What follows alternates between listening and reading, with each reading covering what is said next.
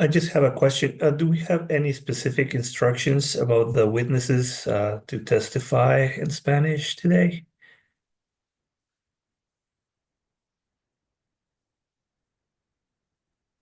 Sure. Yes, we'll send you the list. It's just a few individuals.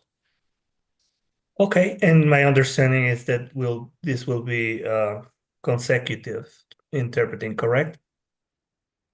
Yes. Okay, I would only ask you to if you can let the witnesses know, it will be great if they can speak in short sentences so I can interpret uh, the full message for the public. Okay, we will let them know. Okay, thank you.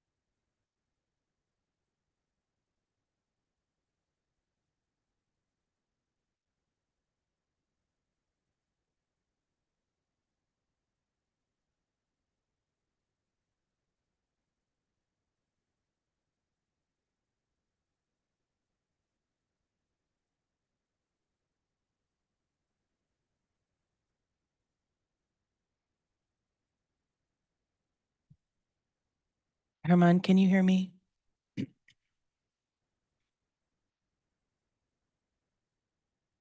Yes, yes, I can hear you. Hi. Hi, this is Brienne. I'm the chair of the committee here. Okay. In the past, we've done simultaneous translation through the Zoom. Is that something you're used to? Yes, yes. You just need to activate then the interpreting channel, and yeah, that actually works better for me. Okay. Let's make sure we've got that. Hold on. Sure.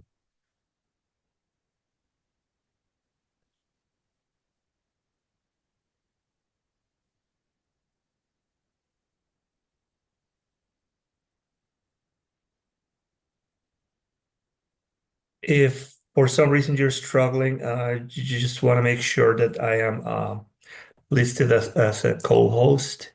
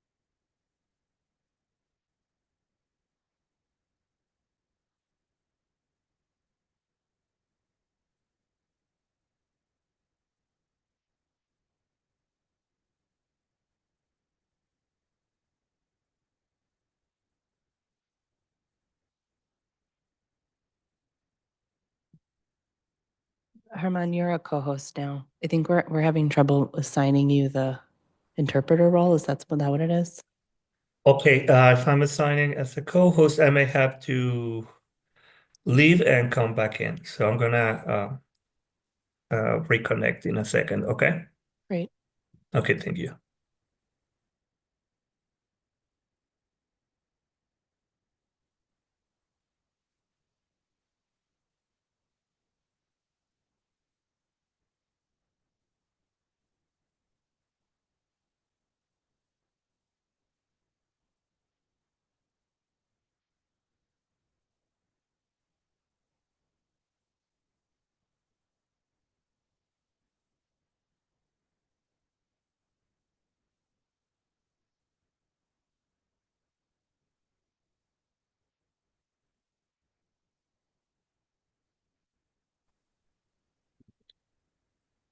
Okay, I'm back.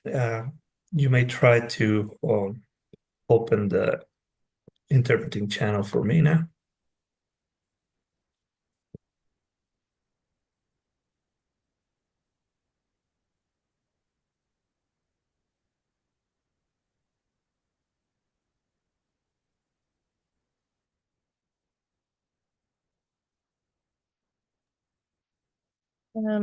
It's still not letting us make you interpreter, but we're gonna try adding you again and see if that works. Okay, also another thing you can try is to resend the link to my email. Sometimes it just may happen that the current link has me as a guest and then it doesn't let me join as a co-host.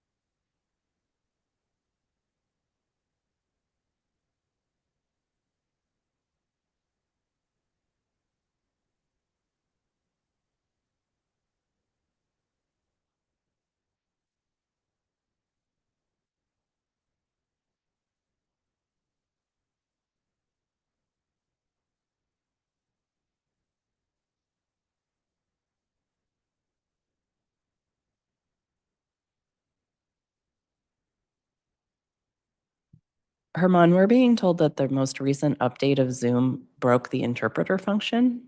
Have you been using it lately? Yes, I just used it yesterday.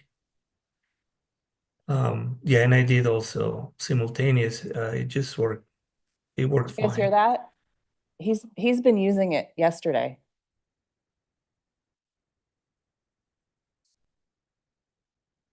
Okay, well. Okay, maybe the interpreter company could talk with you a bit about it, because he said that yesterday he used it on Zoom fine. Maybe it's something to do with how our account is set up.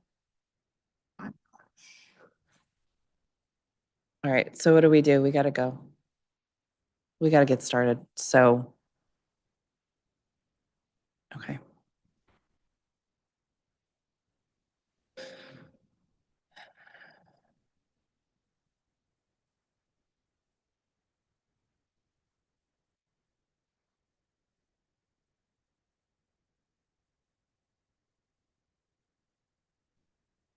Are we good?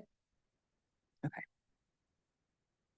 You can start promoting people, I guess, once I start talking, if you want, to the first panel. You can start promoting people if you want. Good morning. I'm Ward 1 Councilmember Brianne Nadeau, Chair of the Committee on Public Works and Operations. Today is Thursday, January 23rd, 2025, and I'm calling to order this hybrid meeting of the committee in room 500 and on the Zoom platform.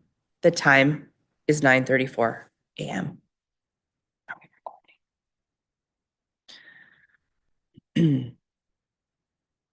This hearing's being live streamed at brianneknadeau.com/live. Today's hearing will focus on the Department of Licensing and Consumer Protection, or DLCP, and we'll hear from both government and public witnesses. DLCP was established in October 2022 as a result of the Department of Buildings Establishment Act of 2019. That act required the division of the Department of Consumer and Regulatory Affairs into two new agencies. DLCP retains the functions to protect the regulation excuse me,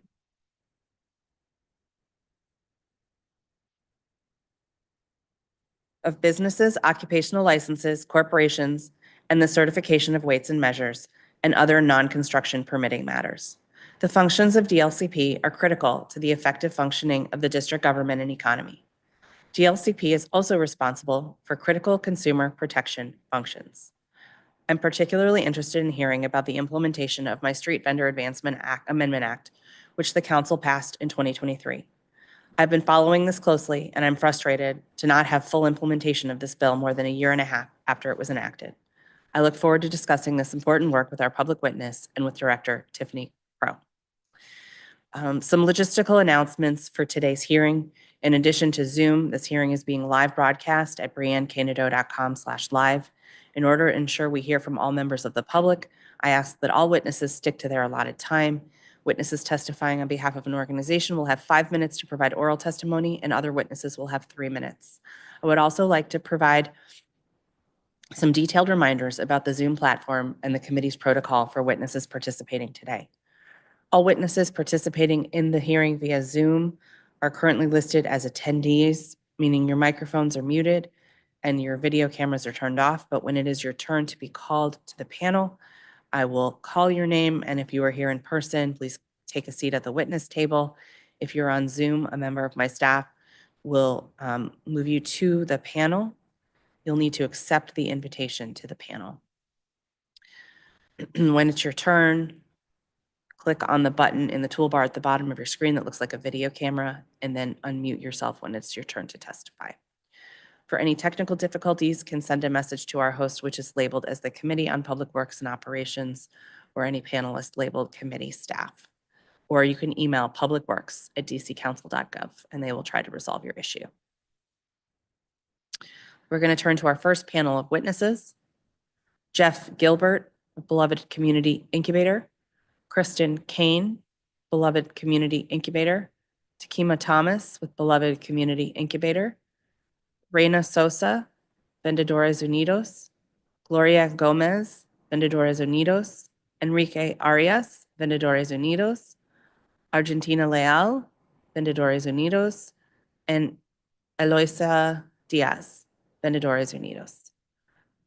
Mr. Gilbert, when you're ready, you may begin.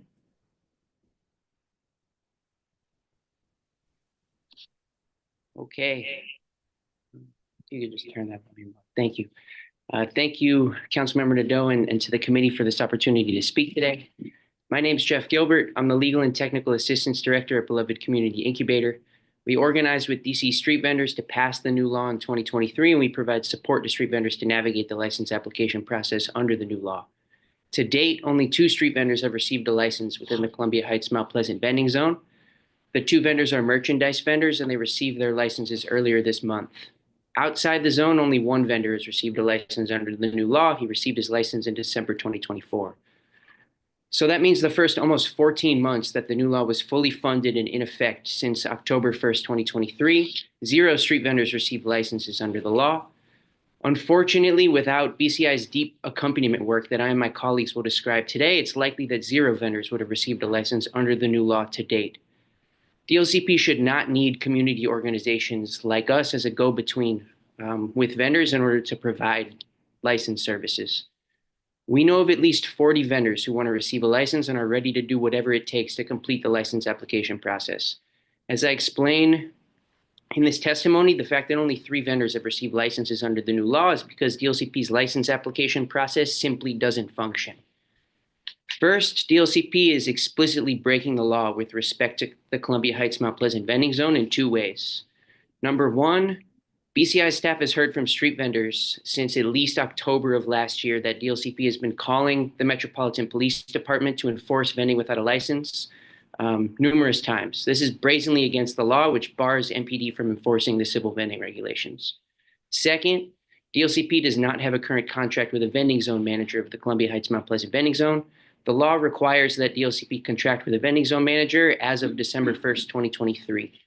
These 2 brazen violations of the law by DLCP are incredibly serious. We hope for commitments from Director Curro at today's hearing that they will be corrected as soon as possible.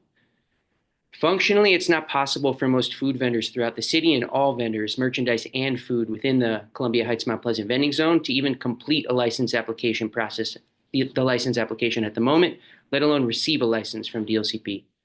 For vendors within the zone, it's not yet possible to select sites to be able to apply for site permits. Obtaining a site permit is a required step in the license application process. Without the vending zone manager that the new law requires, DLCP has had no process for making visible to vendors all the spots and available spots in the zone, which my colleagues will speak to in more detail. Thus far, DLCP has made available very few sites within the zone, especially on 14th Street and between Irving Street Northwest and Park Road Northwest, historically the most dense part of the zone. The entire block is part of the zone under the new law, but DLCP has not made publicly available any justification for its limiting sites on the block. BCI staff has witnessed significant dysfunction at the DLCP office when vendors seek to select sites within the vending zone, which my colleagues will speak to in more detail. Making matters worse, DLCP Director Crow has made contradictory statements to vendors about the site selection process in the zone. Last Wednesday, January 15th, Director Crow told a group of roughly 15 street vendors at the DLCP office seeking license services that there is not and will not be a vending site plan for the vending zone, that vendors who want to sell in the zone can apply for licenses with a site permit listed generally as Columbia Heights Mount Pleasant vending zone, and that it's up to vendors to self-regulate where they'll sell in the zone. We hope for clarity today from Director Crow about what the correct process is to select sites. Is the process depending on a publicly available vending site plan as is written in the law, or is the process you shared directly with a group of 15 vendors at the DLCP offices last week the process? The lack of a clear and operational vending site selection process is a main reason why only 2 of the at least 40 vendors seeking a license in the zone have received a license to date.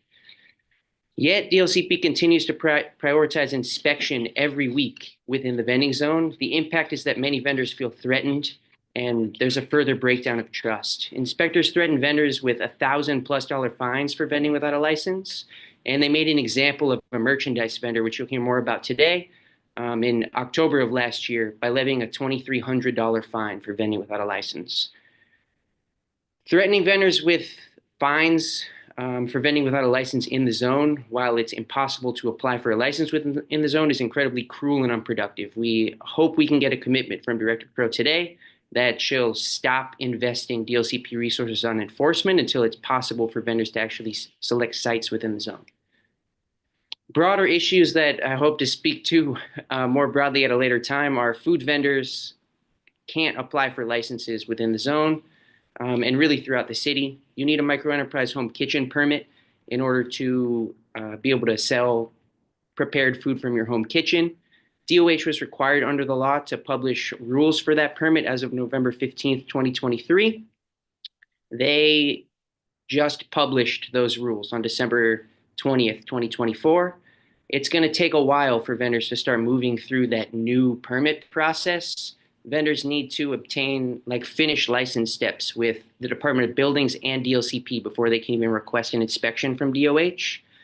DLCP is also in charge of creating a new publicly available vending cart design application process. Vendors who cut fruit at their vending carts on the street and sell any food other than prepackaged food or hot dogs and half smokes can't even apply for a license until DLCP creates this process that they're required to do so under the law. So with respect to this, we ask for commitments today from Director Crow that DLCP will stop prioritizing enforcement of vending without a license until these food vendors can actually complete the license steps to get a license. Lastly, just want to mention vendors cannot apply for a license without an email address right now, which creates huge access issues. We've witnessed hundreds of instances over the last year or so where DLCP has not provided language access services. We're clear that's not the fault of any staff in the office. That's a policy choice by Director Crow. DLCP has failed every single language access audit since the DC Language Access Act of 2004 went into effect. So I really would love to hear from Director Crow today. Under your leadership, what action has DLCP taken to correct the 6 compliance gaps that the Office of Human Rights referenced in the most recent 2020 audit? So as you can hear, there's many issues that make the license application process not function right now. So I'll close my testimony there.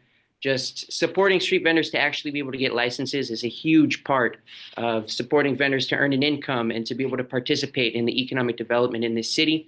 We really hope that DLCP can implement this law and that vendors can get the safety and security from having a license. Thanks for your time today.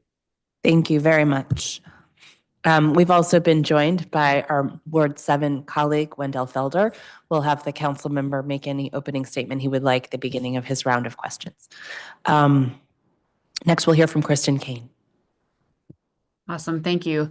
My name is Kristen Kane. I am the Director of Outreach and Membership at Beloved Community Incubator. I lead our street vending implementation team and directly support over 40 vendors to prepare and apply for the street vending licenses. Vendors are very eager to be in compliance with the law and obtain their licenses, yet they continue to experience many barriers in the process. It is DCLP's responsibility to create a clear license application process and make it accessible. DCLP has failed in this regard. Much of the past year has been spent trying to understand what is needed for both merchandise and food vendors to apply for the licenses. There are still many missing pieces for food vendors, and there have been major complications with site selections. We've had to create materials outlining the different steps of applications and requirements within each step to support vendors in the preparation prior to getting their licenses started so that they do not get triggered into paying the minimum quarterly sales tax without actually being successful in obtaining their license. We received recommendations from both other organizations and Director Crow to get started with the OTR part of the application, not taking into account that if the vendor is not able to obtain their license, they are still held responsible for the minimum quarterly sales tax, which is $1,500 annually and accumulates significant interest and fines if not paid. DCLP has lacked transparency and urgency in producing an approved site map for the Columbia Heights Mount Pleasant vending zone. The first step in the application is to select a site and get approved. The next step is to establish a tax account with OTR, and once this is triggered, again, the minimally quoted sales tax begins. Without the guarantee of a license, so the site selection is a major issue for vendors. Towards the end of last year, we gained access to a vending map from DCLP. This map is a PDF Google map and includes sites that DCLP later removed. Vendors have had to come into the office and see a printed map and select their sites, which is then noted by DCLP staff. This has been a very emotional process for vendors, as when they see the map, they see that most of their preferred sites have been eliminated. Much of the locations on 14th Street have been drastically reduced. This process has caused massive confusion and scarcity amongst the vendors. There's currently no vending zone manager, which is a requirement of the law for DCLP to fulfill. The lack of this position has put BCI in the position to communicate with vendors shifts in the vending zone. No vending zone manager means that there's not a good process. We've had to choose whether to try to support vendors or risk that vendors would be painted as not desiring license. DCLP requested that we start with merch vendors and has created a huge problem for food vendors, as this limited sites are now mostly selected. All issues that should have been negotiated with the vending zone manager. Additionally, instead of having a vending zone manager support vendors to be in their proper locations, DCLP has prioritized putting up barricades and no vending zone signs. Recently, we have been pre-scheduling meetings with DCLP to support vendors in the first step of the application process and Ms. Brody, Ms. Proctor, and Mr. Burnett have been supportive with creating a solution with the site selections in the vending zone since the map is not functional online. We've helped 5 vendors get their new sites and have printed confirmation. This is vendors that have previously had their license. In the aftermath, vendors have moved to their new sites and been told that DCLP inspectors to the previous sites. Been told by DCLP inspectors to go back to their previous sites. This is creating additional confusion on the street that the vending zone manager could be managing. In the middle of our most recent meeting at DCLP, we were supporting 13 vendors to start their applications. We received calls from vendors on the street that DCLP inspectors were out in the vending zone. This is a constant reality, but that day they were focused on Benito, one of the only 2 vendors in the zone that have recently received his license. The inspectors were telling him to leave despite him being licensed and in his correct site. I asked Benito to pass the phone to the inspector who couldn't speak Spanish and didn't want to take the phone. So I asked the vendor, Benito, to put me on speakerphone. After hearing that we were in the DCLP office with Mr. Burnett, the inspector did take the phone and Mr. Burnett was able to stop them from harassing Benito. I'm sharing this to tell you the climate of the experience of vendors even after they get their license.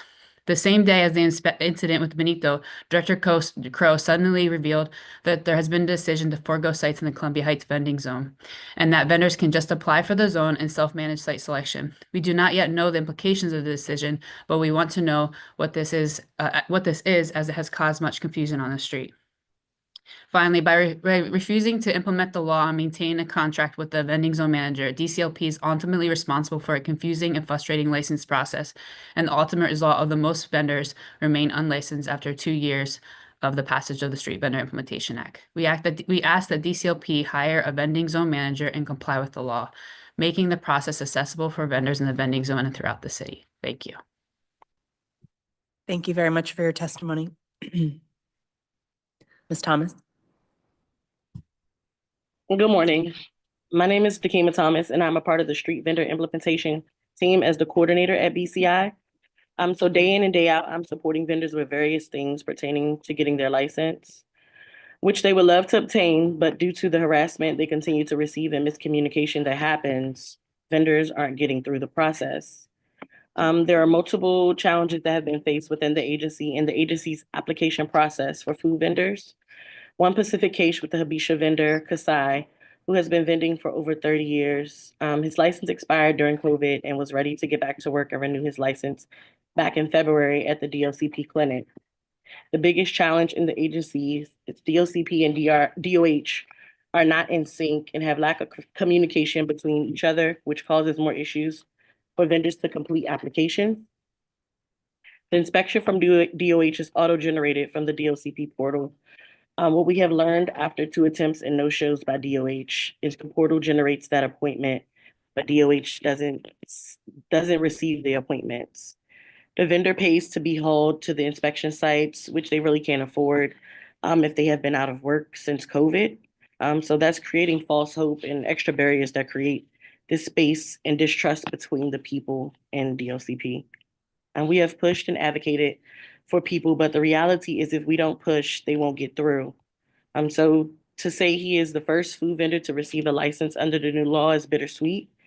The maze and the loops we have to jump through to get this done was crucial and very time consuming, being as though he started his process in February 2024 and just received a license in December 2024.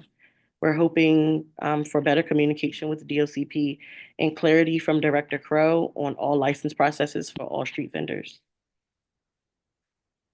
Thank you. Thank you very much for your testimony. We'll now hear from Reina Sosa, and we do have a translator who will be translating consecutively. So,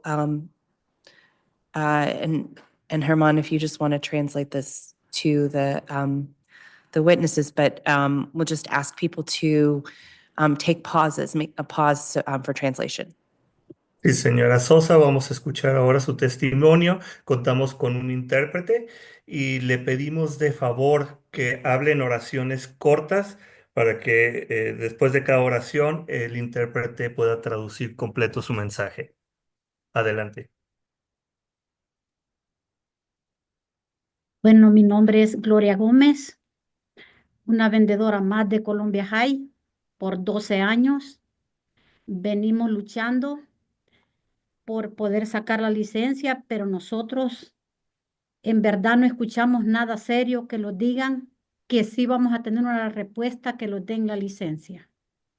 My name is Gloria Gomez. I am a vendor from Columbia Heights, and we've been fighting to get our licenses, but we haven't heard any positive response regarding actually obtaining one.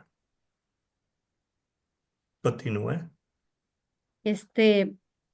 Hoy hace una semana estuvimos con la directora de inspección y nos dijo que nosotros podíamos vender sobre la Columbia High, la 14, que no había problema, que nosotros podíamos seguir vendiendo en cualquier puesto que nosotros quisiéramos en la Columbia High. A Pero week ago, we met with the inspector director, and she told us that we could sell our products on Columbia Heights on 14th.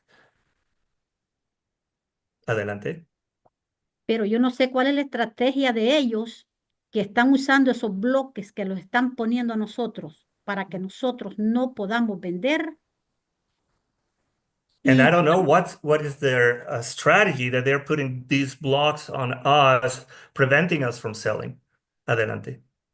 y nosotros tenemos que estar vendiendo, estén esos bloques allí porque en verdad nosotros tenemos necesidad y queremos una respuesta buena, porque cuando vamos para querer sacar la licencia, los dicen una cosa, de allí los vuelven a decir otra y nosotros queremos la realidad porque son 12 años que nosotros tenemos de vender y de estar luchando creo que tenemos más de 5 años por una licencia.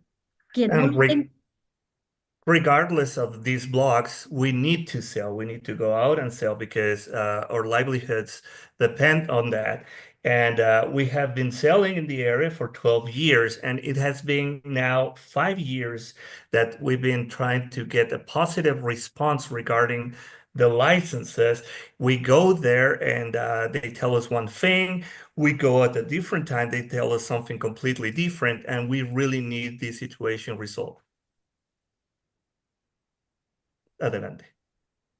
nosotros necesitamos que en verdad esos bloques se miran más feos que nosotros estemos vendiendo, se lo digo. I gotta tell you, those blocks that they're installing, they look uglier than us out there in the streets selling. Y otra cosa que ellos llegan bien enojados, que los dan minutos para que nosotros arreglemos las cosas, porque no tenemos una licencia en mano, cuando ellos muy bien saben, que ellos saben más que nadie, que la licencia no la tenemos nosotros. ¿Por qué ellos tienen que llegar a hostigarlos? Que a veces hasta llaman a la policía para que los explique a nosotros que vamos a ir arrestados si no les hacemos caso a ellos. And another thing is they come at us really angry and expect from us to get everything sorted out right away, right on the spot. While they know very well that we cannot get these licenses yet, and they sometimes even call the police on us, telling us that we're going to be arrested if we don't follow through with whatever they order us. Adelante. Ese es lo que nosotros necesitamos, que en verdad los apoyen y que los digan la verdad si los van a dar la licencia y que no los tengan con mentiras, porque la directora los está diciendo a nosotros, no hay ningún problema, ustedes pueden vender en cualquier parte en la Columbia High. ¿Cómo es eso? ¿Qué podríamos creer nosotros? That's what we need. We need to know the truth. We need to get this sorted out because the inspector is telling us there's no problem that we can go ahead and sell in the streets. So we need a positive answer on this issue. Just one clarification on translation. She's saying the director, not the inspector. I apologize for that. Yes, the director. Gracias. Thank you.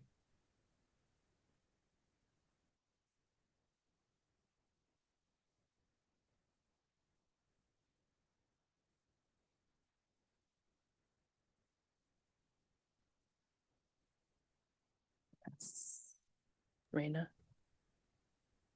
Yes. Hola, buenos días. Mi nombre es Reina Sosa y yo soy, junto con Gloria, una de las primeras vendedoras también de la calle 14, que es la Irving y la 14 por el Banco de América. Hi, Y my name is Reina Sosa, and I am one of the first vendors on Irving and 14th Street, along with Gloria. And we are by the Bank of America. Adelante. en esta mañana queremos pedirle tanto a la concejal Brianna Do que nosotros necesitamos su ayuda en estos momentos, porque esta lucha no la podemos llevar nosotros solos, sino también necesitamos de ustedes, así como BCI también nos está apoyando, This porque, morning, this ok, morning, we want to ask for your help and Councilwoman Brian Nadeau's help as well, because this is a fight that we cannot wage by ourselves. We need also your help and to join us. Adelante. y ahí BCI también nos está apoyando en esto desde hace ya varios años. And BCI is also supporting us on this fight for several years now.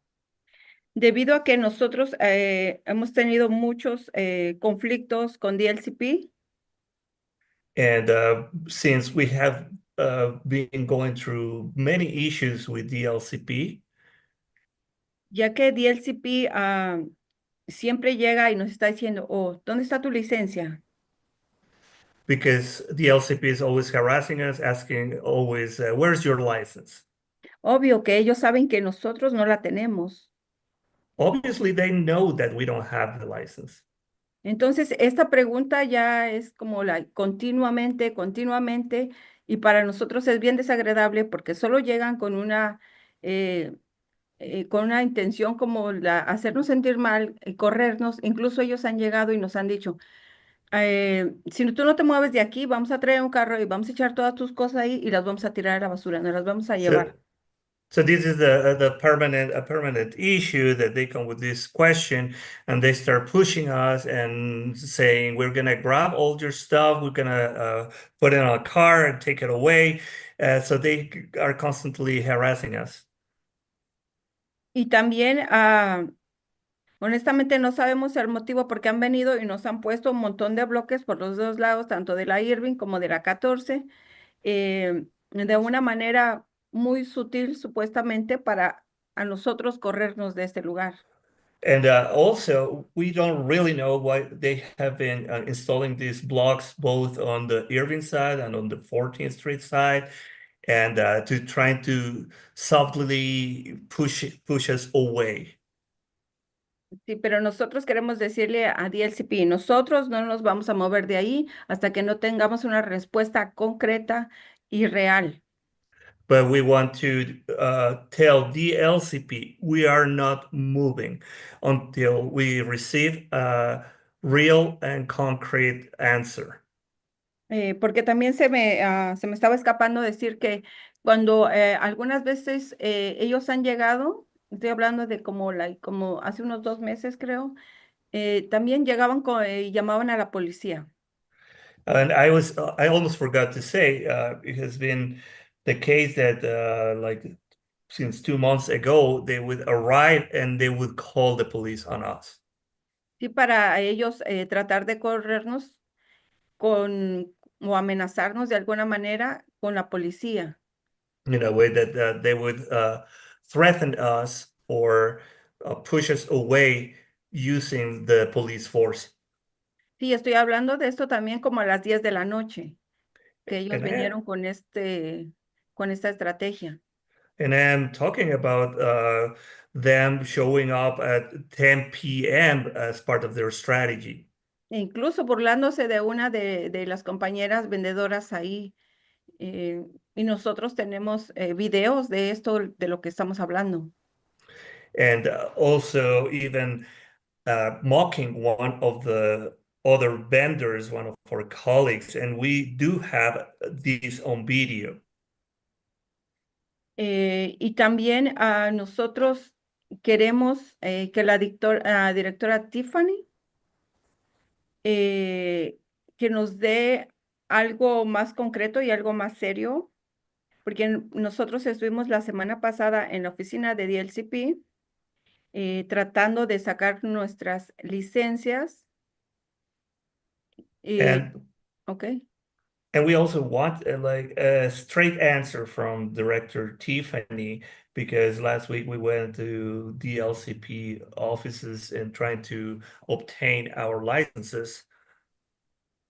Por ejemplo, en la mañana nos dijeron, ok, hay estos lugares, ¿quién quiere tomar estos lugares? Repentinamente, después, en unos minutos después dijo, oh no, ya todo esto ya no es válido, ustedes pueden tomar el lugar que ustedes quieren, ustedes pueden vender libremente y la licencia se les va a dar. In the morning, for example, we show up and they were telling us the locations that were available. And they were telling us you can pick among these sites. And a few minutes later, they just told us, no, this is not valid anymore. You can actually pick any location you wish. You can sell anywhere you want, and you will be receiving your licenses. Entonces nosotros que queremos que esta palabra que ella nos dio ese día se respete. And we want that the word she gave us on that day to be respected. Porque nosotros no vamos a dejar de luchar y no nos vamos a ir de ese lugar sin que nos den nuestras licencias para estar vendiendo ahí. Because we're not going to stop fighting. We're not going to stop selling until we receive our licenses in order to be able to sell legally. Y también, pues, de alguna manera, ¿verdad? También agradecerle porque se han abierto al diálogo con nosotros, los vendedores, y con BCI que nos está apoyando. And Eso es muy bueno. I also want to thank you for opening this dialogue with us and also the dialogue that we are having with BCI. That's a very positive outcome. Y pues esperamos que esto no termine aquí nada más, sino que muy pronto podamos nosotros ya tener nuestra licencia en nuestras manos y poder estar nosotros trabajando libremente, porque el trabajo que nosotros hacemos es muy honesto y es muy duro. Nosotros trabajamos siempre en el frío, en la calor, y creo que necesitamos que ellos nos ayuden de esta manera con nuestras licencias. And our hope is that we will be receiving our licenses soon because we need to work freely. And this is an honest work. We are working in the heat, in the cold, and we really need your help to obtain our licenses soon. Con ese trabajo que nosotros hemos tenido ya durante muchos años, nosotros hemos podido vivir dignamente en lo que se puede decir. Hemos mantenido a nuestros hijos, entonces espero que una respuesta de ustedes sea muy favorablemente para nosotros los vendedores. With this work for many years, we have been able to have a decent life and also to maintain our families. And we are hoping to get a positive response from you for all of us, the vendors. Algo que quiero decir así bien rápidamente también nada más es de que algo con lo que algunos vendedores han estado luchando es de un taxe que DLCP cobra por mantener una mesa en el sitio donde se vende y que son $375 cada 3 meses. Entonces, no sé si pudiéramos nosotros poder tener una plática acerca de esto y poder de alguna manera bajar esos taxes que realmente son muy altos para nosotros. One last thing I want to mention is the fact that the LCP charges tax. I think it's $375 every 3 months. And I would like to see we can open a dialogue regarding this tax and see if it can be lower for us. Thank you very much. Y muchas Muchas gracias por gracias. escucharnos. Gracias. Thank you for listening to me. Thanks. Kristen, I don't know if you can help us. I've been really lenient with the clock, Yeah. but if you could help folks watch the clock for their testimony, make sure they're not going over. For sure, I'll let them know that. Thank you. Thank you. Appreciate that. Sí, sí, por favor, pueden ser un poco conscientes con el tiempo porque nos estamos extendiendo de más.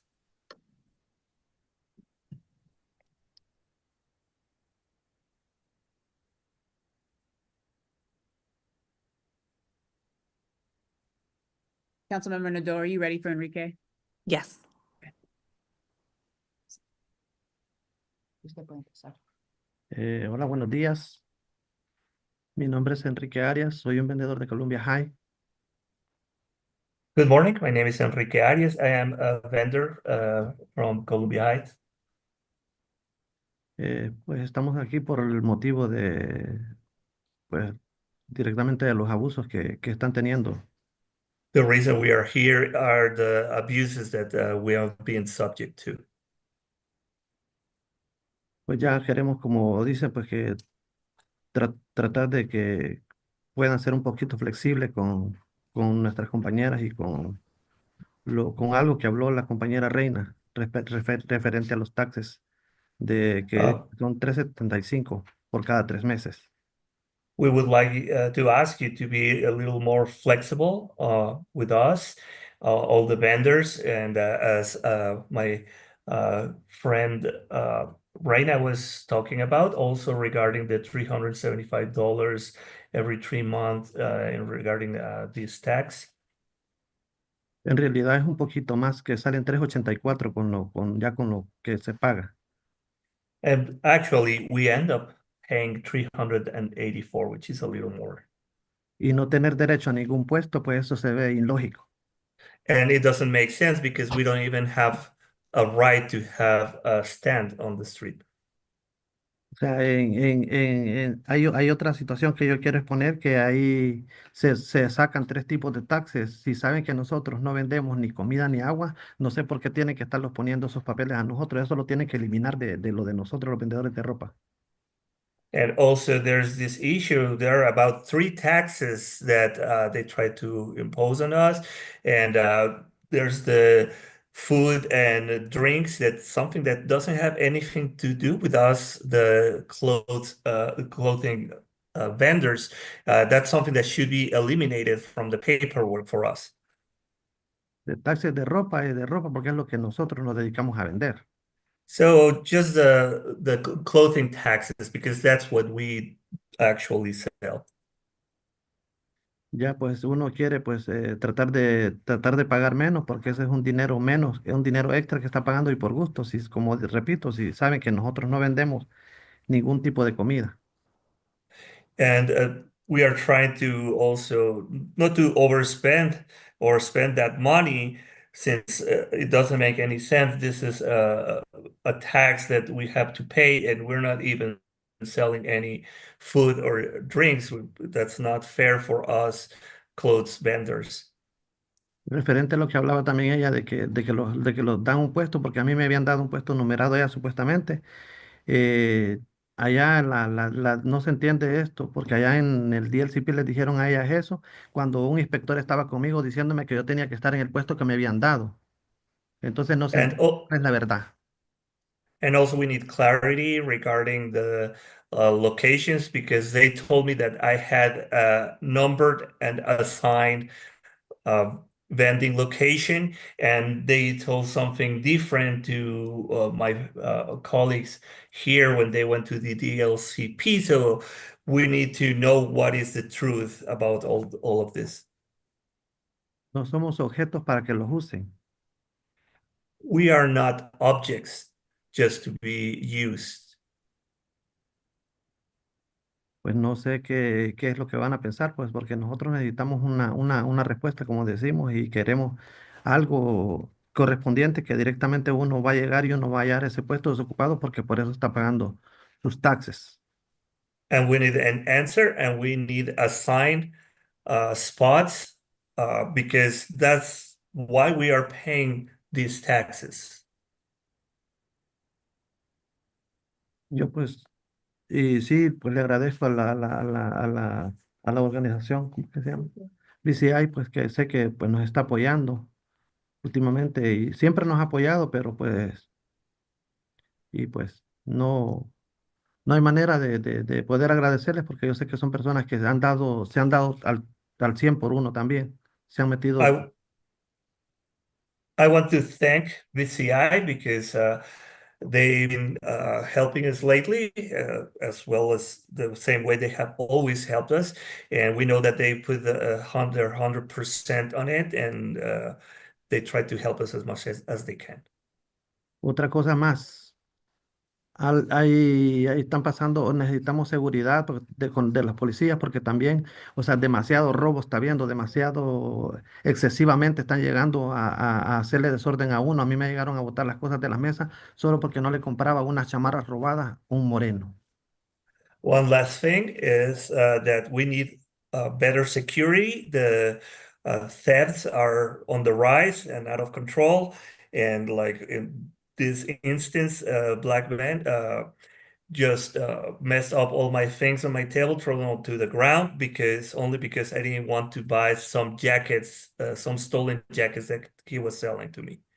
Les hacemos un llamado a la alcaldesa que queremos seguridad de policías, que trate de ayudarlos en eso. O sea, sabemos que todos merecemos un respeto y un policía me dijo a mí un día directamente que teníamos cosas mucho más importantes que hacer, que tenían como más valor de negocios grandes que nosotros, que éramos vendedores callejeros. Así me respondió un policía. And I want to call on the mayor to ask for police protection, since even one police officer in one instance told me that they had better things to do than to help us because they had to help the larger businesses. That was what he told me.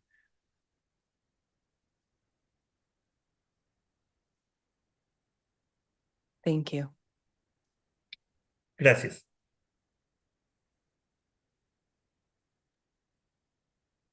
Buenos días, mi nombre es Argentina Vargas y Good morning. My name is Argentinas Vargas. soy una de las vendedoras de la 14 de mercadería. Y eh, la situación es estar aquí apoyando a mis compañeras es porque estamos luchando siempre por la licencia, que pienso que tiene toda persona eh, decente y honesta, tenemos derecho a ganarnos la vida como My, I am a vendor from the 14th Street, and I am here in support of my colleagues in this fight to obtain our licenses because I think everybody has a right to make a decent living. como mejor se nos parezca, porque tenemos familia que alimentar y al estar los trabajos escasos, tenemos que tratar de luchar y tratar de ganarnos el pan de cada día de una o de otra forma, honestamente. Because we have mouths to feed and we have a right to make a decent living and try to make a living one way or another in an honest way. Quiero que sepan que no estamos haciendo nada malo, no somos delincuentes, estamos ganándonos, proveyendo un trabajo para nosotras mismas, para poder ganarnos el pan de cada día y mantener nuestras familias. I want to state that we are not doing anything wrong. We're not criminals. So we are just trying to make a living so we can feed our families. Am, la situación es que el hostigamiento de las personas que nos van a pedir la licencia y casi siempre una vez a la semana nos hostigan, nos tratan de humillar, se ríen de nosotros, nos toman fotografía. The issue is regarding the harassment that we are subject to. They come like about every week, asking for the license for our licenses, and they mock us and they laugh at us, and they even take pictures of us. Nos piden las licencias, el ID y nuestra información de nuestras direcciones. Dice que los tickets van a llegar a nuestra casa y que nos dan tanto tiempo para recoger y irnos de ahí porque nosotros no tenemos por qué estar ahí. They show up and ask for our license. They ask for our ID. They request for us to disclose personal information like our address, and they give us a very limited time to take out all of our things and clear the area. Otra cosa bien importante es que si nos mandan inspectores a que hablen con nosotros y nos pidan la licencia, pienso yo que la obligación de las personas que mandan estos inspectores es que manden a alguien que hable español. Another very important thing is that if they have these inspectors that are going to come and talk to us, it is very important that these inspectors are able, or some of them are able to speak Spanish so they can communicate with us. Porque casi todos somos hispanos y habemos personas que no sabemos hablar inglés y si sabemos solo lo mínimo y no podemos expresarnos. Because most of us vendors are Hispanic, and many of us don't speak English or speak very little English, just the basic things. So it is hard for us to express or communicate.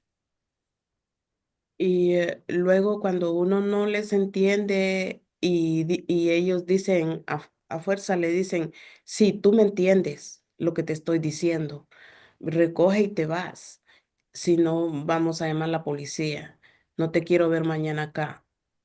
So sometimes, even if we tell them we're not completely understanding what you're saying, they say, yes, you do understand what I'm saying, and you gotta pick up all your stuff, otherwise we're gonna call the police on you.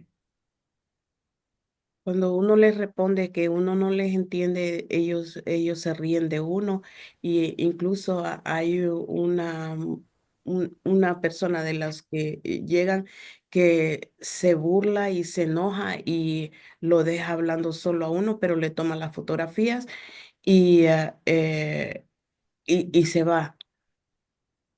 So when you tell them that you're not understanding what they are saying, they just laugh at you, and they mock you. And when you're speaking, they just don't pay any attention to what you're saying, and they may take a picture of you before leaving. Ok, yo les agradezco mucho y les pido de todo corazón que pongan más interés en nuestras licencias, por favor, y muchísimas gracias por escuchar nuestra voz. Thank you so much. I really want to ask you to pay some interest into this issue regarding the licenses for us. Thank you again for listening to our voices today. Thank you so much for your testimony. Muchas gracias por su testimonio.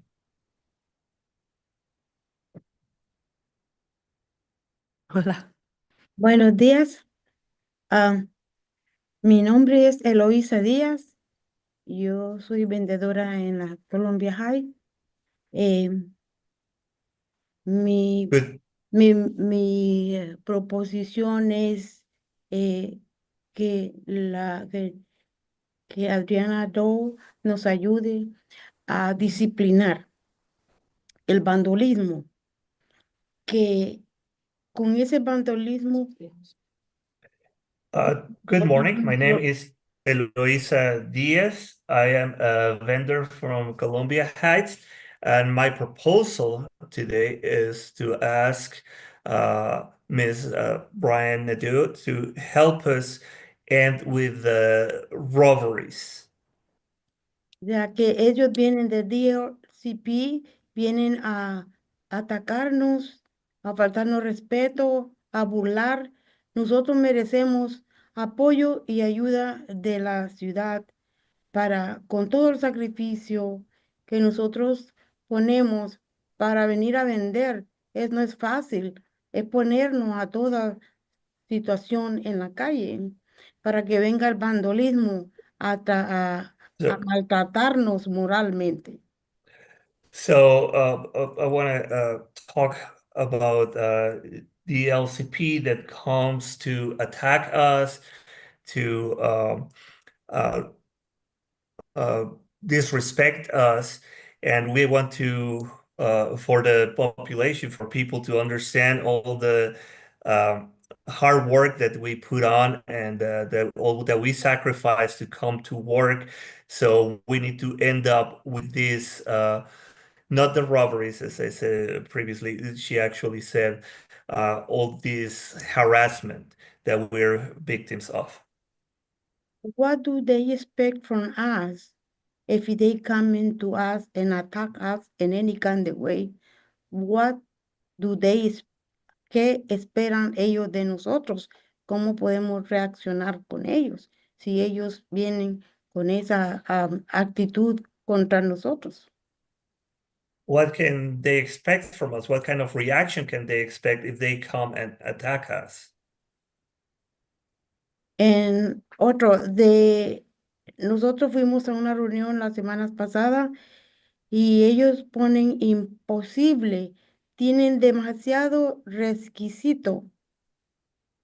We attended to a meeting last week and they make this impossible. They impose too many requirements.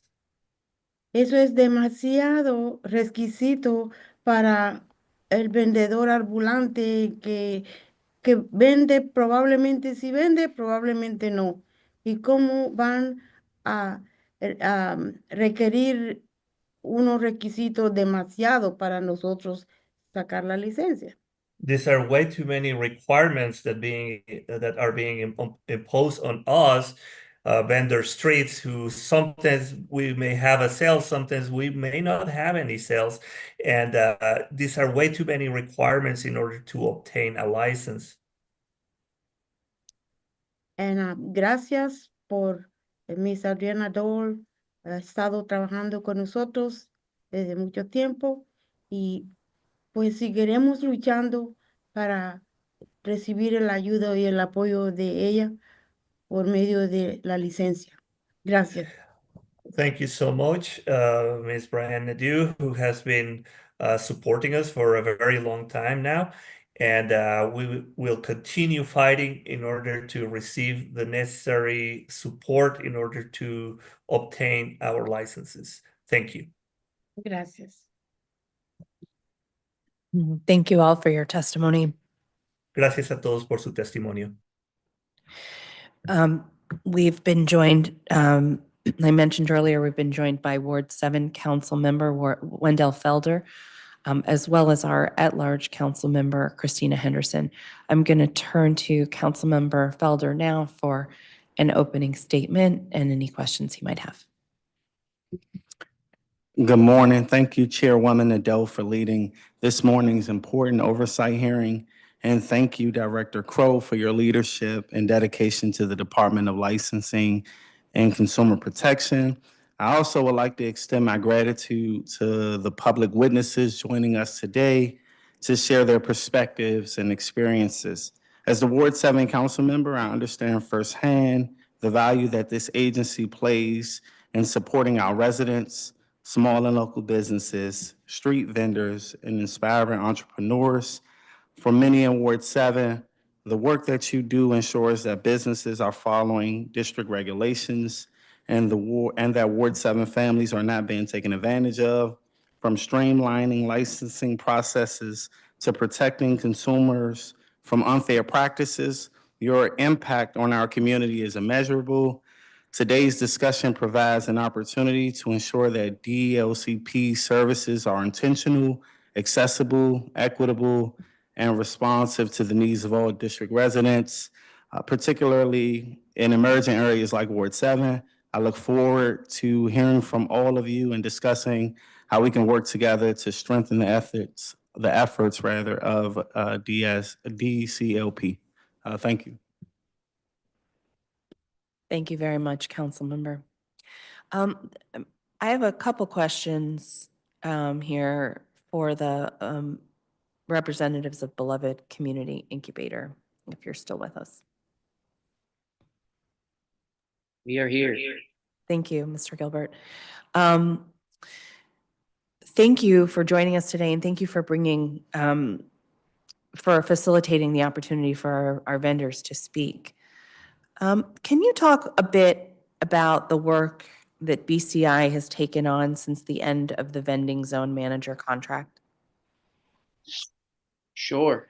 And I'm here with my colleague, Kristen Kane, and Takeba Thomas has stepped out of the room, but will return. So if you have specific questions for them too, feel free to ask. But since the vending zone manager was fired without cause, I think in October of last year, the vending zone manager was in place for a very, very short period of time, like maybe from May till October. Since then, we had been hoping that the vending zone manager would make the vending site plan that's required under the law. It's supposed to be a publicly available plan that all vendors, members of the public can see where are the sites that are allowed in the whole zone. And like, what are the available sites that vendors can apply for? The law states that there's broad areas part of the vending zone in Columbia Heights and Mount Pleasant. The vending site plan is supposed to state where DLCP is and is not allowing sites within the zone. And without that publicly available document, there's no way for accountability for anybody to know, members of the public, street vendors, anybody to know, like, why is a site being allowed in this space or not. So that vending site plan is a really important tool of public transparency. The vending zone manager, it's their responsibility under the law. The council allocated significant funds for DLCP to hire a vending zone manager to really manage that process of like creating a vending site plan with deep input from vendors that's approved by DLCP. So the vending zone manager hasn't been in place. We've been waiting. Basically, DLCP told us in February of last year, go away, you tell us about the accessibility problems and all of the ways that the license application process doesn't work for vendors. They were basically like, go away. We know we're required to hire a vending zone manager under the law. We know we're late. We're behind the timeline that the law requires us to do so, but we don't care. Go away. We're not going to talk to you until the vending zone manager comes in. They hired them in May, fired them without cause in October. Between then, DLCP didn't give the vending zone manager an opportunity to do anything productive to create this vending site plan. There was no way for vendors to select sites that entire time. Still at that time, DLCP hasn't created the vending cart design process. So vendors who cut fruit on the street or who sell anything from a vending cart that isn't prepackaged food from a home kitchen, there's no way for them to even apply for a license. That whole time, Department of Health also had not made available the permit to be able to receive a license to cook from your home kitchen.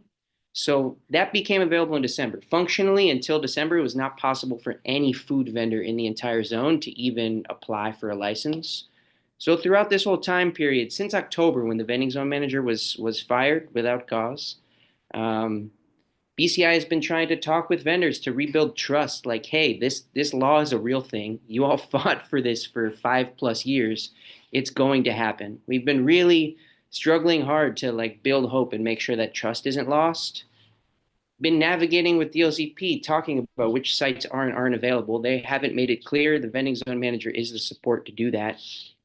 There's been all of these access challenges, so vendors can't even start an application for a license without an email address. So like literally of the 40 or so vendors who we know of, there's probably more in the Columbia Heights Mount Pleasant vending zone. Even if you walk into the office, you make an appointment with DLCP, or you just walk in to receive license services, DLCP still tells you, go use a computer. You have to create an Access DC account, and that requires an email address. There's a lot of vendors who have been vending for decades who don't have an email address, don't know how to use email.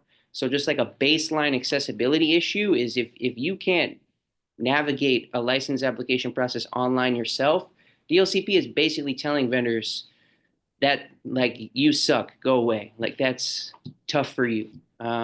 So a lot of the support that BCI has been doing is supporting with basic access needs, trying to be a go-between so that DLCP, the government agency that oversees the license application process, can even have a way to interface with the vendors who need their license services. Language access has been another issue there, and I won't take up time talking about that, but there's been hundreds of instances since the law went into effect on October 1st, 2023, that we've witnessed of vendors trying to talk with DLCP to receive license services where they haven't had any kind of interpretation or language access resources available in any kind of way.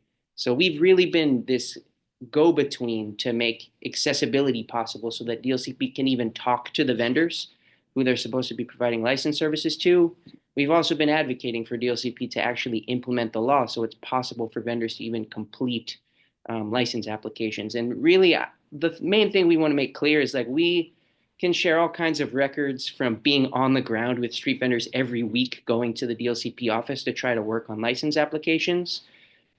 2 of the 40 vendors who we're working with to try to get licenses have received licenses. That is not because vendors don't want licenses. We've been going with every vendor to the office. It's because DLCP doesn't even have a license application process that functionally works from start to finish. Vendors just can't finish the application. So, you know, the last thing I'll just say is like, it is egregious, it's inhumane, cruel that DLCP continues to invest in having inspectors out on the street, that DLCP is calling the cops. DLCP is choosing to invest in enforcement of vending without a license, while at the same time, they make it impossible for vendors to actually have a license. So that is just a deeply dysfunctional, cruel situation, cruel choice that DLCP is making and that Director Crow is making that continues to erode trust. And as we know, Councilmember Nadeau, Mayor Bowser has never supported decriminalization of street vending. She started to attempt to get the council to pass recriminalization emergency legislation that will add back to the criminal code the felony offense for vending without a license. I think that Director Crow and DLCP are putting up all of these roadblocks in order to lay the groundwork to recriminalize street vending. They want to sit back, not implement the law for 2 years or 3 years, and say, look, a small number of vendors don't have licenses. That's because vendors don't want licenses. So like, why do we need these reforms to the vending laws? And really, they just want to get police back with authority to enforce the vending laws so that police can be out there threatening street vendors, threatening vendors with fines over $1,000, with felony offenses, with arrest, being held in prison for up to a year. Like, DLCP doesn't want to do the work to actually make it possible for vendors to apply for a license. Maybe DLCP is doing the mayor's dirty work of wanting to lay the groundwork to recriminalize street vending. I'm not sure. I don't know their intentions, but this is the impact of everything that's happening. They're just laying back and they don't want to invest in making it possible. They just want to get the police to go out there and threaten everybody to go away. So I'll say that broadly, but if you have any specific questions on any of the pieces to follow up with Director Crow, we're happy to answer in detail. I think that's good for now. Thank you very much to everyone on the panel for your testimony. I appreciate it. Good. Thank you for your time. Okay. Our next panel includes McKenna Osborne at the Children's Law Center. Please feel free to take a seat.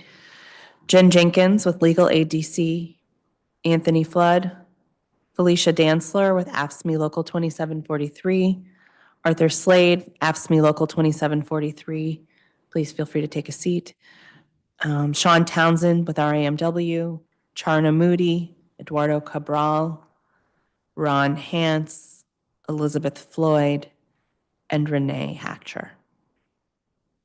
We have 2 witnesses here in person. We will go in the order that I said. I read the names, which means we'll go back and forth a little bit from in-person and virtual witnesses. But Ms. Osborne, when you're ready, do you remember how it works? Very good. Good morning, Councilmember Nadeau, Councilmember Felder, and members of the committee. My name is McKenna Osborne, I'm a policy attorney at Children's Law Center and a resident of the district. I'm testifying today on behalf of Children's Law Center. Our more than 100 staff work with DC children and families, community partners, and pro bono attorneys toward a future where every child can grow up with a strong foundation of family, health, and education, and live in a world free from poverty, trauma, racism, and other forms of oppression. Thank you for the opportunity to testify today regarding the performance of the Department of Licensing and Consumer Protection.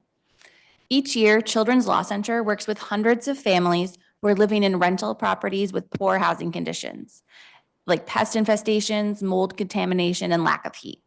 These conditions are harming a child's health and in violation of DC's housing code. If a family's landlord fails to address the housing code violations in a timely manner, we help them take legal action to enforce their right to live in a safe, decent, and habitable home. A crucial part of this work is being able to identify and contact a family's landlord, including through proper service. District law requires all corporations operating in DC to supply DLCP with up-to-date names and addresses for a registered agent who will accept service of process on their behalf, and all beneficial owners of the corporation, those with ultimate responsibility for its operation. So when a property's registered owner is a corporation like an LLC, as it is in most of our cases, our staff should be able to find all of the information we need to bring a legal action against a client's landlord in DLCP's corporate records, which are available to the public on DLCP's core online web portal. Unfortunately, our staff still regularly find that the data on registered agents and beneficial owners in core online is so incorrect, incomplete, or outdated that it does not inform proper service. When that happens, our staff have to conduct time-consuming and sophisticated research to ascertain who owns a building and make service attempts at multiple addresses. If that fails, we will likely have to pay for service of process via DLCP before a case can move forward. That can take weeks unless we also pay for expedited service. All that extra time it takes to properly serve a landlord causes delays in a client's case and prolongs the time that family is waiting for the correction of harmful and illegal conditions in their home.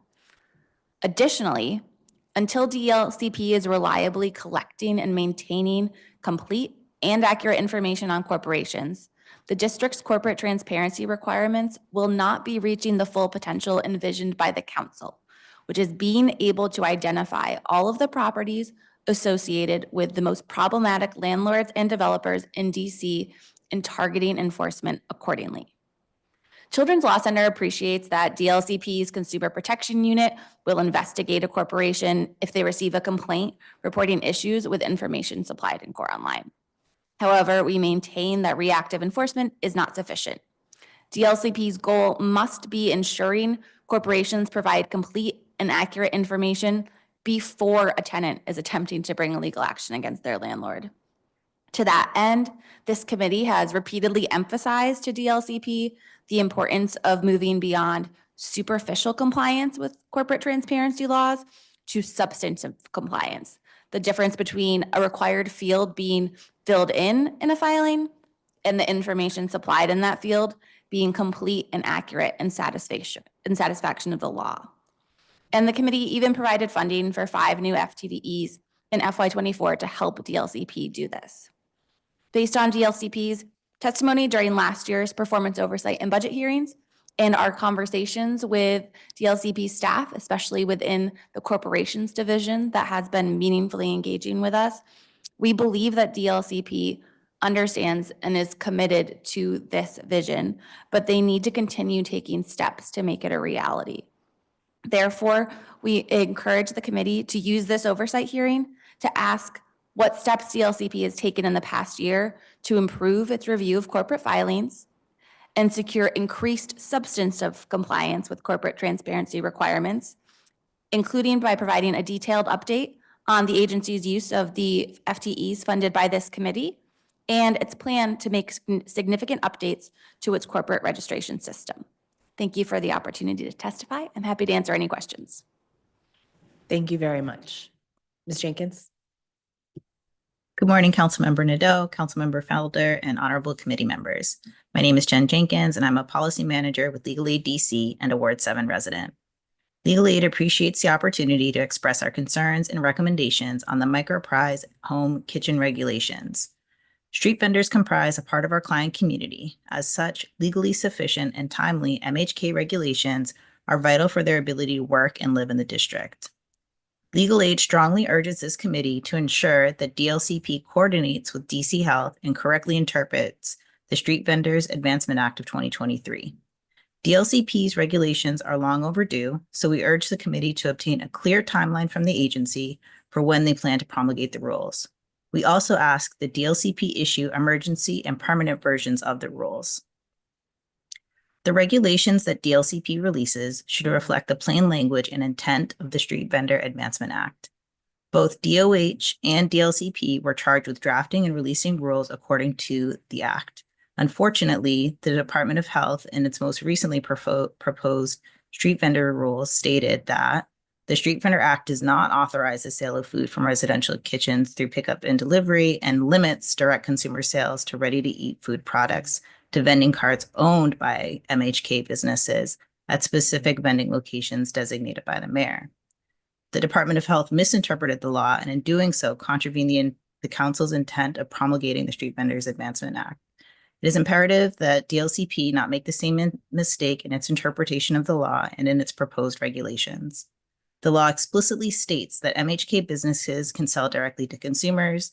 Further, the committee report for the Street Vendor Advancement Act of 2023 distinctly outlined that the council intended to allow MHK businesses to make direct consumer sales from home. Therefore, DLCP's regulations should demonstrate microprise home kitchen's ability to sell directly to consumers by reflecting the plain language of the law in their MHK regulations. As an additional matter, MHK regulations should be enforced either by DC Health or DLCP, not MPD. Legal Aid is deeply concerned that DLCP may allow officers to serve notice for violation of MHK regulations and other street vendor regulations. Unnecessary police contact with vendors is contrary to the council's intent, as you know, and could particularly be harmful to a food service community comprised primarily of immigrants. Cottage food vendors who are similarly situated to MHK vendors are provided with notices of violations solely from DLCP. MHK should not be treated differently. For these reasons, DLCP should ensure that police do not provide notice of violation in their proposed regulations. Thank you for the opportunity to testify. Thank you very much for your testimony. Anthony Flood. Good morning, Councilmember Nadeau and committee members. I'm Anthony Flood. I'm a former employee with DLCP who oversaw the field enforcement and investigation team. Thank you for the opportunity to provide input during this performance oversight hearing.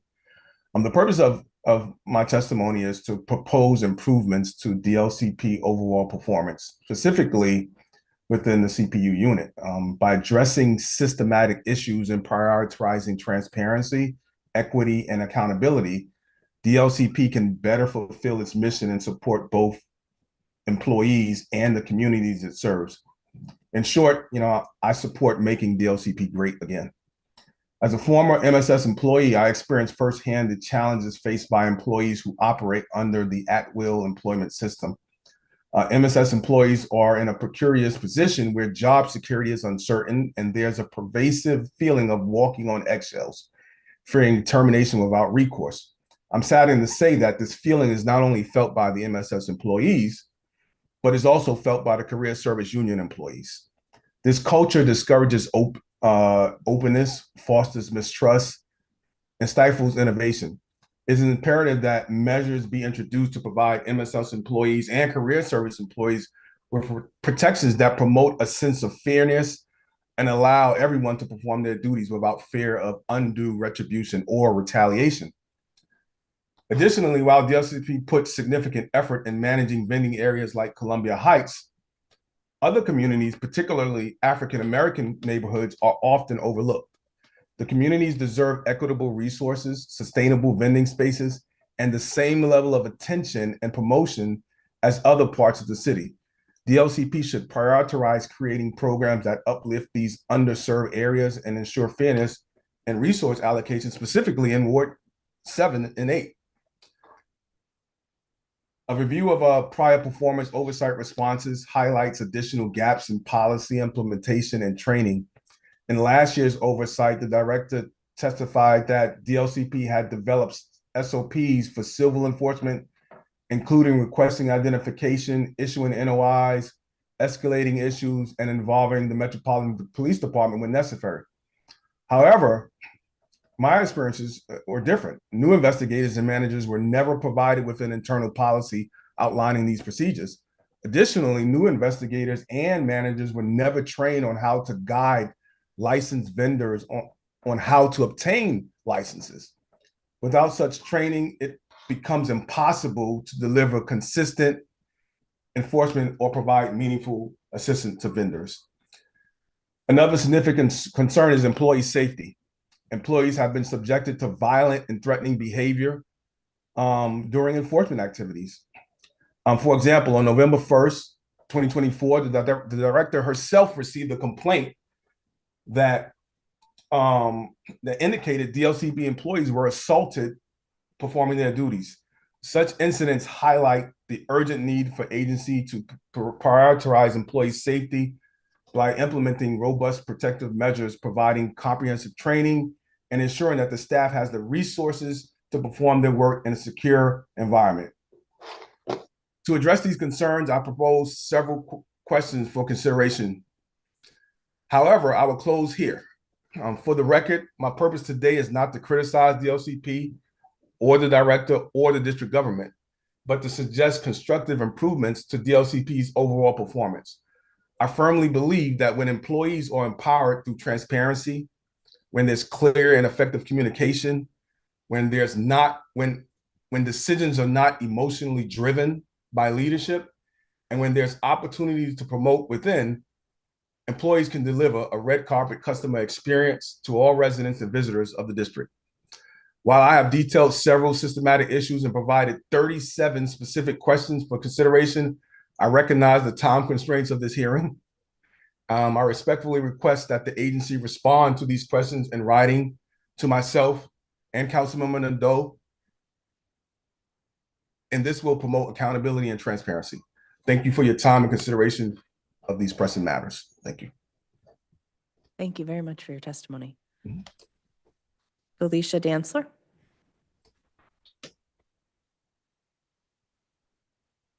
Hi, and good morning.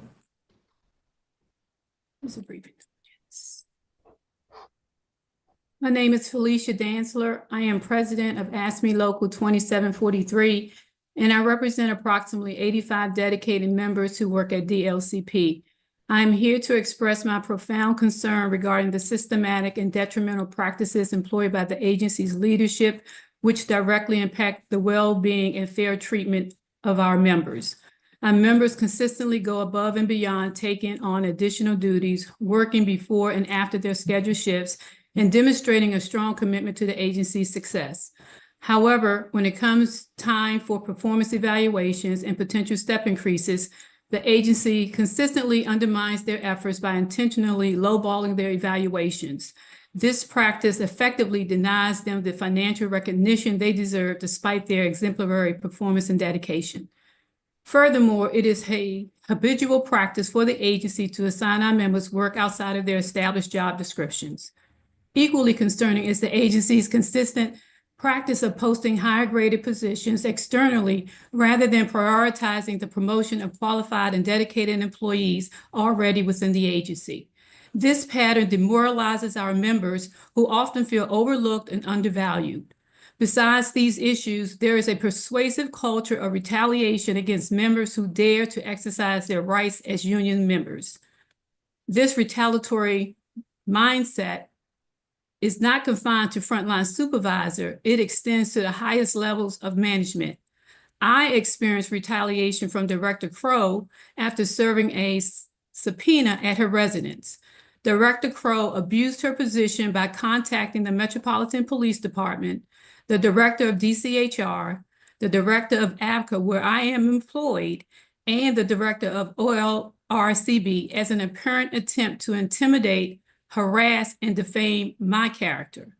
Director Crowe, a licensed attorney, should know that a subpoena does not necessitate service at one specific address. Her egregious behavior demonstrates a clear lack of professional judgment and an abuse of power.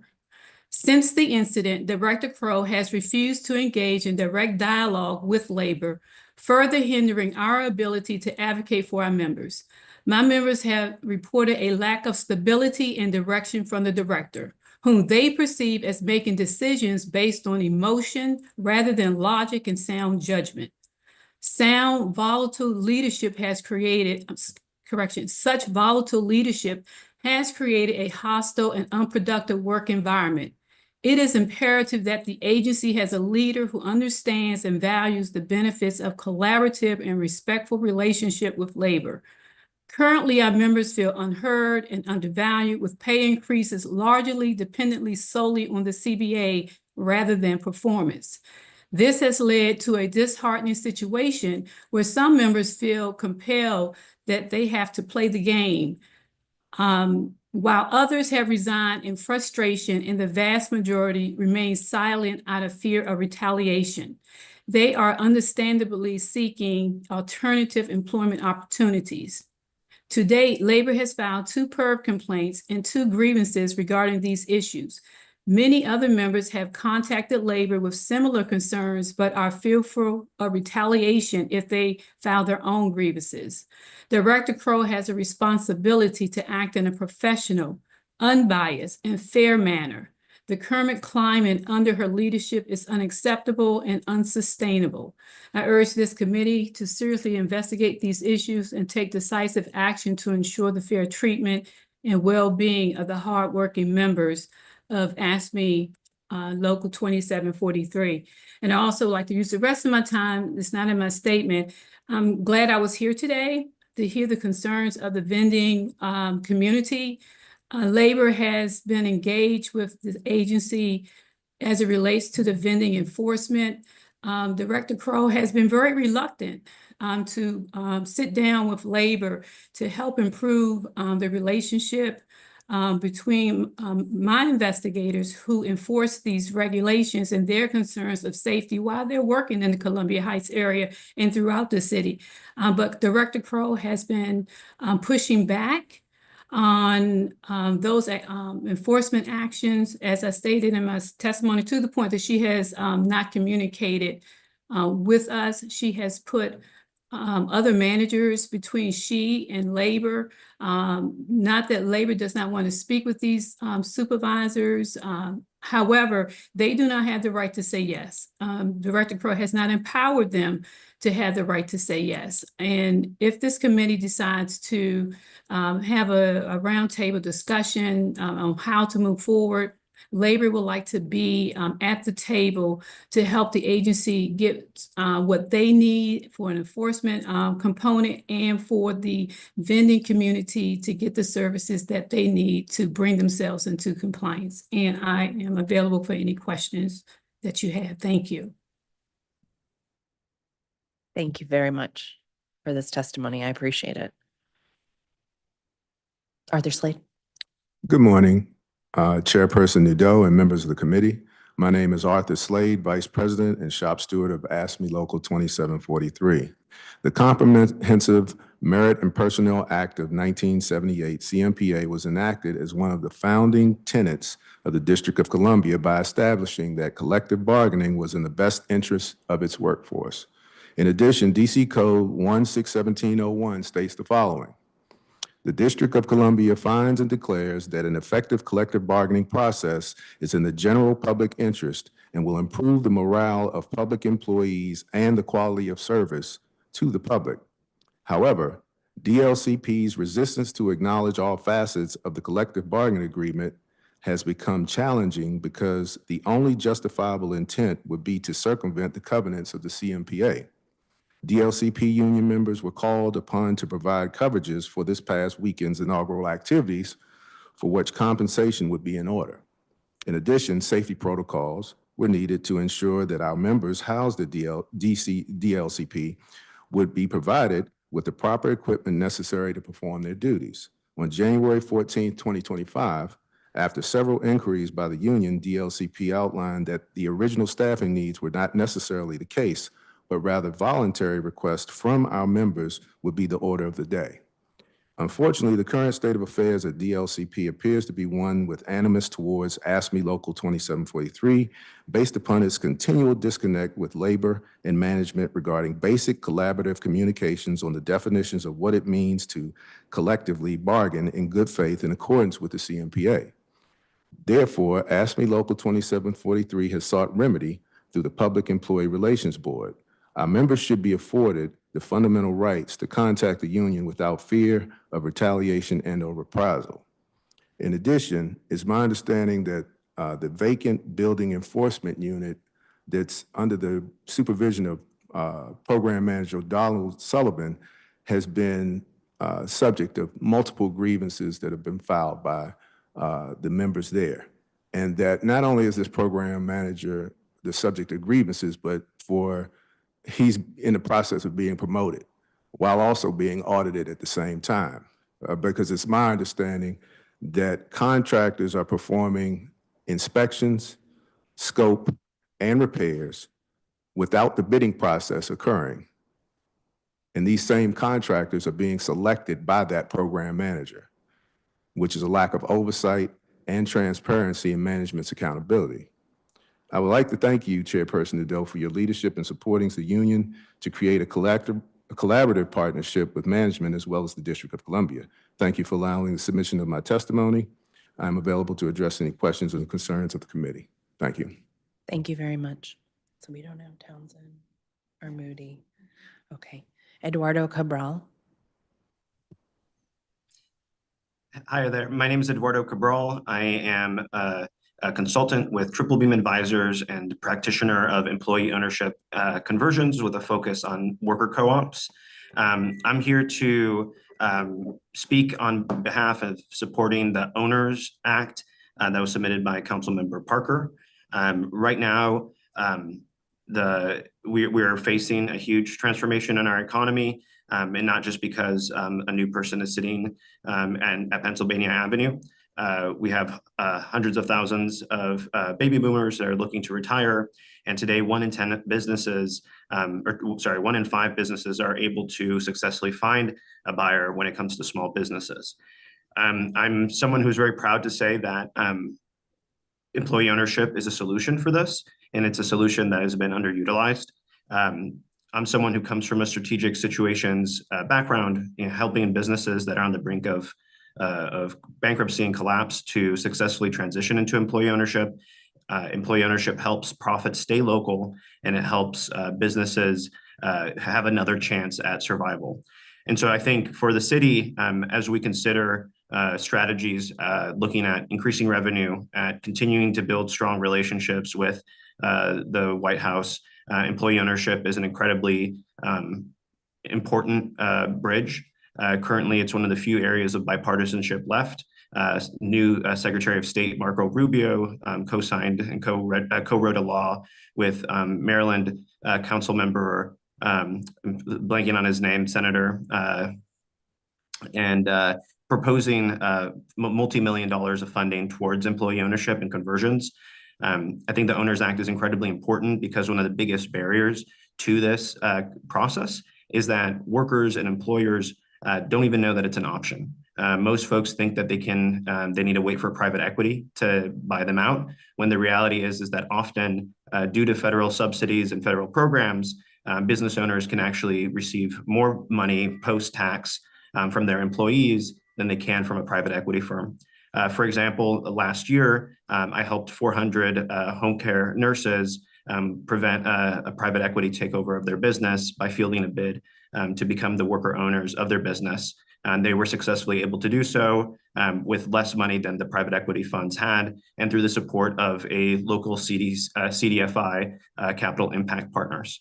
The last thing I will say is that this is not a hypothetical. As I mentioned, it's not just last year, but it's happening all the time. Tomorrow, I'm speaking with a DC-based staffing company that is successful, but is looking to transition. They're fielding active sale offers, and the workers want to buy in. And I think we should be following the lead of states like Colorado, other jurisdictions that are looking at employee ownership as a bridge to bolster revenues, bolster our local economy, and make sure that over the next 4 years, we can continue to build economic development in our local communities.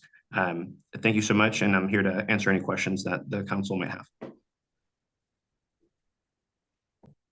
Thank you so much for your testimony. I want to thank everybody. Oh, great. Renee arrived. Renee Hatcher. Thank you so much, Councilmember Nadeau. My name is Renee Hatcher. Thank you to the committee and all of the council members present. I am a visiting associate professor at GW Law School here in DC and the current director of the GW Law Small Business and Community Economic Development Clinic. I also previously was the co-director of the Chicago Community Wealth Building Ecosystem, prioritizing community-based businesses and community ownership in Chicago. I've been providing legal support to small businesses and cooperatives for more than a decade, and actively involved in policy initiatives to shift power and agency to residents, workers, and local entrepreneurs. So I want to take this opportunity to speak today in support of community-based businesses, street vendors, and also employee-owned businesses. If I could just echo some of the points that were made by a number of the other panelists, I want to lend my support to the need for this council to push DLCP on the vending or licensing regulations for street vendors here in the city of DC. The right for vendors to thrive, and street vending itself is an important means to economic stability for street vendors. And the right for vendors to earn a living on the city sidewalks is central to the larger struggles of DC residents. Currently, as was said before, I believe only 3 street vendors in the whole city have received licenses under the new law because DLCP has not yet created a license application that functions from start to finish. I myself have submitted a number of business licenses in different cities with street vending or small business clients. I know how difficult these processes can be, and the process is further complicated by DLCP's delay in creating a clear licensing process. So I would ask this council to urge DLCP to provide clarity to DC street vendors on the following issues: enforcement related to civil vending regulations, to urge DLCP to create a site selection process for street vendors in Columbia Heights, Mount Pleasant vending zones as soon as possible, for DLCP to release the public vending site plan for Columbia Heights as well as the Mount Pleasant vending zone. As we know, DLCP is in charge of establishing a process through which the businesses and community-based organizations and vendors can submit food vending cart designs and specifications. And without a clear sense of the process, it makes it impossible for street vendors both to be in compliance with the law and also to access their primary means of income. I would also like to speak in support of the Owners Act that was introduced by Councilmember Parker. I want to say a little bit about the importance and the strength of worker co-ops and employee-owned businesses specific to the Owners Act, and why it would be an important piece of legislation for the council to support. One of the things that we know through studies is that over the next decade, more than 2.4 million US businesses owned currently by retiring baby boomers will change hands or will dissolve. more than half of these small businesses currently do not have a succession plan and do not necessarily have a family member to inherit the business operations. So many businesses will be sold, but many more businesses might close their doors here in the District of Columbia if some intervention doesn't take place. One of the ways in which we know that we can both stop these businesses from leaving our community.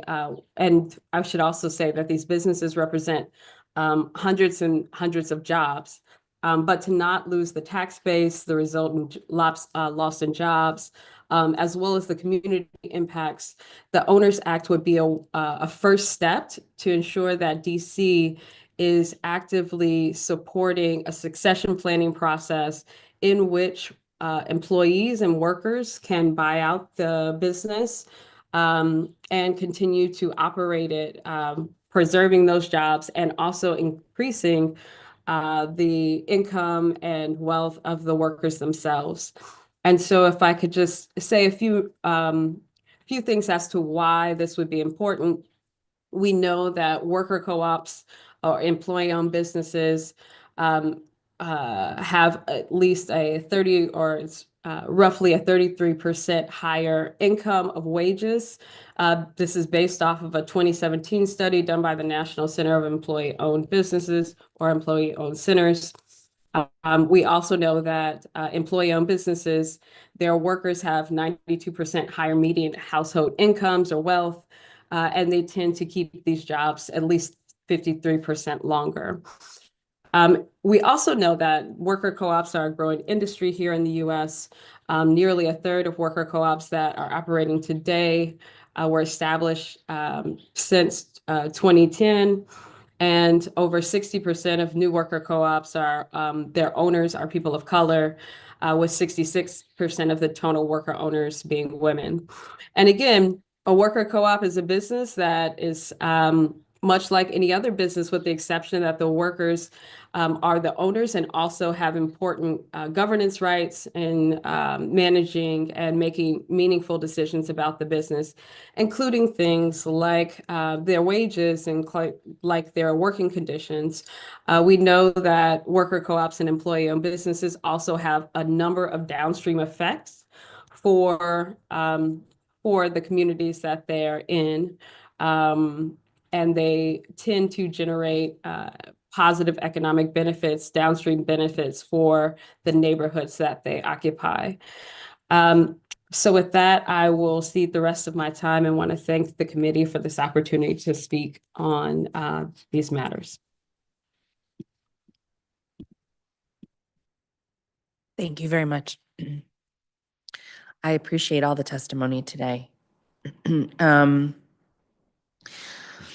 Ms. Osborne, have you seen benefits from these changes in DLCP's handling of beneficial owner disclosure that your organization takes on? In our experience using Core Online and looking up that information, we have not noticed a material difference over the past year.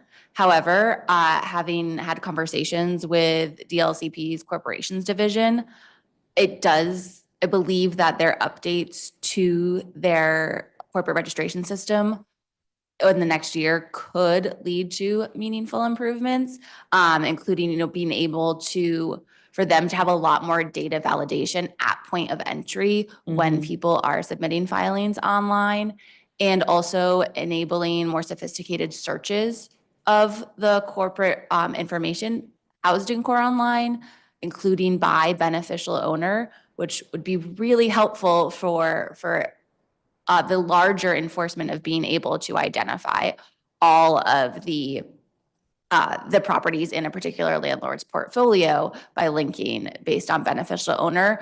Of course, that requires having accurate information on who those beneficial owners are. So we would like an update on how DLCP is using the FTEs that the committee funded to do more of that investigative review and proactive enforcement.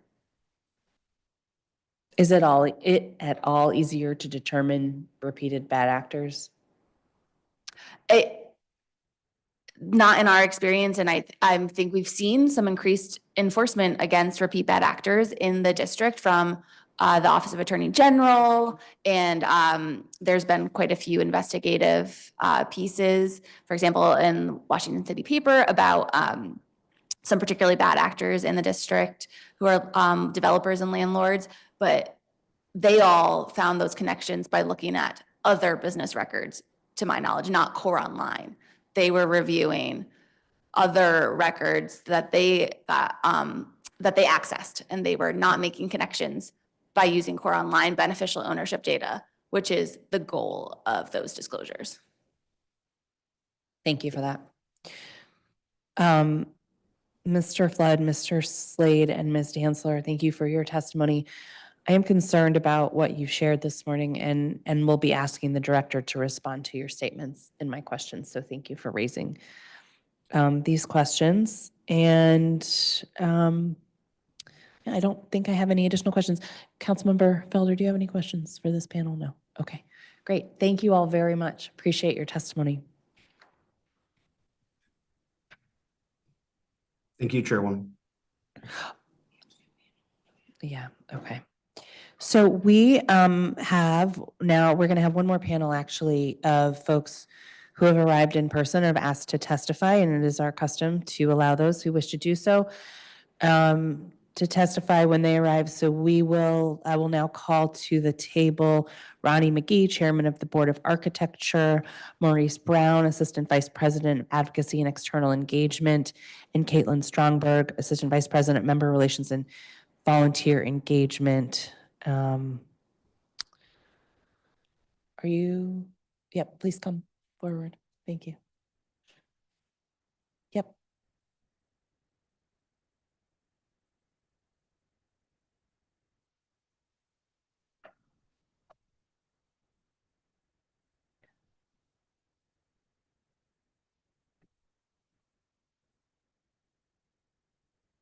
Great, so keep an eye on the clock in front of you, and when you're ready to go, hit that button to light up your mic.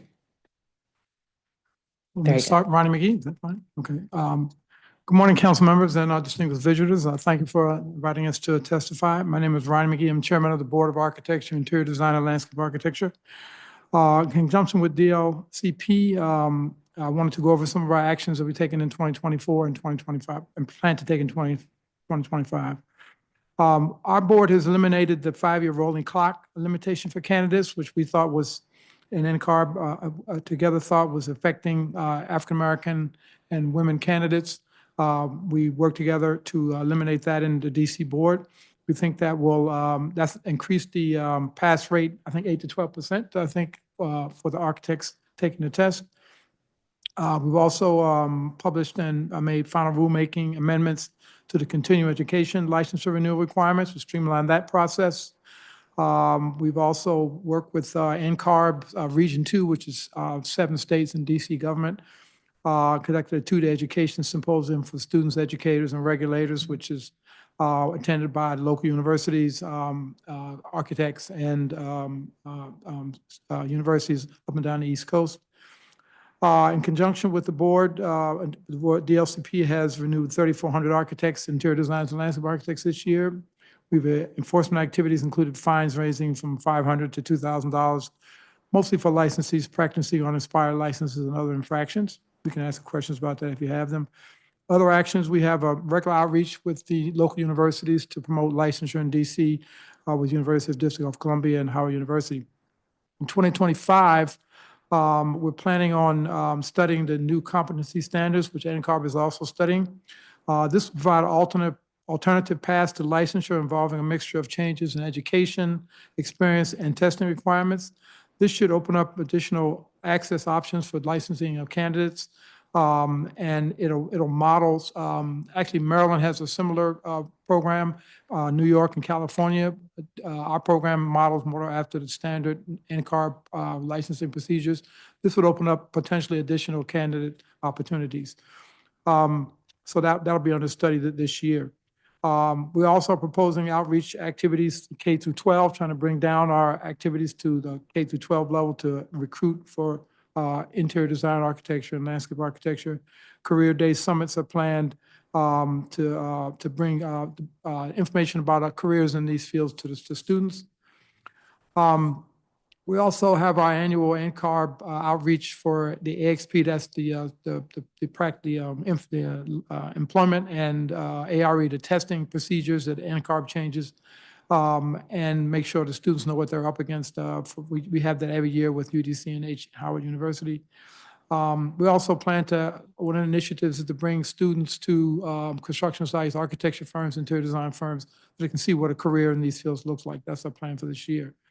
We also plan a licensing symposium, which we do every other year as a board, which provide licensees in the district HSW credits to local practitioners and promote and discuss policies and changes such as how to file permits and other things in DC. We also plan an initiative to discuss integration of AI in architecture, landscape architecture, and interior design, and its effect on the profession, and its potential for job elimination and creation. Finally, we asked the board that the council and agencies support travel, because we use that travel with the other organizations to benchmark various organizational and national actions to support licensure, evolution, and innovations. And we also ask council and agency support to help review prospective replacement for board members, candidates in a timely fashion. That's one of the things that helps us keep a quorum. And otherwise, we thank you very much for your attention and activity on this, and we look forward to any questions you might have. Thank you. Thank you very much. Good morning. Thank you for your time. My name is Caitlin Stromberg, Assistant Vice President of Member Relations and Volunteer Engagement at the National Council of Architectural Registration Boards. I'm headquartered here in Washington, D.C., also a D.C. resident. NCARB is a nonprofit organization made up of the architectural licensing boards of the 55, not 15, U.S. states and jurisdictions, including Washington, D.C. While each jurisdiction is responsible for regulating the practice of architecture within its borders, NCARB members and volunteers administers and develops national programs for candidates pursuing architectural licensure and helps architects expand their professional reach through the NCARB certificate. We greatly appreciate the D.C. Board of Architecture under DLCP's participation in this process over the years. The board has had strong participation in NCARB's committees and meetings, as well as deliberations over the national standards and programs. Maurice and I represent the Council Relations Department, which supports each architectural licensing board in carrying out its duties, licensing and regulating the profession within their jurisdiction to protect the health, safety, and welfare of the public. Through the DC Board's partnership in NCARB, we provide many benefits that streamline the licensure process for candidates, including managing the experience program, developing the exam, transmitting the flow of information between jurisdictions, offering a national standard for reciprocal licensure, creating model language that can be adopted by boards and legislators to regulate the profession, spreading awareness of the licensure process, developing mutual recognition agreements with other countries, and other programs that I will allow my esteemed colleague here to speak to as well. Just wanted to reinforce the partnership that we have enjoyed with the DC Board and the participation over the years under DLCP. With that, I'll turn it over to Maurice. Thank you. Good morning. My name is Maurice Brown. I'm Assistant Vice President of Advocacy and External Engagement at the National Council of Architectural Registration Boards. As a part of the Council Relations Department, we not only support boards in adopting our national programs and carrying out their duties, licensing and regulating architects, we also support them in navigating legislative and political challenges as well as opportunities. And on that, that's what kind of brings us here, is that NCARB is dedicated to removing unnecessary barriers to licensure. For example, to ensure exam accessibility, our board of directors continually reviews examination policies. More recently, NCARB identified the rolling clock policy as potentially biased, particularly affecting women and people of color. As Mr. McGee had mentioned, the rolling clock policy was a time-bound requirement to complete all divisions of our exam before losing them. After an extensive review by our volunteers, staff, and consultants, the board of directors retired the rolling clock policy in April 2023. We implemented a new score validity policy in its place, ensuring exam scores remain relevant to current examination versions. This change eliminates unnecessary barriers to licensures for all candidates, but particularly benefited underrepresented groups.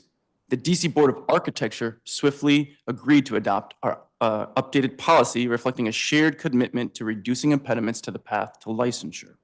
The board was open to receiving our input on the revised rules and helped facilitate a meeting between our CEO, Michael Armstrong, the local DC Professional Society for Architects, and the newly appointed DLCP Director, Tiffany Crow, to help explain the rationale and goals of removing the rolling clock. Director Crow supported the proposed regulatory changes, and the department celebrated the eventual adoption with a press release. Almost 100 individuals were impacted by this change. They either had one or more divisions of their exam revalidated. We were excited about this potential positive impact and have high hopes for our continued collaboration with the DC Board of Architecture, as well as the Department of Licensure and Consumer Protection, as we align the experience and examination programs to our recently released competency standard.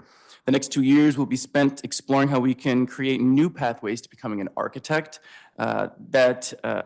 expand new pathways for becoming an architect that expand beyond for those who do not hold a 4-year degree. We're very appreciative of the board's cooperative efforts and the willingness of the department. We look forward to collaborating with both in the future as the council finds ways to expand flexibility and accessibility in the licensure path. Thank you, and my colleague and Caitlin are here to answer any questions you may have. Thank you all very much. Grateful to you for taking the time to come out and testify about this particular aspect of the work under DLCP, and we'll certainly keep in touch if we have any follow-up questions. Thank you so much. Thank you for the opportunity. Appreciate it. Thanks for being part of the hearing today.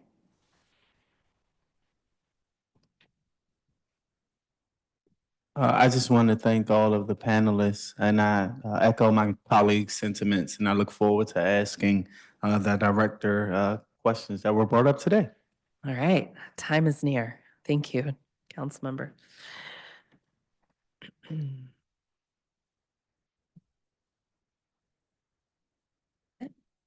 Great, so we're calling right on cue. At this point, I'm calling our government witness to the stand. And Director, if you would raise your right hand, and if anyone else is going to testify with you, we'll just have them come up now and swear as well. Do we need more chairs? They can bring them over. Okay, we're good. Okay, great. So before you get comfy, just, oh, Renel's going to come up too. Good, very good.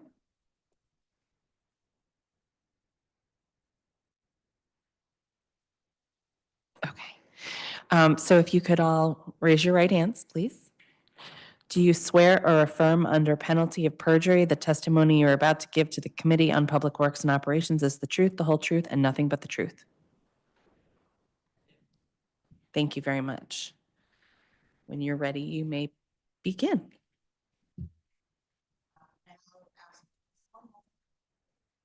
That was a lot of witnesses, and so I want to make sure that I can adapt my testimony to responses. Sure. Oh.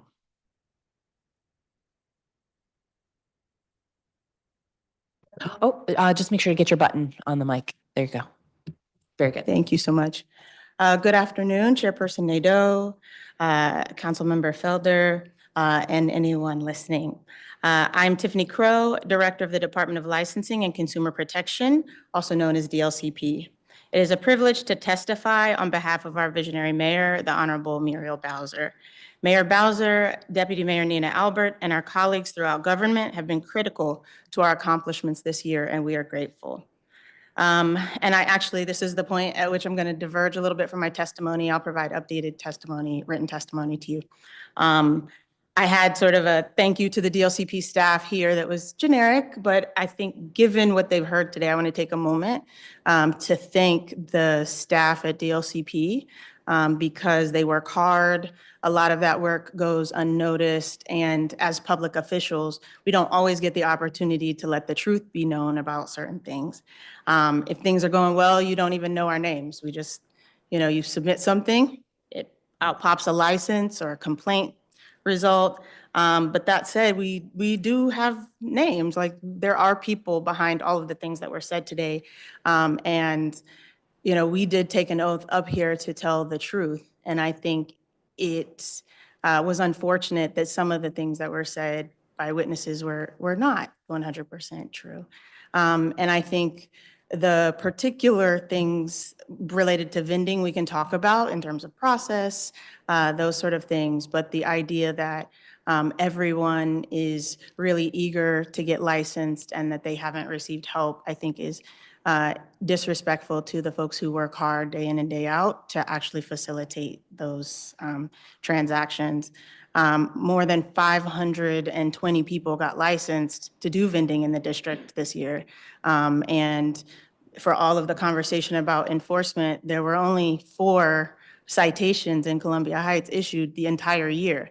We focused mostly on compliance. And that's a matter of public record. And so when we talk about compliance, it's both visually inspecting a particular area all over town and actually working to identify people who are licensed and not licensed. Renal is going to be translating in case some of the witnesses are still listening, but I've said a lot. So is that too much? It was, definitely. Okay.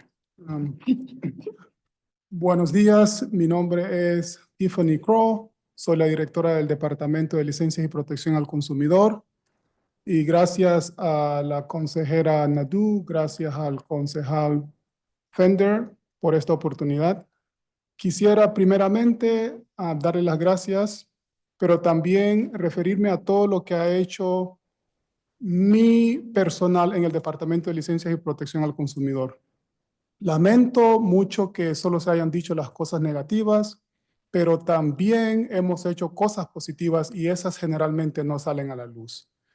Nuevamente, hay que tomar en cuenta todo el trabajo duro que hace nuestro personal, porque de eso no se dice mucho, pero siempre se tiene que tomar en cuenta que el trabajo de ellos es relevante y hace positivo y hace posible muchas cosas dentro de nuestro departamento.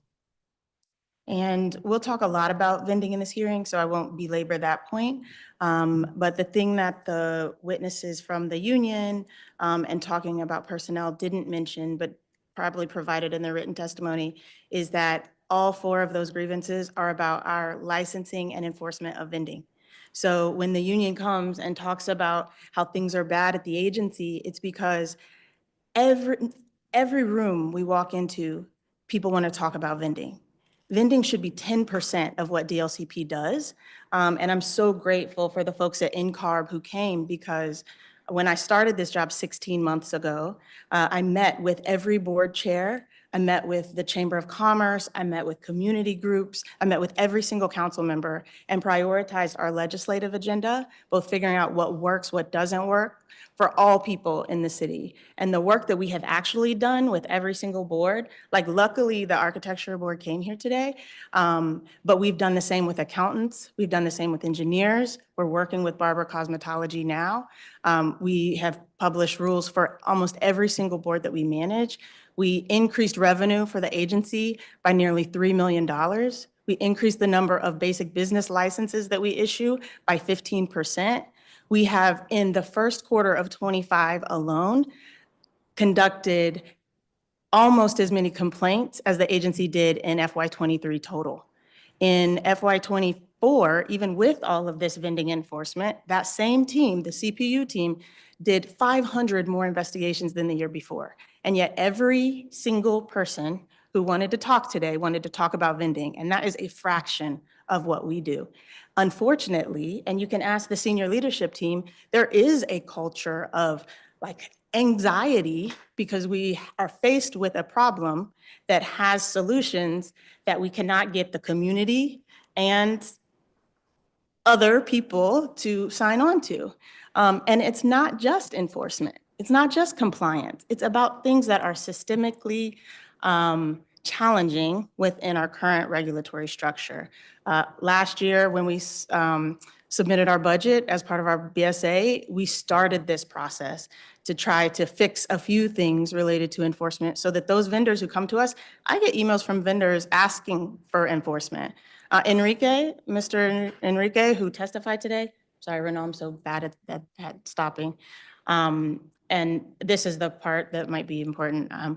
Enrique, who mentioned that he wants protection from MPD, represents a group of vendors who are asking us for stronger enforcement against those people who refuse to get licensed.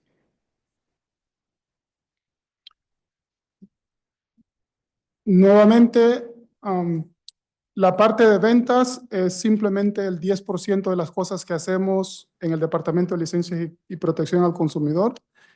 Y priorizamos cuando me sumé a la dirección de esta oficina a reunirme con todos los boards de los cuales están dentro del Departamento de Licencias y Protección al Consumidor. Pero también debo mencionar que incrementamos las ganancias de mi departamento en millones. Muchas licencias han sido ofrecidas a las personas y a los negocios que las han pedido. Más de 500 investigaciones se han hecho sobre las licencias que ofrecemos. El año pasado, cuando introduje mi presupuesto, prioricé muchas de las cosas que se han estado implementando como cosas nuevas dentro de la oficina. Y referente a uno de los vendedores que se llama Enrique, Enrique nos ha llamado a nosotros para pedir más protección y también aumentar lo relacionado a exigirle a los que no tienen licencia que las tengan. Por lo tanto, Enrique, nosotros estamos haciendo ese trabajo porque tú nos lo has pedido y es bueno que todo el mundo lo sepa. We have sent our teams all over town to every ward in the city, holding workshops, sessions. Our most recent small business session where you can meet with a lawyer at our agency had more than 90 people register and 75 show up. And so I asked the team to write down Ms. Hatcher, Renee Hatcher. None of us have ever met her or spoken with her, but we welcome her feedback on the legislation that we're proposing, on our operations, on sort of hearing her experience. We're very familiar with Kristen and Jeff. We know them very well. And so I will not talk anymore about vending. I know you have questions for that. I think the comments from the union related to an anti-union sentiment, I absolutely did not like that Ms. Danzler, after I'd met with them the 2 days before, and she did not mention that she needed to serve me, showed up at my home. My daughter answered the door, thought it was someone that we knew. I felt like that was very inappropriate on a weekend to show up at my home when I prioritized meetings with the union. And then before that, I met with the union nearly monthly. I would personally respond to Ms. Danzler's emails, as she included in her testimony and in her supplementary documents. Like they include email responses from me. My mom was the president of Ask Me Local. So the idea that I'm anti-union is ludicrous. And in terms of my passion, like no one who's ever met me would not say that I'm passionate about my work. I'm passionate about the district and have high expectations for the people who work at DLCP, and most people meet those. Almost uniformly, people are willing to do hard work. We're like 200 people, 198, and we have done all of those things that I named and continue to go above and beyond for the district and its residents. So I have so much more written down here to say, but I think I would love to just cede my time and go to questions unless you have something to add. Oh. Yeah, I mean,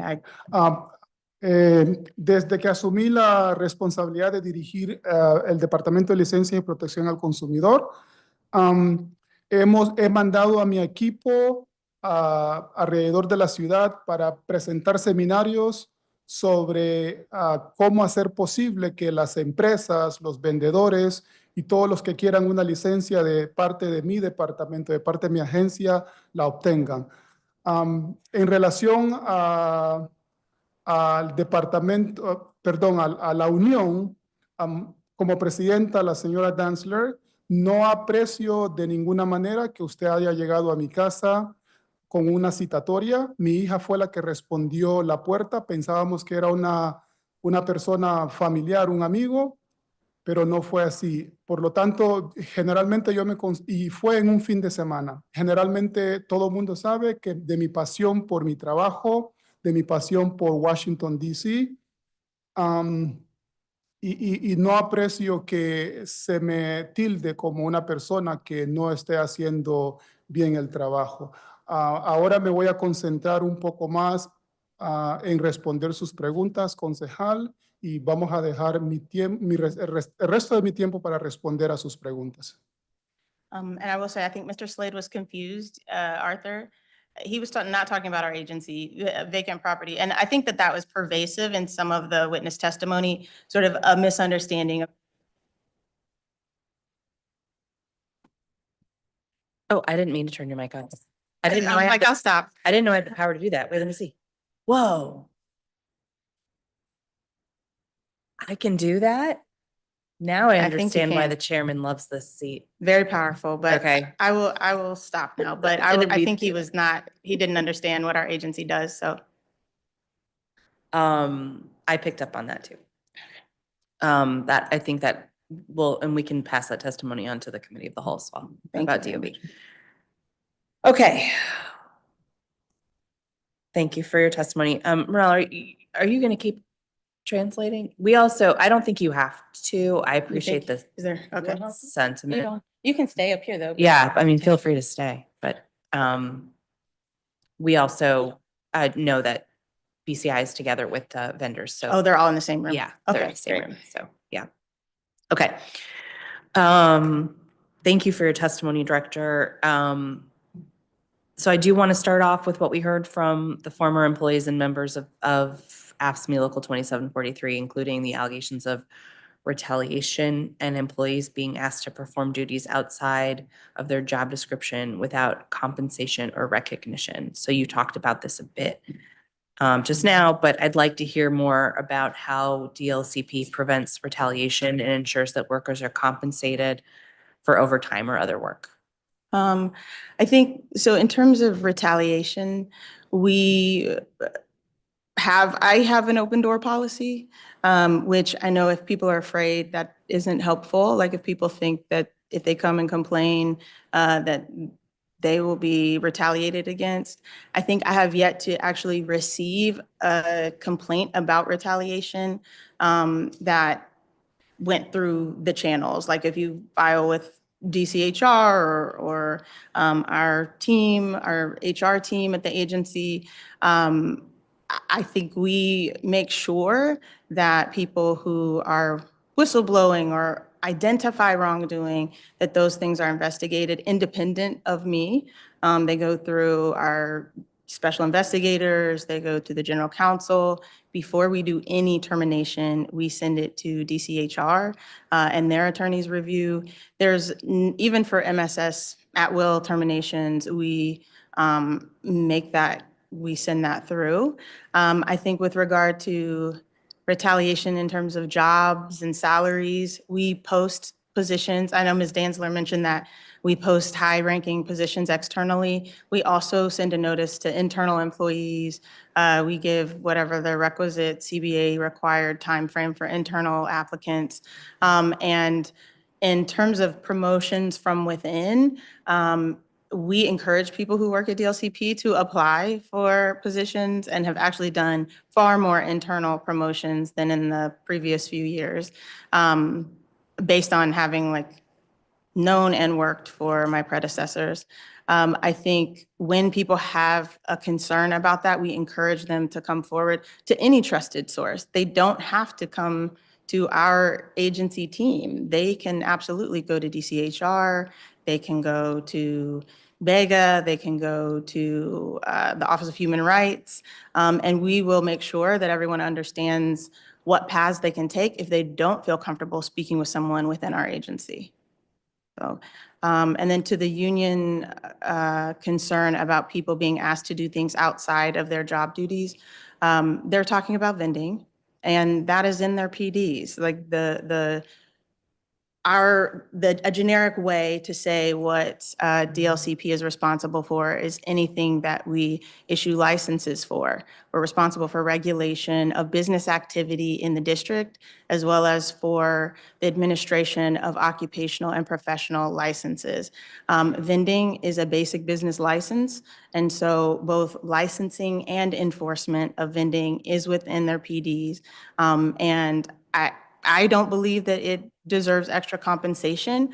However, I do think that a discussion around hours, tours of duty, we get calls about vending activity in the evening, on the weekends, and that is not traditionally what DLCP or this team with DCRA did before. So. Thank you for that. In your pre-hearing responses, you noted that you all have started implementation of the BEST Act, but also that you're assessing what can be implemented before the end of the fiscal year. Does this mean that DLCP does not expect to be able to fully implement the legislation this fiscal year? No, I think there's a technical component, and we may just use our existing technology to make sure that it's implemented, that we're able to adjust the fees, reduce the number of licenses. So what we've been doing is looking at our current systems so that if the enterprise business portal is not ready by October 1st, that we have met our obligation to implement the BEST Act with the technology we have.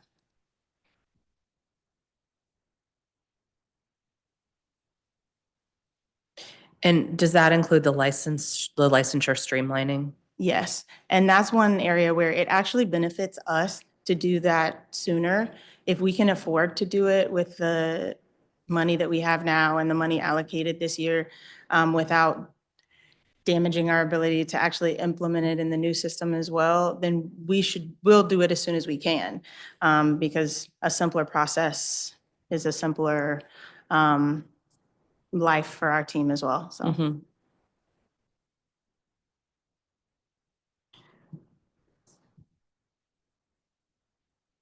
We have already narrowed down the categories and done all of that work, so. What's the rationale behind doing the new enterprise system if you can already do this through your existing tech? So what we hear from customers is that it's not intuitive, it's not user-friendly the way that it operates right now. There are so many workarounds. So for instance, right now we're moving our Acela system. So Acela is the system that the Department of Buildings and DLCP use as land management. So all of our licenses are processed in the back end in Acela, and DOB, almost all of their work is in Acela. And our current system integrates with Acela, so that's a benefit, but on the front end, it doesn't do any of that. It's just a processor. All the information goes into Acela on the back end. And so there are a lot of steps. We've had to build a lot of APIs to make the connection between Acela and the DC Business Center. The team has a list of backlogged work, 50 items long, to improve the way that it works. So they're still doing manual license assignments. It's not an automated, you submit your license and it automatically goes to Abigail or Councilmember Nadeau to work. Someone has to manually shift that. That's antiquated. It's got to be addressed. So things like that are the reason why we would upgrade the system. The team's been making it work for a long time, but it's not ideal. I think Makes sense. Yeah. But so I want to ask about DLCP's charitable exemption for basic business licenses. The committee was recently in contact with your staff about a nonprofit organization that was denied a charitable exemption because they were told it was only for educational or religious organizations. Can you confirm that was a staff error and the DLCP is still offering exemptions for nonprofits raising less than $25,000 annually? So I am not aware of this case, but April is telling me that it was absolutely an error. Okay. There would be no reason why we would not do that. So I hadn't heard that. Is this a one-off? Yeah. Okay. Yeah. And then, so how does DLCP advertise the exemption eligibility and how to apply? So I'll look into that. I would assume on the website. I think also it sounds like a narrow exemption, like there may be people who continually request the exemption, and they're Mhm. kind of a known population. So I don't know that we do any special advertising. At least we haven't in the 16 months I've been here, but we can look into that and whether or not it's confusing. Okay. I was glad to see in your pre-hearing responses that DLCP has hired a consumer protection and advocacy manager to focus on improving community outreach and education, and that you've added a chief customer experience officer to manage responses and engagements with the public. Yeah. So this is a little bit different than outreach. So Keisha Mims manages our outreach function, and that's where our account managers, business consultants, they do workshops in neighborhoods. They manage our relationships with organizations like RAMW and DCBIA. And the customer experience manager, he reviews escalations and processes and will, if you send an email saying, hey, this customer had this issue. So for instance, this exemption issue, what he will do is look into how it got to that point, why the person had misinformation, whether or not our team actually understands the requirements and how to communicate them, and then implement quick resolutions, whether it's technological, whether we need to draft something, whether it's training, so that we can take these one-offs and make systemic change. So That's great. Last year, we discussed that DLCP's Consumer Protection Unit was interested in creating a public dashboard to display a map of complaints and other data for various topics, including gas leaf blowers. Have you made any progress on that? no, I mean, I know that we had a map for SINAR and like tobacco complaints. We have maps for various things. There is a vending map, contrary to popular belief. It just doesn't have the Columbia Heights vending zone on it.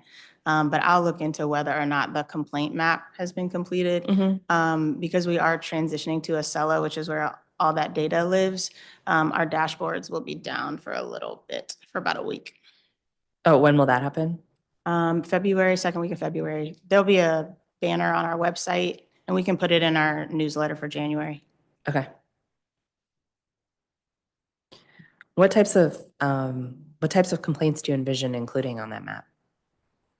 All of them. We should include all types. There would be no reason to exclude them. What And about I think I would, so at the time, I know that there was someone who testified to wanting to see maps of our complaints. They were particularly interested in the tobacco items. And I think what we would want to find out from the public as we do that is there a particular complaint type that should be associated with ward or purpose so that it's useful and not just more open data, so.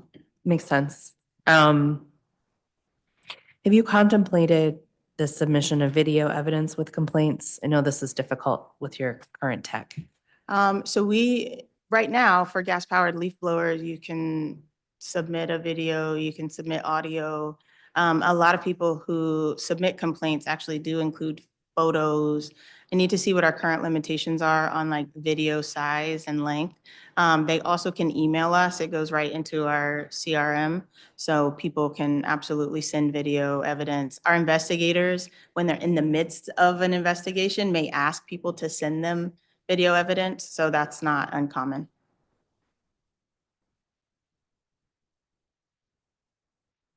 Thank you. I am going to turn to my colleague, Councilmember Felder, for a round of questions. And then I'll turn to my colleague, Councilmember Henderson, for a round as well. Okay. Thank you, Director, for answering the questions, and I appreciate you modifying your testimony to answer a lot of the questions that I was going to ask, and I appreciate your team as well for being here.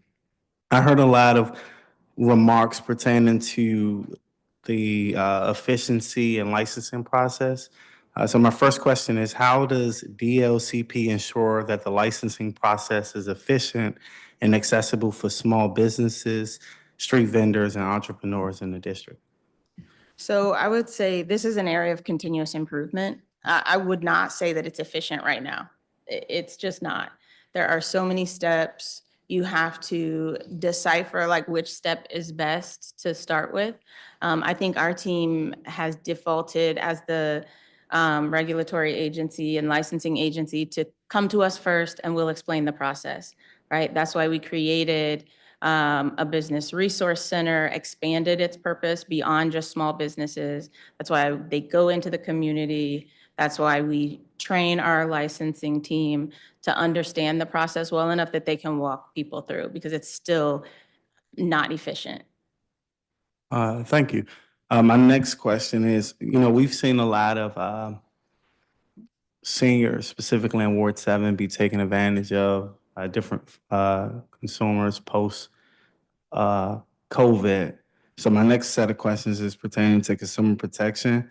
What specific actions have been taken to address scams and predatory practices targeting vulnerable populations, including seniors and low-income residents? So part of the reason that our consumer protection complaints and investigation numbers have skyrocketed is because we've taken a more proactive approach to investigations. So this actually relates to unlicensed rental housing as well. So we took a list of properties that were supposed to be renewing their licenses, hadn't, and the team went out and actually began investigating those cases. And it resulted in nearly 400 matters, and the team investigated those, and I'll have to flip through my notes to find the exact number of citations. But in those cases, we want compliance and we want to protect the communities even more than we want to issue citations. So for seniors, we keep on the lookout for a pattern. So shoddy work, so home renovations, general contractors. There are a lot of those matters involving seniors, and we have tasked one of our special investigators to, when we get one of those complaints, he investigates it to see if this particular dealer is doing that with other consumers in the district. We hope to, when we have sort of a better handle on vending and it doesn't take up as much time, expand our consumer protection work proactively and do more outreach in the community and focus some of our investigations on those things. If there are particular things that you would like us to look into because you've heard from your constituents, please send that our way and we will look into it. Thank you, Director, and I'm glad you mentioned outreach. How does the agency ensure district residents are aware of their consumer rights and the resources available to them through DLCP? So we use our website a lot, and actually the charitable solicitation information is on our website. And we also have an open, we see customers in the center. We do send our outreach team out. We make sure that we've issued a few advisories, not as many as I would like. That's something that we hope to do more of this year. And just alert people to scams and things they should be aware of. Our sister agencies of DSB and Department of Health are doing that too. We work a lot with the Office of the Attorney General, and we refer some of our cases to them. So we partner with them as they draft advisories and make sure that we're collaborating. Thank you. What are the top consumer complaints received by the agency in the past year, and how has DLCP addressed those issues? And are there differences across the wards? Yes, there are differences across the wards, and I'll have to get you the ward-specific information. But our top complaint, and this is a little bit generic, we're working to make the information more granular, is unlicensed rental activity. Unlicensed business activity, right? And with the proactive work, unlicensed rental activity is quickly becoming one of the higher numbers. But unlicensed business activity operating outside the scope of your business license, that is our highest complaint. Thank you. And then we can get you the ward-specific data. That's a manual exercise right now, but we'll get it done. Sounds like a plan. Can you provide an update on the enforcement activity over the past year, including the number of investigations conducted and penalties issued by ward? Yes, we'll have to get that back to you, but we absolutely will.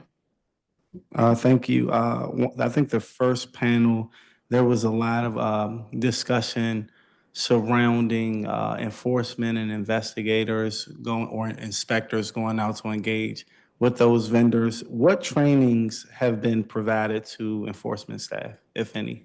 So the investigators have received training on how to go out to do a visual inspection first.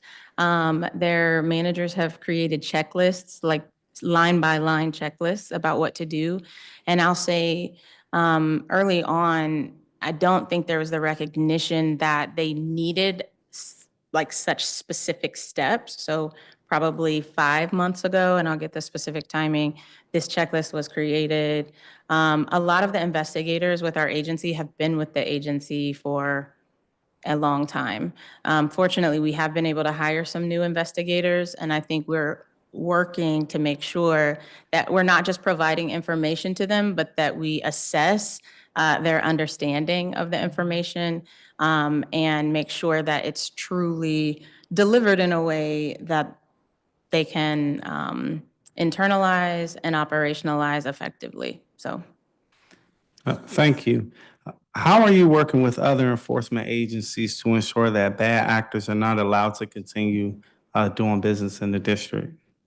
So we have, and I know some of the testimony was that we don't communicate with the Department of Health. I think Dr. Bennett and her team would disagree with you. We actually had offices over there. We sat over there for about 8 months with the Department of Health.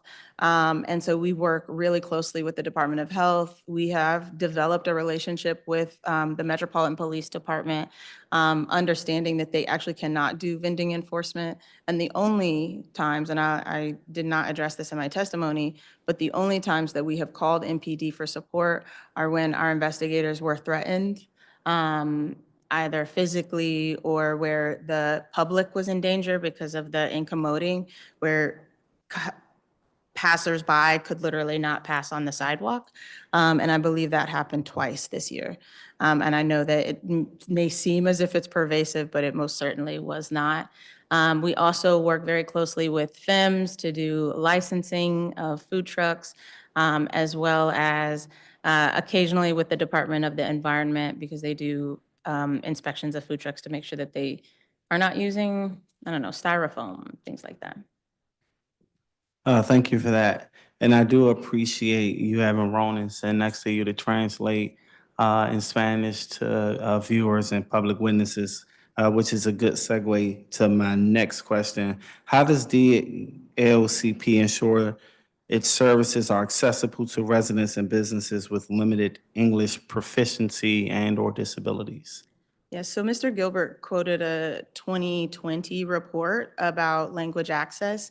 I think it's 2025, and so a lot of work has been done since then. All of our materials are translated into English and Spanish. A lot of our materials are translated into 7 languages. Our website, our communications team actually worked with the Office of Human Rights to translate, and the Office of the Chief Technology Officer to translate our website into 7 languages. And that was something that we did, I think, even before our budget hearing last year. So that information is stale. It was a high priority for our agency, and anybody who's ever tried to translate a website knows how complicated that is. The vending application, everything that people say about the site selection is true. We had to do a lot of work to try to customize it for the Columbia Heights vending zone, and that is clunky at best. But the 520 other people who've been able to get licensed were able to just select a site, go through the process online. I think for those sort of things, we recognize that there's improvement to be made, but we're working on it. Chairperson, may I ask one more question before my next round? Thank you. My last question for this round, what feedback mechanisms are in place for residents and businesses to share concerns or suggestions about DLCP services? So one, when I am out in public, I take feedback. I always expect people to say negative things, and I take a note, and then the team will tell you we try to address it immediately. Not just that individual issue, but sort of systemically with the way that we think about our rules and regulations, the way that we staff, the way we do our budget, and use that to inform the work that we do. Everyone who works at DLCP is at this point really trained to take feedback and they give it to the applicable team and they will copy me. We also in our newsletter have an email address that's meant for people to send feedback to DLCP. And I think at this point, it's a culture of continuous improvement. And so people who work at DLCP really take that on and make suggestions about how to improve things all the time. Thank you, Director. No further questions this round. Thank you very much. Thank you so much. Councilmember Henderson. Thank you, Chairperson Nadeau, and still morning, Is it? afternoon. Good afternoon, Director Crow. I was listening in my office to the public witness testimony, and then I also caught your, I don't know if I call it an opening statement, your opening response, rather. And I can understand a bit of your frustration overall. I often say about the work of the council or the work of DC government in general, that the press covers maybe a fourth of what we deal with, but there are certain things that always get a little bit of outside attention. But since this is performance oversight, I want to ask about some of the other functions and work of the department, which are super important to our businesses and those who desire to do business within the district each and every day. So as you know, I chair the Committee on Health, where we have a lot of professional boards, which you all have a lot of professional boards as well under your purview. And so I want to ask about how the operations of some of these boards have been going, because oftentimes one of the bigger complaints that our office gets is, it took me too long to get my license, or I could get no response from the board. And so let's just check in on some of them. So I have on my notes that you all have 7 boards under your purview. Is that accurate? I think it's 9. 9? Okay. Yeah. So let's start with the Board of Barber and Cosmetology. It's supposed to have 14 members. Do you have 14 members? No, there might be 13, and I'm gonna pull this up, so I appreciate No these problem. questions. I would say, to my knowledge, none of our boards are 100% full. I'll start with that. Okay, so you do have vacancies that exist. Yes, we track that information, like tenure, who's on the board. Right. All of that, yeah. Do you have any boards under your purview who do not have enough individuals to meet quorum? Not at this time. The Real Estate Commission is close. Like we're filling that now. We've done interviews, and we are about to fill that board. But every board right now has enough to meet quorum. It is a matter of like whether or not everybody comes to the meeting. And so meeting by meeting, I think we have been able to make quorum. Okay. Most times this year.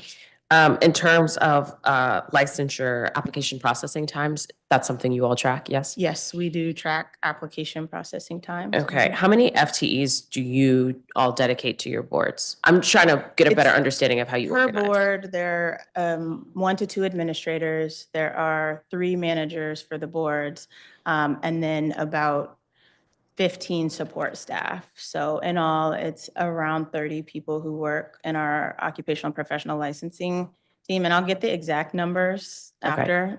And I think it's also in our testimony, so. Okay, so let me ask about the Board of Barber and Cosmetology. How many license applications did you guys receive in the last fiscal year? Let's see. And I apologize for having you're to fine. ask some of the No, more you're fine. rudimentary questions. We didn't get your responses until this morning. Yeah, we were, this hearing was 2 days after inauguration. And so it was a little bit of a quick turnaround, but we'll also provide follow-up information after.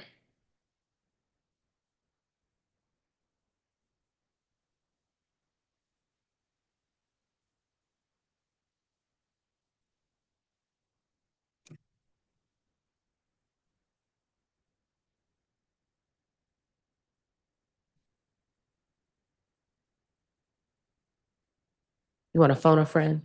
No, I have it. Okay. Okay, so for barber and cosmetology in FY '24, it's 4,628. Okay, what's the average time to process an application? So I don't know that. We'll get back to you. Okay. I think what would also be helpful is to understand what's your goal Yeah. versus whether or not you all are meeting what you said you were supposed to do?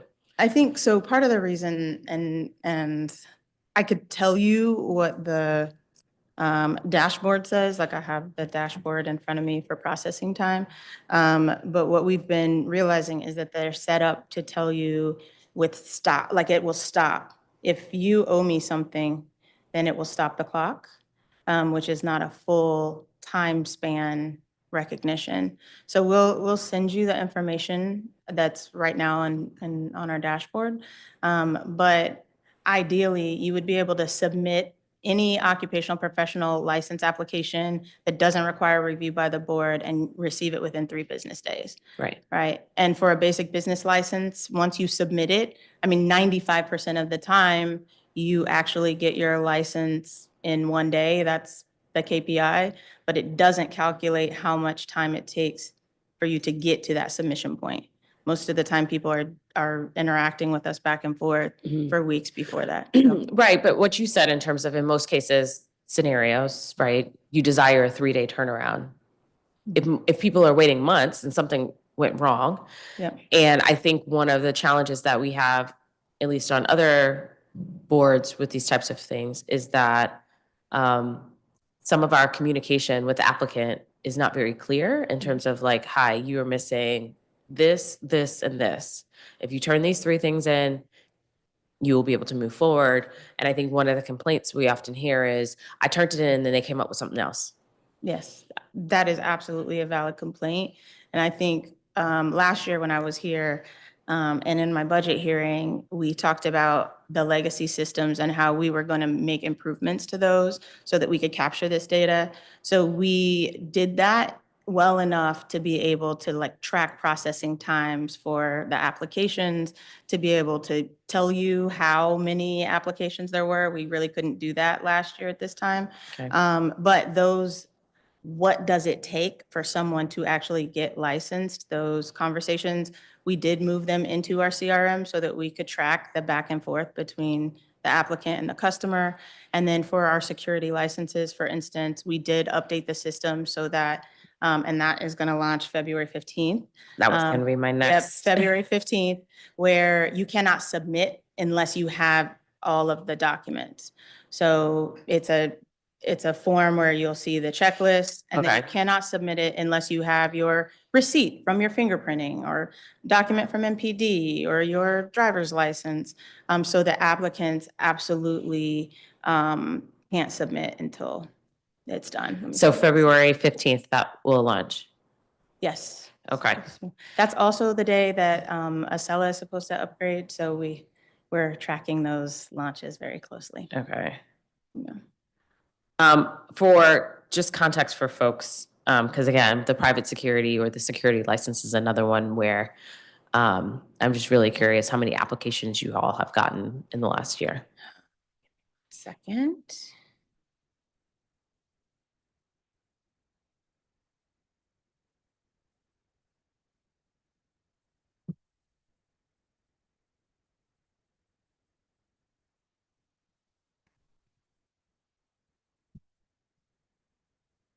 So for security licensing, for context, in 2023, we received about 9,600, so 9,653. And then in 2024, we received 11,636. And we also in 2024 changed the structure of renewal for security licensing because everybody would expire at once. You get your, you know how this works. Yeah. So we expected actually a dip because we were changing the process because it was rolling. Everybody was worried that not as many people would get licenses, and we actually saw a dramatic increase in licensure. Yep. For security. And Did you add additional staff for the security team? we did. They said that they would need 2 processors to be able to address the backlog that they had last year. So we did add 2 people to the team. Okay. Is there currently a backlog now? There's not, to my knowledge. I check pretty frequently just to be sure. There's not a backlog with security, but I will check and get to you how many are in process after this hearing. Okay. Councilmember Nadeau, I don't have enough time to actually ask a full question, so. And what we can, No, it's not my last question.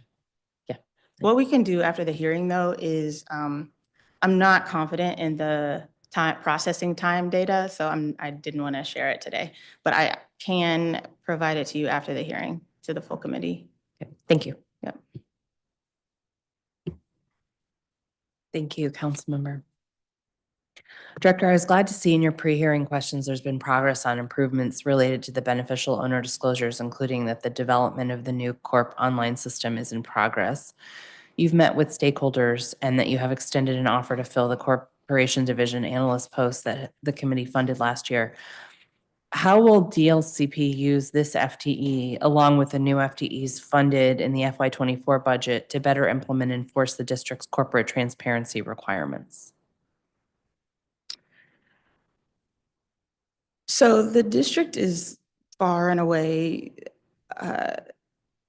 doing more than most jurisdictions for corporate transparency. So the woman who testified, she talks to our team all the time. Like she is on speed dial with April and Rebecca, and they talk a lot about how we can make sure that the update to Corp Online addresses their concerns. So I don't think it's a matter of FTEs at this point. And as a matter of fact, the proactive work that the enforcement team is doing actually could include this. And I think last year, and I don't know if it was the same person from the Children's Law Center, but we asked that when they have an issue or a complaint, that they send the complaint. And I know they do their own digging on Corp Online, but the reason we are actually actively moving on time, on budget with that project is because we know there are limitations to that system for self-search. And so any issues, we ask that they alert for us, and then our enforcement team will do the investigation. So I think that one FTE might help lighten the load on the existing analysts and Rebecca and Dom, but it may not actually produce more results if we're not getting additional complaints. So how are you proactively reviewing the substance of corporate filings then? They review it on a quarterly basis to see who's in compliance, and then they send notices if someone is not in compliance. And then they track who is still out of compliance. They get assigned fees and fines. And Corp, they don't have the flexibility to adjust those fines, so they get paid. Do you have, what do you think of as DLCP's role related to beneficial owner disclosures and housing violations? I think when it comes to housing violations, the beneficial owner disclosure requirement is one thing, but our enforcement team actually has tools to unmask those individuals, whether they're providing the correct information or not. 1350 Pennsylvania Avenue LLC, that is a consistent challenge we run into. So it takes using Lexis and our other resources to identify who the actual owner is if folks have not disclosed. And I think sort of the federal landscape of corporate transparency has changed even before the change in administration. And so we actually have a lot of businesses contacting us asking, do they still have to disclose? What are their requirements and things like that? And so the team is actively addressing sort of DLCP and the district being on the forefront of that for years with what's happening in the courts and legislature kind of threatening to roll that back. That's helpful to understand. Thank you. Now, in FY24 and 25 to date, did DLCP implement any new practices for securing substantive compliance with corporate transparency requirements, meaning making sure the information supplied in corporate filings is complete, accurate, and in compliance with district laws? Did we, I think other than the project and doing more proactive monitoring, I think with our mailings, before it was paper mail because that's required. I think we now also send electronic notifications. Part of the project is adding SMS back to the way we communicate with business owners. And we also are looking at modernizing our the corporate regulations right now. They have a long list of things that are going to be part of our business modernization legislation. So you're going to be sending a bill down? After our current bill, but it will be sometime. It'll be part of a package. It's not just ours, so. Oh, I see.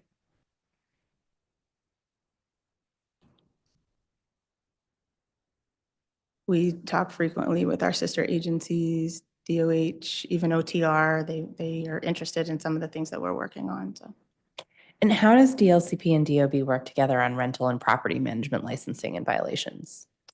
So for licensing, in order to be a rental housing provider, you have to have an inspection. And so that is part of the application process. Right now, we rely on the applicant to upload their inspection report. That's a requirement. In the future, that will be automatic. We'll be able to know when the person has passed inspection. That was something that DCRA tried for years, even within the same agency. So we haven't accomplished it yet, but when someone applies to get a rental license, they have to upload that information. Inspectors are trained to check to see if the property they're inspecting, if they get a housing code violation or housing code complaint, to see if it's licensed. And that's part of the process. And luckily they remember that from before, so. What happens when a property that receives a complaint is not licensed? What happens when what? When a property that receives a complaint is not licensed? So the Department of Buildings, and I'm careful with this because OAH has a lot to say about the DOB authority versus DLCP, but inspectors either refer it to DLCP for investigation or they will write an NOI related to the unlicensed rental activity. We believe they still have the authority to do that. Does anything in the district's licensure laws or regulations hold a property manager accountable to tenants and their housing conditions? So right now, and did the property management bill pass? It did not pass. So I know that we provide a comment on that. We have a lot of thoughts about it. But right now, a property manager is not as liable for conditions of a property as they could be, right, under a different sort of framework. A property manager has to have a license, but the property owner is mostly held liable for conditions of the property. What would trigger a license suspension, revocation, or denial of a rental license or property manager license? So I think a revocation of a license is something that we're still, it's rare, to be frank. It's rare that we revoke a license. And for property managers, they are held accountable to the CPPA, just like everyone who holds a license is, but we have to have approval from the Office of the Attorney General when we want to revoke a business license. And so we very rarely make that move. We've done it with tire shops. We're doing it right now for a few cases, but it's not a process that we engage in frequently. Did DLCP suspend, revoke, or deny a license in FY24? So we submitted requests to revoke to the Office of the Attorney General, and I'll get the exact number.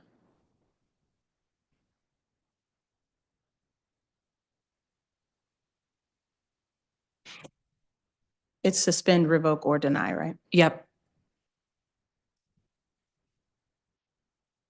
Do you believe that DLCP has the authority to issue regulations related to the revocation or denial of licenses based on housing code violations or mismanagement complaints?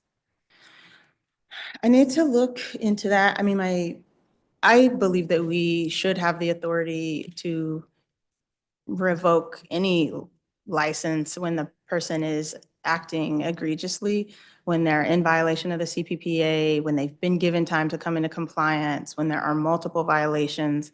And so, yes, I believe that we should have that authority. I think right now it's limited. And I want to ask about short-term rentals. You said in your pre-hearing responses that it'd be helpful if platforms were required to verify licensed numbers prior to posting short-term rental properties on their website. Do you believe the DLCP has the rulemaking authority to require this? Can you repeat the question? Yeah, you said in your pre-hearing responses that it would be helpful if platforms were required to verify license numbers prior to posting short-term rental properties on their website. Do you believe that DLCP has the rulemaking authority to require this? I do. I mean, I think for us, short-term rental enforcement is one of our priorities, but not one of those things that represents a high risk at this time to the public that we've seen. We get very few complaints. And so it's not something that I would prioritize a review of our rulemaking authority to enforce that. But we likely do. I mean, I think the things that we don't have authority to do, I've been pretty vocal about, and I'm working to make sure that we have that authority. I think for short-term rental, the risk to the public is still a little bit unknown. Like there are the parties, there's the loud noises, there's sort of those issues. But just in terms of like unlicensed activity, it's less concerning to me. Thank you. So we have become a very popular hearing. We've been joined by Ward 5 Councilmember Zachary Parker and Ward 4 Councilmember Janice Lewis George. Thank you for joining us. We are going to go in order of committee membership and then order of arrival. So the order will change a little bit. So it's going to be a 10-minute round for Councilmember Felder, then a 10-minute round for Councilmember Lewis George with any opening statement you'd like to make, then another 10-minute round for Councilmember Henderson, and then over to Councilmember Parker, also with any opening statement you'd like to make. So I'll turn now to Councilmember Felder. Thank you, Madam Chairperson. Director, question pertaining to small businesses. I will say from my brief interactions with you and members of your team, specifically John Hart, Keisha Mims, and Asia Clark, we're really geared on focus, or you guys are really geared on focus on the everyday families across the district, or inspiring businesses or individuals who are trying to get business license. And as the Ward 7 council member, I'm uniquely keen on making sure that everyday families and businesses who want to get business licenses seamlessly navigate the process. So my question is, what specific programs or initiatives are in place to support inspiring entrepreneurs who may not be able to afford the licensing fees, if any? So we did put forward in our budget request this year, grant making authority. And one of the things that we would love to be able to do is help with those fees. I know that our sister agencies at DSLBD and other grant making agencies are able to do that. And then also DC has no shortage of sort of advocacy groups, there are business incubators, there are community partnerships, there are so many organizations in the district, collaboratives that actually support business owners if the licensing fees is their issue.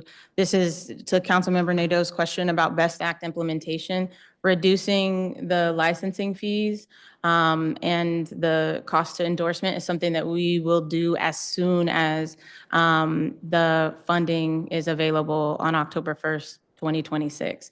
So $99 flat rate, no matter how many endorsements you have. There's no charge for it. It's just $99 per license starting October 1st. Thank you. What partnerships or collaborations is DLCP pursuing to promote entrepreneurship in emerging communities? And can you share a list of ward-based partnerships? So we will get that to you, the full list of ward-based partnerships. And absolutely, that's something we'll be happy to do. My next question, can you provide an update on the agency's progress towards meeting its performance indicators? What challenges have DLCP faced over the past year, and what strategies are in place to address them moving forward? Yes, so actually Councilmember Henderson is gone now, but it really pained me to not be able to like just rattle off numbers. I don't normally flip through the binder. I have the data pretty well memorized. Today I'm looking at our charts because I think the KPIs we meet all of those. If you go to the dashboard, we are absolutely meeting all of our key performance indicators and workload measures. And I think the thing that we consistently have to work on, though, is if we are getting all of our occupational and professional licensing licenses issued in 3 days from the time of submission, but we still get complaints, then are we really serving our customers in the way that we want to, right? And so we absolutely monitor and track our performance. It's on our dashboard. We issue business licenses in the time that we've said we would, but there's still more work to be done there. I think part of what we're doing is evaluating our relationship with Clean Hands, things like the certificate of occupancy requirement. Those are consistently what we hear from business owners. In the occupational professional licensing space, those matters where you have to wait to hear from the board, that creates a significant delay in some cases if you cannot just get your license reinstated, renewed, or approved. And so those are things where we need to identify ways to continue to make it easier for especially small business owners who are doing it themselves. And my last question, what are DLCP's top priorities in the coming year, and how do they align with the district's broader economic development goals? So our top priorities are, I think this is in order of sort of risk and interest, not necessarily in terms of scope and impact. So getting our vending legislation passed, it updates certain provisions in the current act that will allow us to do enforcement, allow people to come into compliance more easily, allow us to make it clear to individuals how and where they can vend in the district. Then BEST Act implementation, that is of huge interest to the public. It's broad in scope, it reduces costs, it simplifies the process, so that's really huge for us. Our Corp Online update, for a variety of reasons, we believe that our corporate registration system should talk to our business licensing systems, and they don't currently talk in the way that they should. And then building out our proactive consumer protection and advocacy function. Those are our sort of top 4 priorities. In my testimony, I provided 6, I believe, but those are the top 4.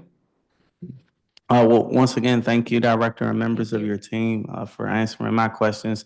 I look forward to building a stronger relationship and continuing to identify ways in which we can improve the overall performance of the agency to better serve residents of the District of Columbia, but specifically in Ward 7. So with that, I will yield the remainder of my time to Madam Chairperson to call on my colleagues. Thank you, Thank you. Councilmember. I'm going to go slightly out of order here because the council members have discussed among themselves how best works for them. So Councilmember Parker, you're up. Thank you, Chairperson Nadeau. And I also want to thank my colleagues, Councilmember Henderson and Louis George, for being flexible. I really appreciate it.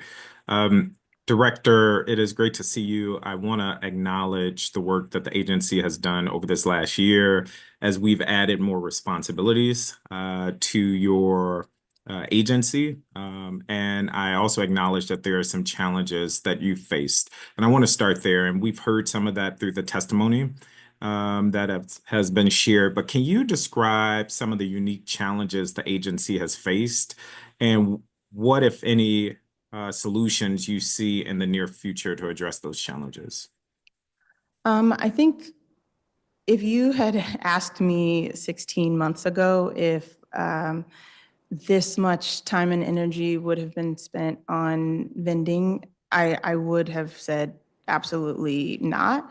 And I think one of the challenges is that we're attempting to do something that hasn't been done in a decade or longer, implement something new while also addressing, years-long challenges. So I named a few of the projects that we're working on. A lot of those are technical projects, and recruiting CIO with experience who understands how the district works, who understands change management. I would say that is actually a huge challenge that we have. And we are going to continue searching for some great IT resources at the salaries that we can.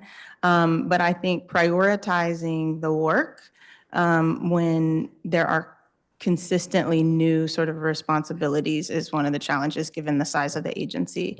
But what we do is we take the work that is assigned, we look at the legislation, we look at what we're supposed to do, and then we look at the resources we have to do it and figure out, is there something that we can change fundamentally to make this easier for our agency and for the public? So I think if you meant in general, that's my answer. If you meant with specific types of work, so like business licensing, clean hands is something consistently that people have challenges with. I know that the vendors mentioned meeting with me last week and talking through the site location, but we talked for a long time about sales tax. We talked about the quarterly sales tax minimum being a barrier and a reason why a lot of vendors choose not to get licensed. We talked about the registration and clean hands requirements and how that can sometimes present a challenge. We talked about sort of the nexus between the ability to vend and get a food handler certificate, which, you know, there are plenty of advocates who are working to try to help them pass the test, but that's the requirement, right? And so, I gotcha. sorry, that's the. No, you're good. You're good. And I appreciate you bringing up those areas of concern, some of which I look forward to providing policy solutions and working with my colleagues to support the agency. I wanted to delve in the limited time I have in two areas that are top of mind for Ward 5 neighbors. One is an issue of businesses operating illegally, whether that is a place or residence that is essentially operating as a hotel or some other venue that is not licensed to do that. I have seen where neighbors report these issues or concerns and nothing seems to really happen. Can you detail what is DLCP's process when you get a flag either from a council member's office or from neighbors about a business that's operating without a license?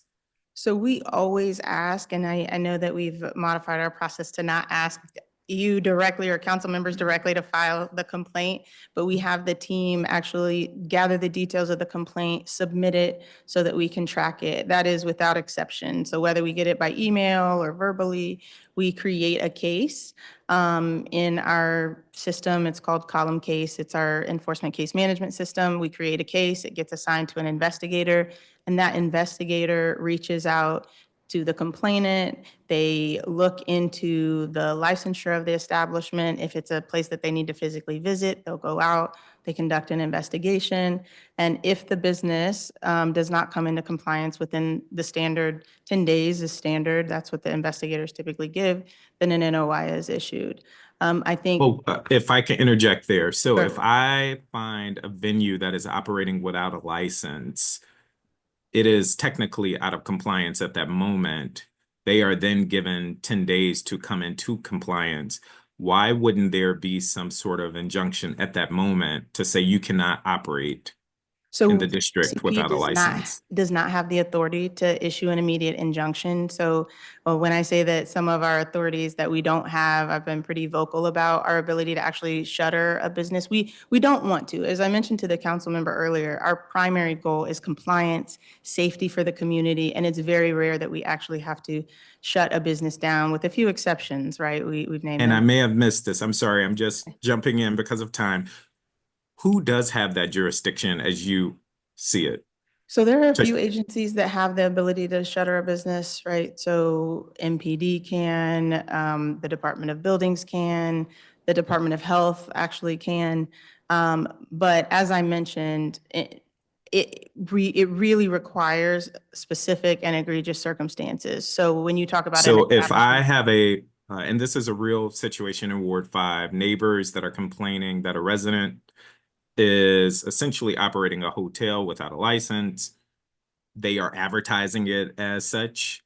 they don't have a license. DLCP comes out and says, you don't have a license, and therefore works with them to come into compliance. I struggle to see why we wouldn't crack down more forcibly in that situation. I want to move on, but that is an area that I think we need to tighten up. I hear you that we want to work on compliance, and I think in some general matters, that's fine, but there are some areas of concern, like the one I'm naming, that I think we just need to act more aggressively towards. I heard, I'm sorry. Sorry, I want to clarify. So Yes. what you're suggesting is if we get a complaint about an establishment that is believed to be operating without a license, you'd recommend that we shut the establishment down? Are there Immediately. specific does it matter what kind of business? Or is it any business I operating don't without think a license? anybody should be able to operate an illegal business or a business without a license in the district. And I think they should be shut down immediately, especially if you have neighbors reaching out complaining about such a business. Yeah, that would absolutely require a legislative change. And I think we would want to be very specific about the circumstances, particularly as we know now. So we've made dramatic improvements over the past 14 months in the notifications that business owners get about renewal and licensure. We've improved our processes, but it's still not perfect. And so differentiating between people who are out of compliance because they just didn't know or had trouble getting licensed, and people who are scofflaws and skirting the laws of the district, I think we would want to make sure that we could make a distinction and address it. I hear you. And we will certainly follow up, and Thank perhaps you. there is a policy solution we can work with this committee on. And Councilmember Nadeau asked another line of question that I was going to go on with around nuisance properties and revoking licenses. Your answer makes clear that that rarely happens, but you need the approval of the Attorney General to do so. So thank you for that. In my last minute, I just wanted to come and follow up on some of the responses you provided to the Owners Act hearing that this committee held. And I'll follow up in writing because I don't think I'm going to be able to do this justice. But I would just say, you mentioned a monthly external newsletter, if you can follow up with that, as well as you question whether or not you would be able to survey all of the businesses that are licensed in the district. Can you just speak to your team's capacity to survey which businesses in the district currently have a license with DLCP and what challenges you may face in trying to do that? Okay, so I will answer that question. So what businesses can we survey in the district? So we have access to email addresses for every business that is licensed in the district, and businesses that were licensed in the district but maybe let their license expire or lapse. So we have access to those businesses. I think in terms of surveying them, we would want to learn some lessons from the census that DMPED did, sort of like the business census that just happened last year. Wouldn't want to be redundant in our efforts, and also find out what worked for them and what didn't. I also want to clarify, we need the Office of the Attorney General to shutter a business, but not to revoke their license. So we actually have done this before, and the business can continue operating because we actually can't put chains on the doors and shut it down. So earlier I said that we needed the Office of Attorney General to revoke a business license. We don't. We go through our general counsel and we do that process, but we absolutely need the Attorney General to shut it down. Thank you. I'm over time. Thank you, colleagues, for being generous. Thank you. Councilmember Henderson. Thank you. Sorry, there was a little movement that happened back and forth. I keep thinking April is sending me notes, but she's just making follow-up notes here. So I'm like, did I be reading that? So apologies. All right. I want to keep going and sort of talking about some of the licensing pieces. Do we have any reciprocity agreements with Maryland and Virginia as it pertains to our occupational licenses? So this is one of our top priorities. Boards have each board has a different feeling about whether or not we should do this. So the Board of Industrial Trades, they're desperate for it, which we more than doubled the number of industrial trades licenses that we issued last year compared to previous years. Okay. And that's partially on the strength of our building a relationship with that board, promising that we are going to prioritize reciprocity, enforcement. Those are things that were important to them. Okay. And we can get you a list of which boards have reciprocity. For right now, formally, none of them have like official reciprocity agreements. Okay. Informally, a few of the boards will like have a meeting. If someone's attempting to waive into, that person gets special dispensation based on the facts. That's not how we want it to operate. Yeah, the ad hoc approach to this, I feel like, especially for something like industrial trades where generally speaking, you're working in all three jurisdictions. Now, Same for architects and accountants. Yes. Yes. Now, I recognize reciprocity can be very difficult because our friends to the south of us in the Commonwealth do not do background checks. Yes. For security, we probably, Yeah, I get it. Okay. But this is something that you all are going to be working on in the Yes. next year. yes. Okay. It's going to make a big difference. So I can ask you during budget, what's your timeline? Yes, you can ask about the timeline. I think, for certain boards where we have a shortage of accountants in the district. Right. And so we'd prioritize reciprocity in that field first. There are also boards like the Architects Board where they are ready. Like Mr. McGee, he has all of his, he's ready for the legislation whenever we're ready. So I think each board has prioritized it a little bit differently. Okay. We're prioritizing based on need for the district and things like that. Okay. I will just say for those who are listening, I know from the health side, reciprocity agreements can take a minute to get in effect. So let's not think that it's happening overnight.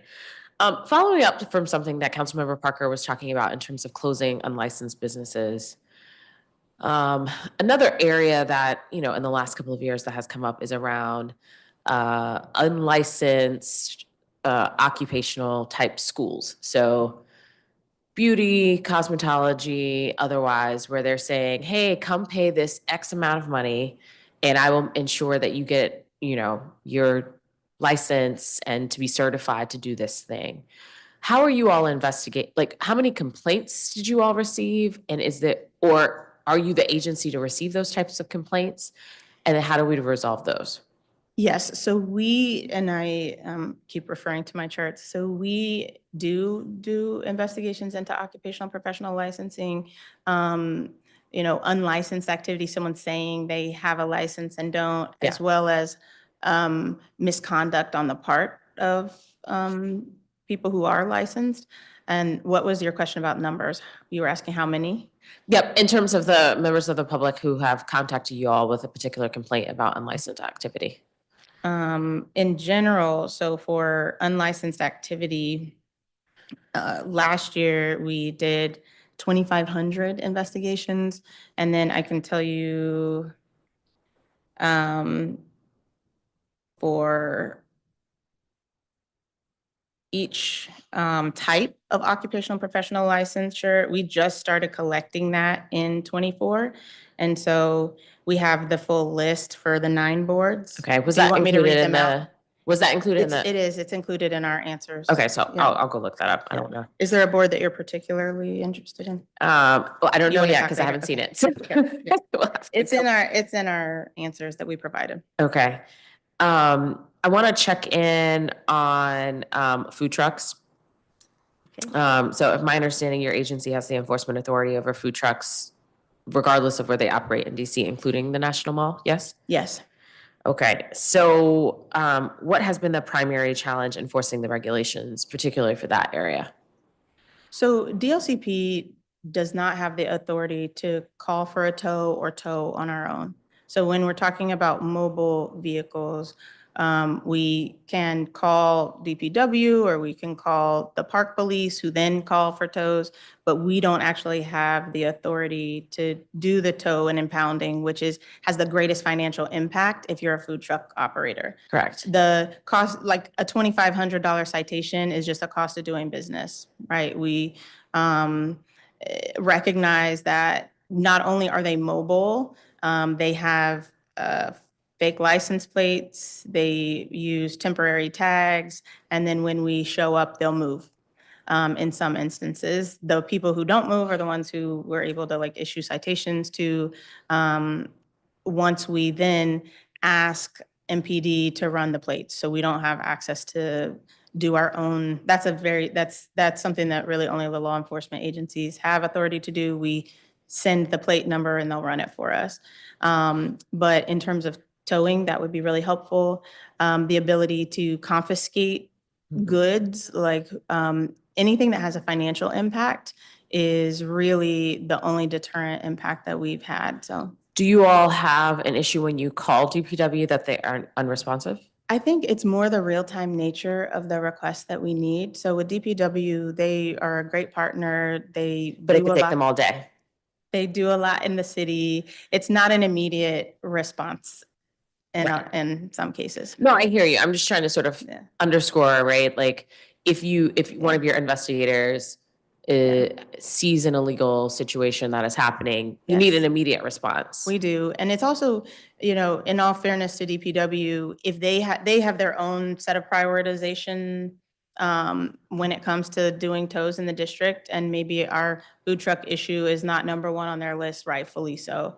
And so having sort of the ability to have dedicated tows for this purpose would be really important to deterrence, which is our goal. Okay. Do you feel like there is a role that perhaps DC Health can play in this food space?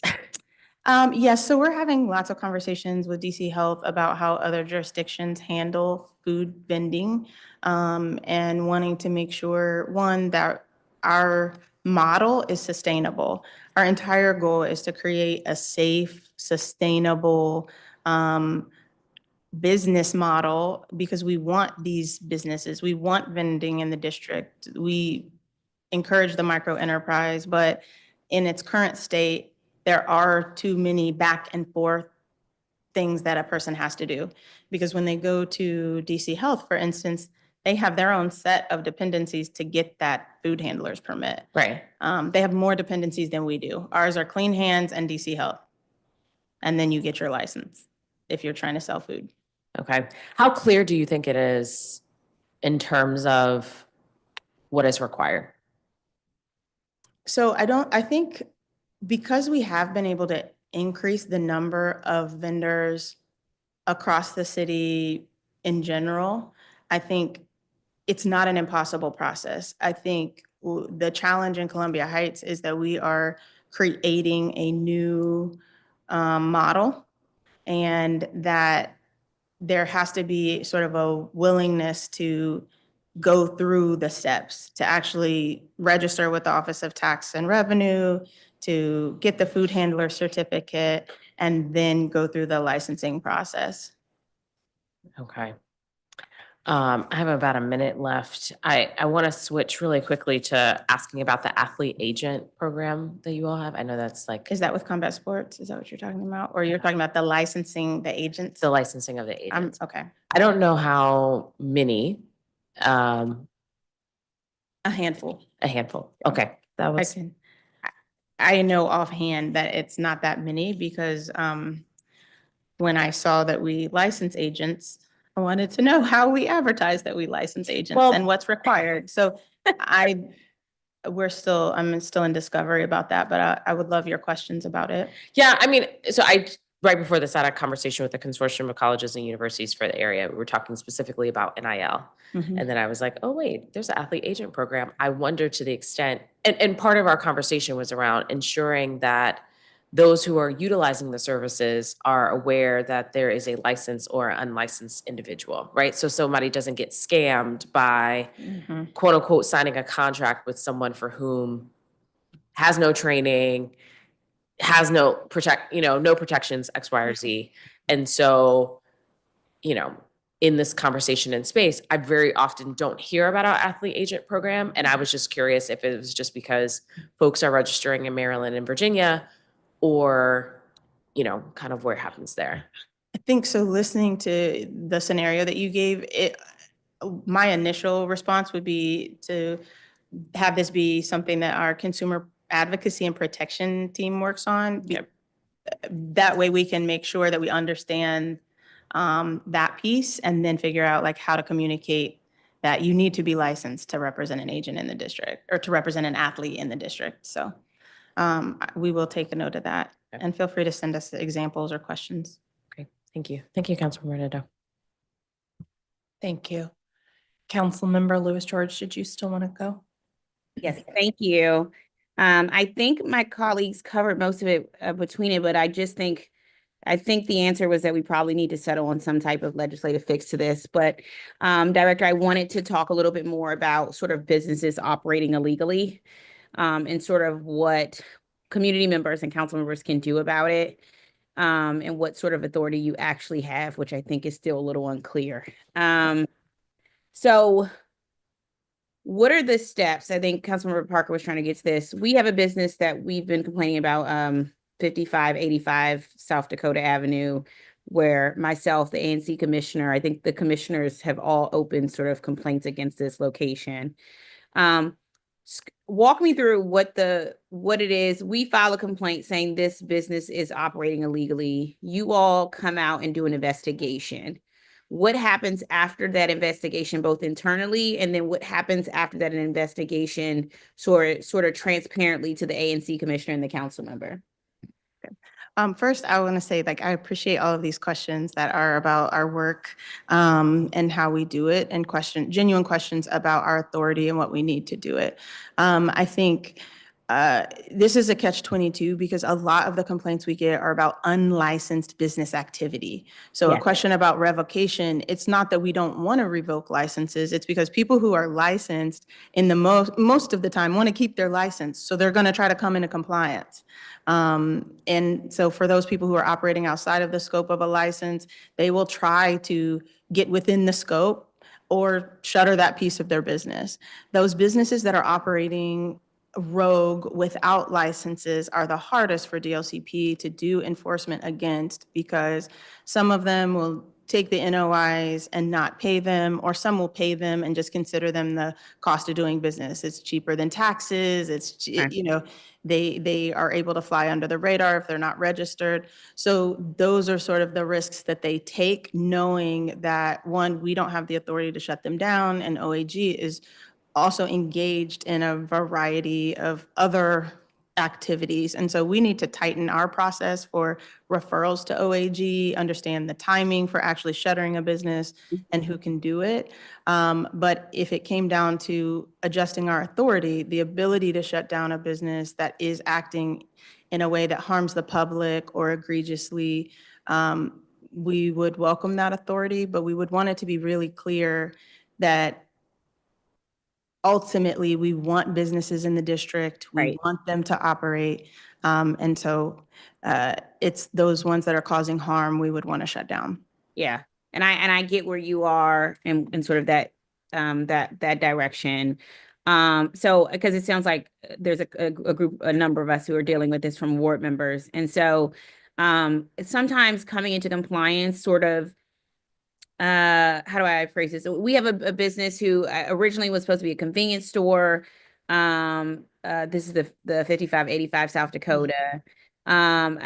Based on what they had, they were supposed to be just selling like convenience store things. But we have an issue where they're selling flavored tobacco, flavored individual cigarettes, hookah supplies, butane, cigars, gas masks, weapons that are illegal, right? When we give the complaint, you all then come out and do the investigation. When you come out and do the investigation, they hide all the paraphernalia. They pretend like they don't sell any of these things. There's been a point where, like, when I came, they pretended the store was closed, like they just closed the store. So I guess we're frustrated as a community because we're trying to figure out sort of how do you all determine that someone's in compliance or isn't in compliance? Do you sort of do I don't know how to call this. Like spot pickup. Yeah. So we did, our investigators, when we were doing SINAR and the flavored tobacco items, they would go in undercover is a little bit strong, but they would go in and make purchases and things like that. Did you say that this 5585 South Dakota, they're selling weapons? You said they have weapons, but they hide. My community believe they're selling things like, I don't know, little pepper spray, knives, things like that that are supposed to be sort of not supposed to be sold there. I think when it comes to weapons and things like that, we always involve our partners at MPD, which is part of the, and they have a lot to do, but we absolutely always involve them. And they do have the authority to shutter a business that where there are weapons or drugs pose a public health risk in a way that is criminal.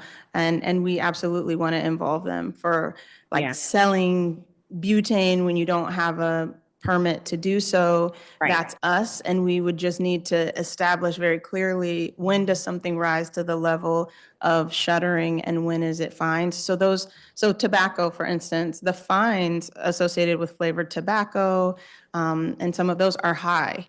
But this is where our partners at OAH also make a difference. There was a while when they were settling these for a little bit less. And so I think it takes a comprehensive government effort to address some of this unlicensed business activity. But as far as DLCP is concerned, we do try to work to the extent of our authority, but we can most certainly tighten up our processes for referrals to OAG until something else changes. Okay. So from a community perspective, because my ANC commission and my neighborhood association is particularly, we're trying to figure out sort of, MPD has said that they couldn't shutter, they're not allowed to sort of shutter a business, that DLCP has to do that. I'm hearing you say that you all can't sort of do a immediate stop, like I'm calling a stop work order, but a stop business order. I think what Councilmember I know what you mean. Parker was alluding to, something of that nature, in order for somebody to come in compliance. Do they have so for this, the team sent me some information about this South Dakota Avenue. Is there, I think Councilmember Nadeau asked about this earlier, video evidence? Is there something? Yeah, community members have taken pictures and videos, and so I can obviously have them send the conglomerate of all that they have. We've been out a few times. It looks like we've been out. Yeah, you have come at out. least 3 times, yeah. And they have their certificate of occupancy and all of those things. So we got to figure out what the gap is, like what. So I think what's happening is people are like getting like their convenience store licenses and then selling all this extra stuff. Their convenience store, but then they start selling flavored tobacco and cigarettes and butane and all these illegal things, and sort of they know that the accountability, we don't have it, we're not in order as a district as far as being able to hold them accountable. So they're like, they recently changed their hours to 24 hours, which also threw the community in a loop that a business could just change their hours to 24 hours. And so then during the late night hours is when they're doing a lot of the selling of individual cigarettes, et cetera. And so for me, it is causing harm to the community. This is the type of business that is causing harm to the community and then going back to their neighborhoods that are fine, but coming into our neighborhoods to sell illegal and illicit items. And we don't have, it sounds right, like to me right now, we haven't given you all the authority enough, or we're not doing enough closing of the loophole to sort of stop businesses from coming in as grocers, but then really being sort of illegal activity hubs for our community. Yep. And I think this is a real concern, and one that Councilmember Parker has shared with us before about his ward as well.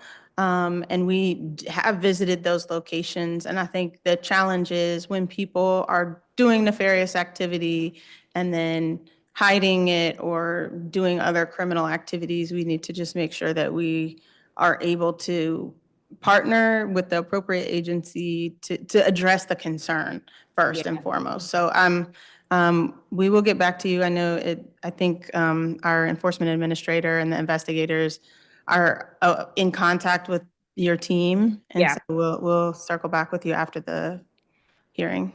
Great. Thank you. I appreciate it. It sounds like Councilmember Nadeau Councilmember Parker and I have sort of a concerted effort to work with you in the committee to see if there needs to be some type of legislative fix around accountability enforcement. We're happy to work with the committee on anything that would be productive for making our communities safer.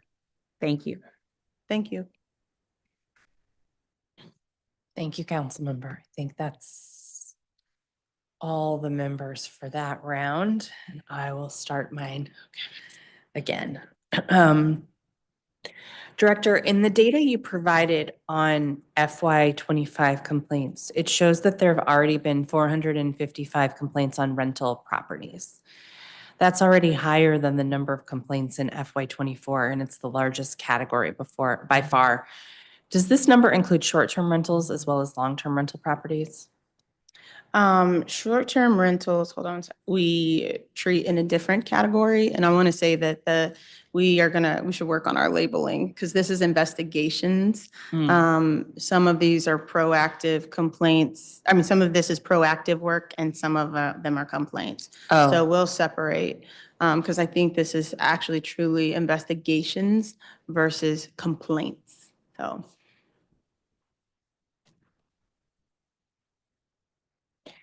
Are you able to categorize those? Yes, we will. I'll send it after the hearing. Okay. Does that number seem high to you? So not knowing the volume of proactive work, I think if those were complaints, it would be a crisis. If we've received 496 rental housing complaints, I would say that would be a crisis. Proactive rental property cases, 411, that's not. I would say that reflects an accurate picture of sort of identifying those properties where they are either not renting anymore or need to get a license. And it only becomes a case if they have let their license lapse and need to come back into compliance. Are we comparing apples to apples in the sense that the number 455 is what we have for FY25, but that looks a lot higher than the number that we saw for FY24? So for FY24 in total, there was 411. In FY25 so far, there's been 455, and that is because of that proactive work. So for 455 to be in the first quarter, and I was talking to the team about this because the way that they're going about it is actually bringing more and more businesses into compliance. So I'm not concerned. I'm encouraged by that number going up. And when we parse the difference between the proactive investigations and the complaint-based, then I'll know whether or not to send it to you.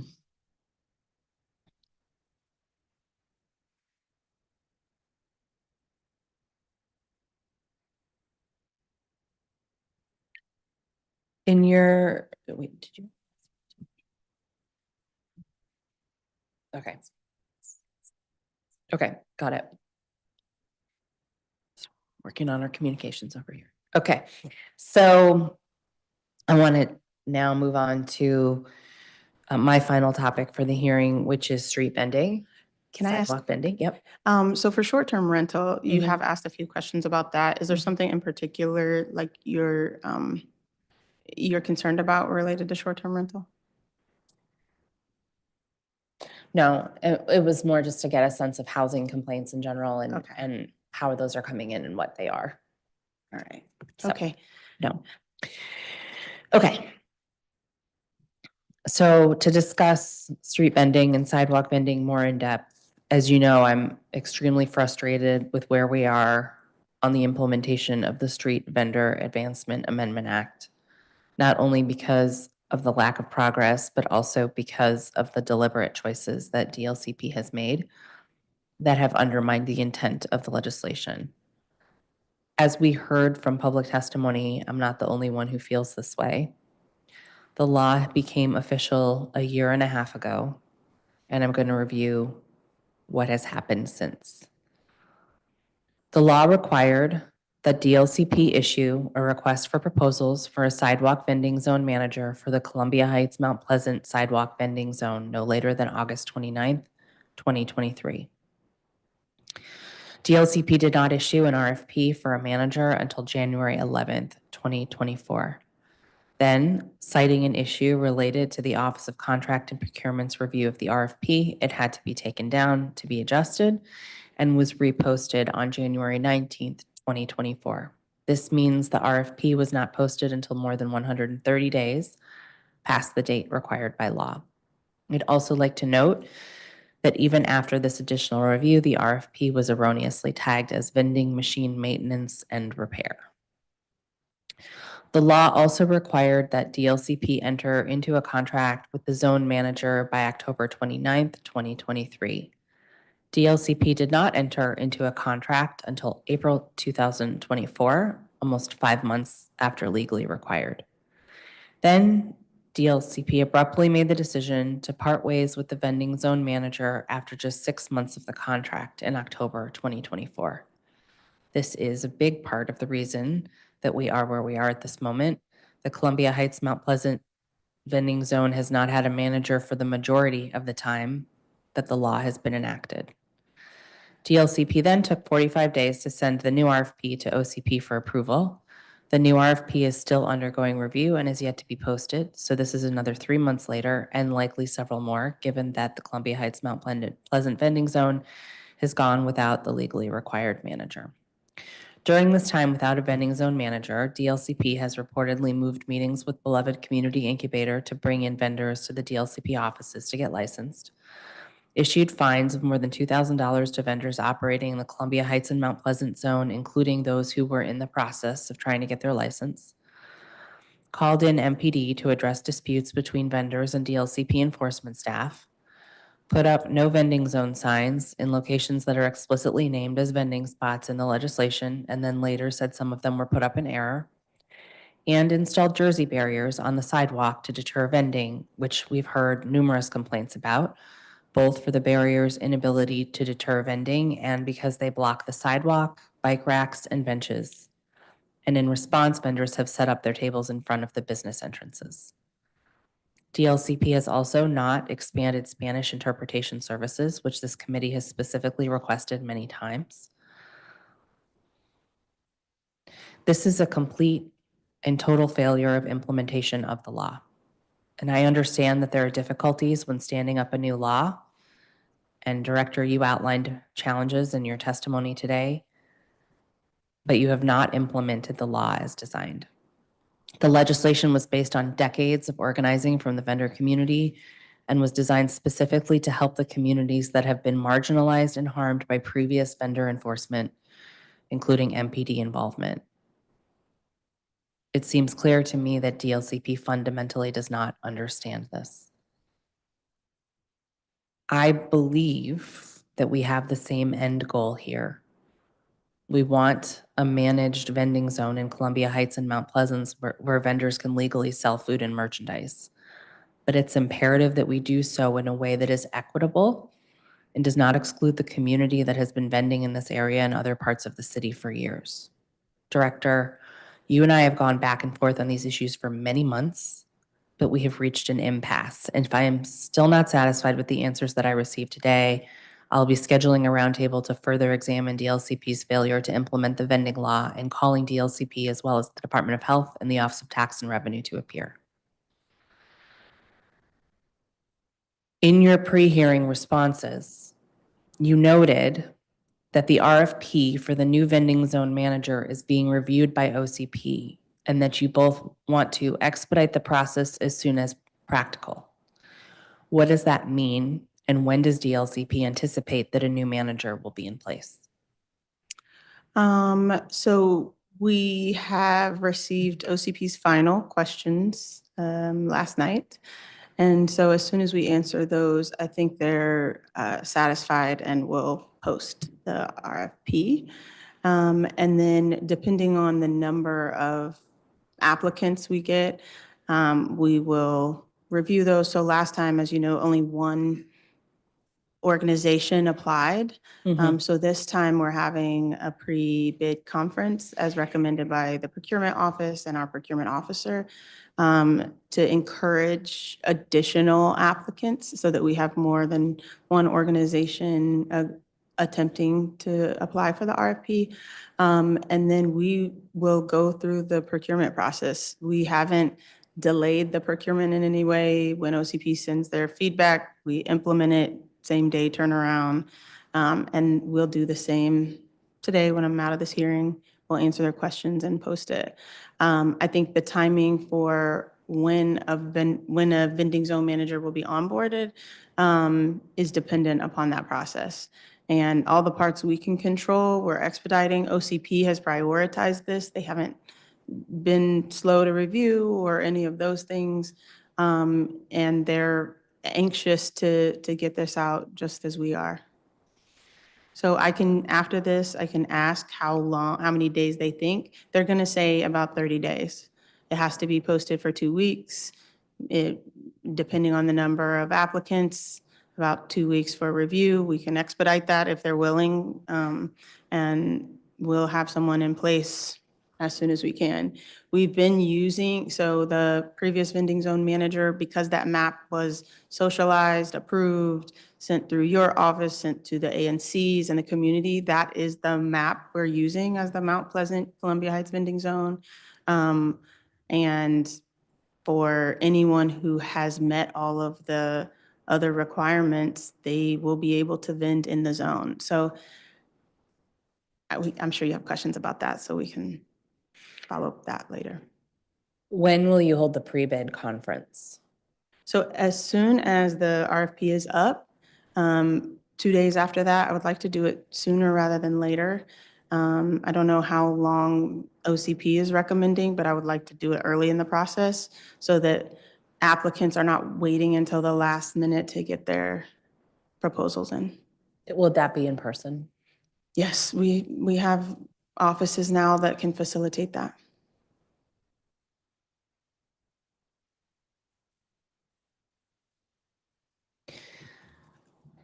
Councilmember Parker, if you'd like another round, just turn your camera on to let me know and I will pause my questions.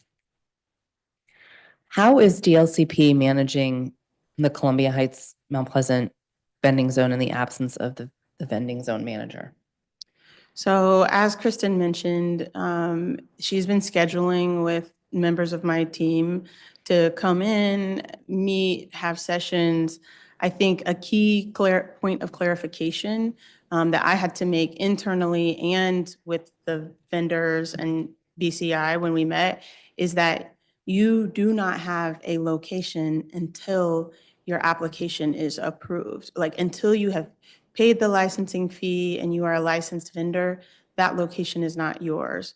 And so for Enrique, for instance, that is his location because he received his license grandfathered into the specific site location model. So that's his location. No one else can vend there. That is his spot. There's no question about that. So we have been working with vendors to get them licensed. We are about to send out communication on our website in the newsletter about an appointment-based model if you want in-person vending support. That is to establish controls, make sure that we communicate with the person what they need to bring if they want to leave with a license, and make sure that our sister agencies are prepared to support should that be needed.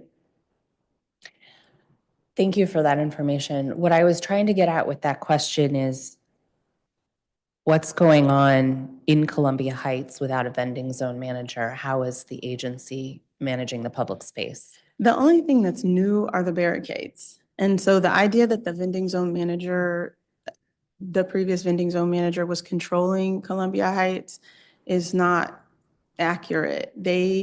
That vending zone manager, and we all agreed that it was not working the way they anticipated beyond the site location, beyond the digital divide or system challenges, that they were having a challenge getting vendors to want to be licensed. And that was not about trust in DLCP, it's about trust in registration for taxes, the quarterly sales tax, clean hands, wanting to do food vending, but not being able to qualify for the micro enterprise kitchen license or a food handler certificate, and not knowing or being willing to do merchandise vending instead, right? And so I think there are a variety of issues here that made it very difficult for vendors to get licensed. And those ones that did are frustrated because there's no difference in Columbia Heights between a vendor who is licensed and a vendor who is not licensed. Apart from, if you are willing to produce your name, then we will issue a citation to you for vending without a license. And so I think the vending zone manager was frustrated. We recognized early on that there were certain things that had to go along with the incentives, right? So amnesty is good, and we have not denied any amnesty application, neither has OTR. There are 4, I think, that have been through and approved. There just aren't many because it requires registration with the Office of Tax and Revenue. So Columbia Heights, in terms of vending and public space, is messy. That was with the vending zone and without a vending zone manager. Like what I'm trying to get at is on the ground in Columbia Heights right now, how would you describe DLCP's presence? So this actually, the union was commenting on this. We do a rotation. I do require that we put eyes on vending hotspots in the district. So that's the National Mall, which is dead really at this time of year because, who's out there. Columbia Heights, and for anyone who says we're not all over town, we go to Congress Heights, we are in Golden Triangle a lot, Chinatown, we're at downtown at Capital One very frequently. So there's no place in the city where we're not actually doing monitoring of vending activity.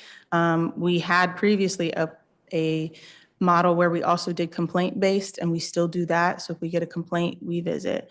So in Columbia Heights, we do that as well. Not a week goes by that I don't actually get a complaint about vending in Columbia Heights to my email, and the team will investigate it, but they also do a rotation.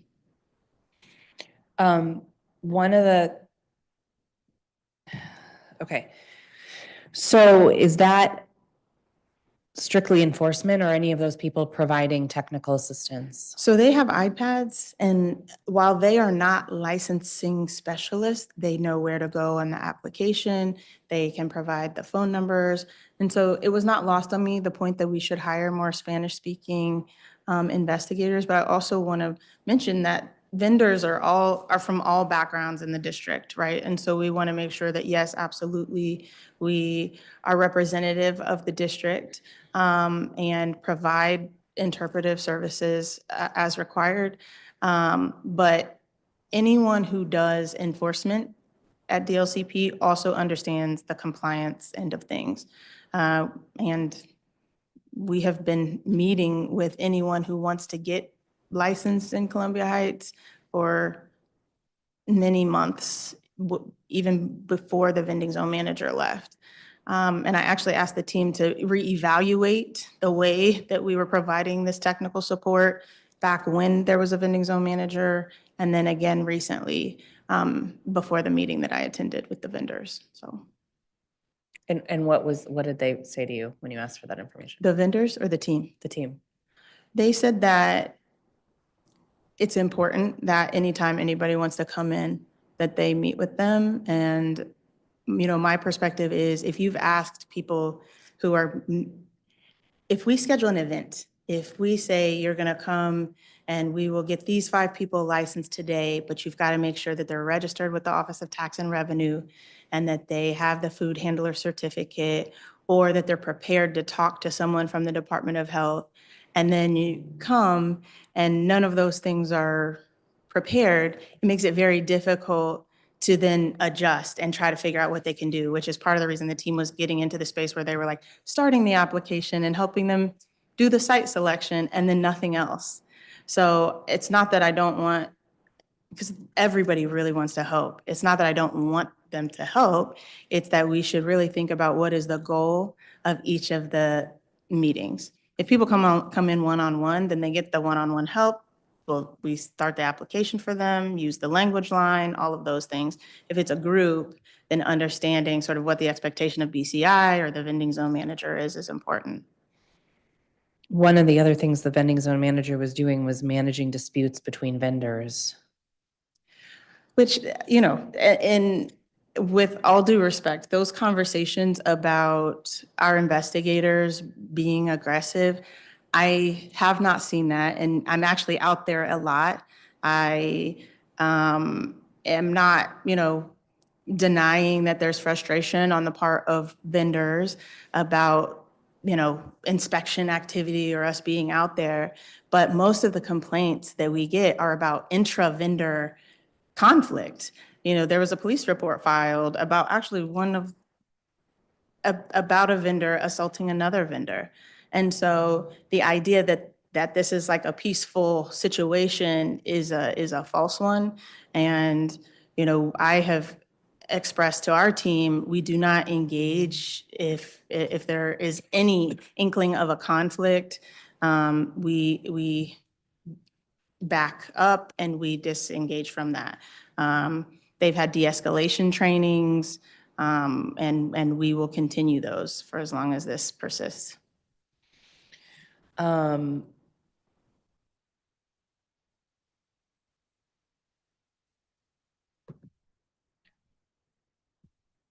Okay, so you agree that it's helpful to have somebody there doing conflict 100%. resolution that's not you guys? Yes, and early on, and this is pretty public, that I felt like some of the things that the vending zone manager was being asked to do were inherently governmental, and that we should just staff up to be able to manage the remember. zone in the first few years, right? And so I think now,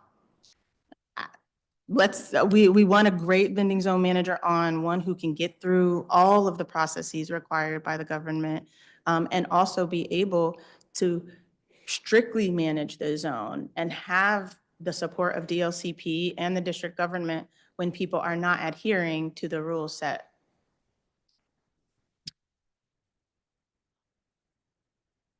How do you plan to ensure the manager can do all of this in round two? I think one thing that we were a little bit naive about is there was really just one person supporting at the vending zone manager that we had previously. They didn't have the scale to do all that needed to be done, right? Jeff keeps talking about 40 vendors needing support. One person cannot do that. And if a vending zone manager has a lot of responsibilities and only one person to manage this particular vending zone, that's not enough. So in our review of applications, and no one is barred from applying to this again, but it will require that they demonstrate proper staffing. And I think it was $125,000 that was allocated to this. That's maybe one FTE. And so it has to be a vending zone manager who doesn't need the money to function. They're doing it to prove the concept. They're doing it because they believe in it. They're doing it because they see it as an innovation opportunity, and not because $125,000 is going to keep the lights on. So.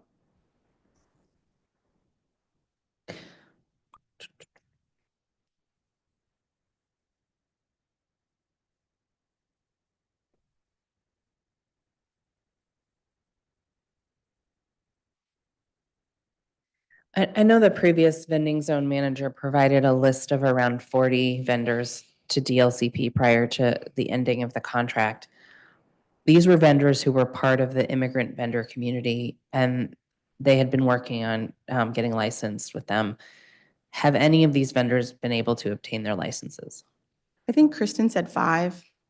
And I think the last visit to our agency, there were about 13 people.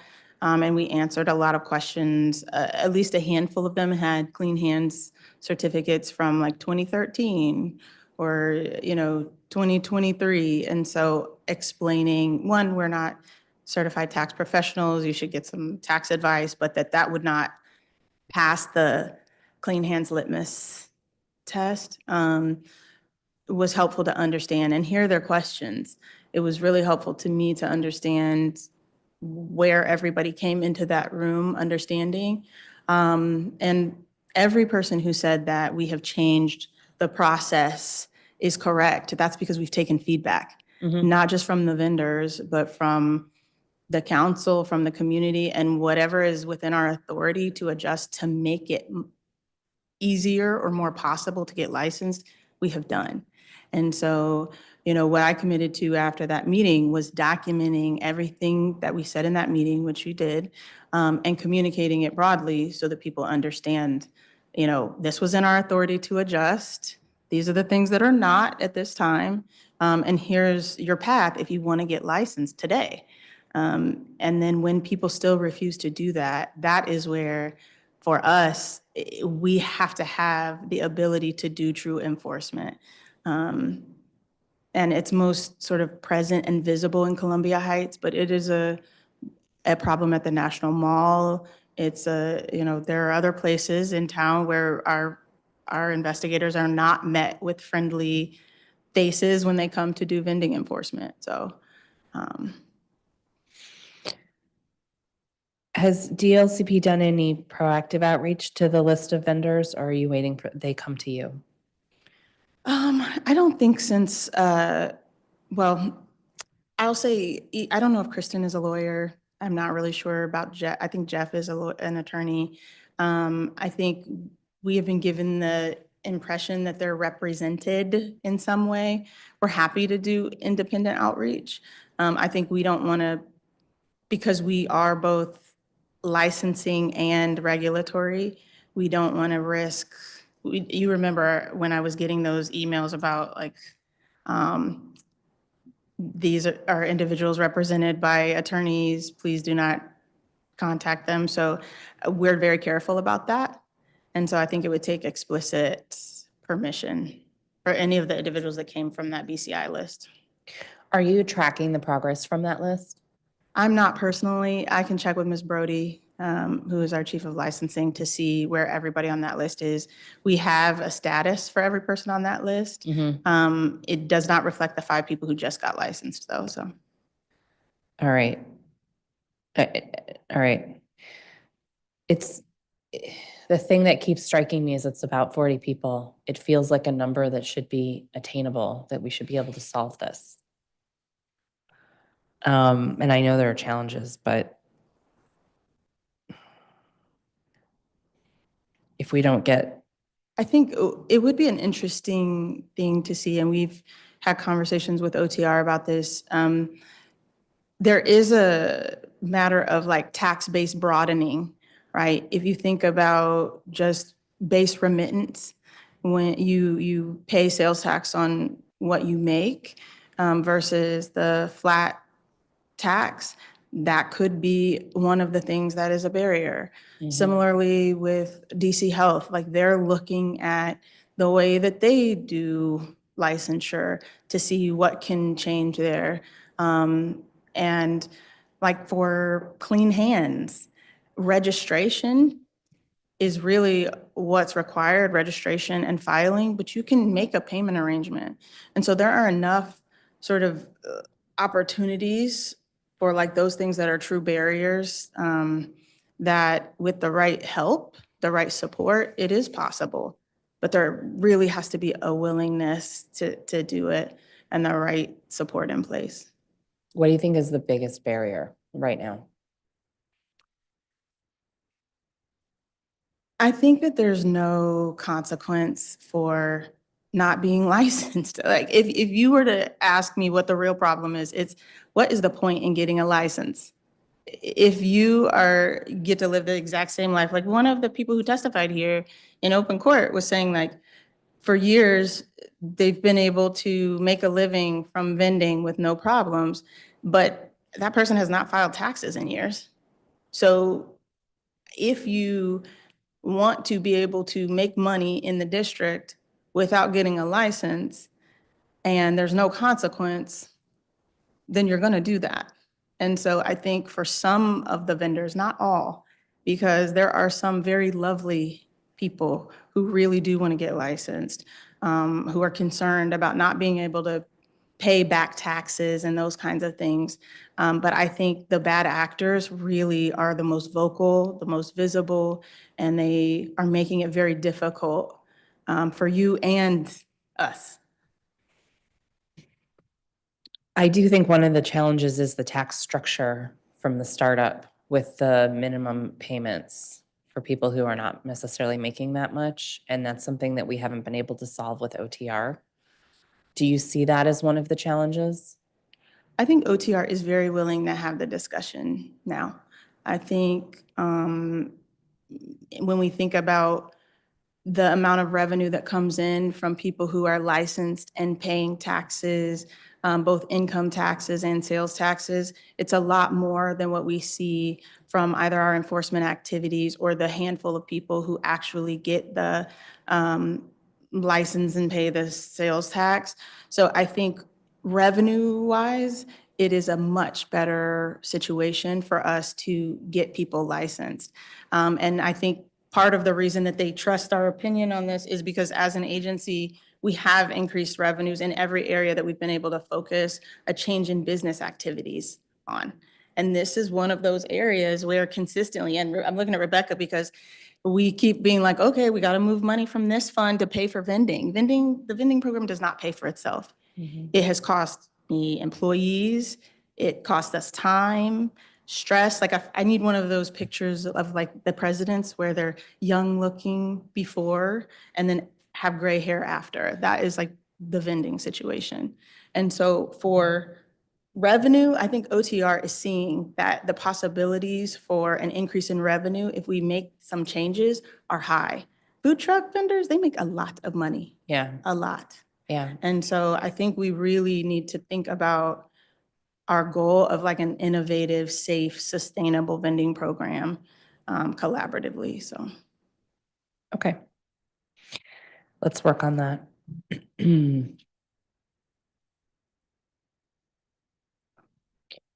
How many vendors are currently licensed to vend in Columbia Heights? 9. You've mentioned previously that there are licensed vendors outside of the community that works with BCI or the previous manager who've expressed interest in vending in Columbia Heights. Do you know how many of those there are? No, but I'll find out. And actually BCI has been helping people outside of Columbia Heights get licensed too. I think Keisha can speak to that a little bit. Some people are like, I give up, I'll vend elsewhere. So. Yeah. Yeah. No, I know they were focused on that too. While there was a vending zone manager to give space for the program to start up as well. Okay, let's discuss the issue of vending spots and the vending zone map. I've heard different things today about whether the vendors get an actual spot in the zone. You've noted that vendors have refused to move from certain vending spots near the corner of 14th and Irving. However, before the vending zone manager was dismissed, I saw that they had reached an agreement with the currently operating vendors to move to new designated spots. So what's happening with all of this? So that's what we had been told, that they'd agreed to move to new spots. And the vending zone map, we approved it, but there were 2 spots that were controversial because ideally no one is at 14th and Irving. Like the Bank of America, you should be able to like head up both of those ramps, get to PetSmart, Chick-fil-A without having such a narrow walkway. It's dangerous. It's the use of those benches. Like I read the complaints about people not being able to access the benches or the bike racks. People were not really able to do that before. And so once we came to an agreement, I think thankfully you helped, like past Ladle, we can vend on 14th Street, but no one on that corner. We said, go ahead, start placing people there. And we did not see anyone move. I think we've been exploring for at least a year, a model similar to other cities where you have a general vending license and it doesn't require a like parcel identification and address. You get licensed to vend in the District of Columbia, and you can vend in a spot that is legal and not already allocated to like a grandfathered in vendor. And so for Columbia Heights, because there are so few vendors approved and so many locations, 49 available, that made sense use that model now. We have the authority to do it, and we're going to make that even clearer. But you get your license. It takes away the site selection complication and competition. You get your license and you can vend in the vending zone. When the vending zone manager is selected, then they will have the ability, as the law gives them, to govern the entire vending zone and determine, do you need a rotation? Do you need site selection? They have that authority. As an agency, we also have the authority to say, for now, just to get you licensed and in compliance, you have a license and you are allowed to vend within the borders of the Columbia Heights Mount Pleasant vending zone. And so we drafted that policy and we will send it around. When did you decide to make the change? I decided to make the change 16 months ago, but we really needed to operationalize it, and there were a lot of barriers to it, not the least of which were people who had just gotten a license, and so they had sites selected, but now we're nearing the end of the renewal cycle for a lot of those folks, and so changing the model is one where it's more possible now. And then collectively with the leadership team at DLCP and looking at the Office of Planning suggestions and looking at how they do it in other jurisdictions like New York, Chicago, other places, this is what made the most sense. So So do you we voted on it. anticipate the vending zone manager then determining where people go within that area? So the vending zone manager has the authority to decide, okay, I actually like this. And not to be derogatory, but other cities, they call it a peddler model where you can move. It's a mobile license.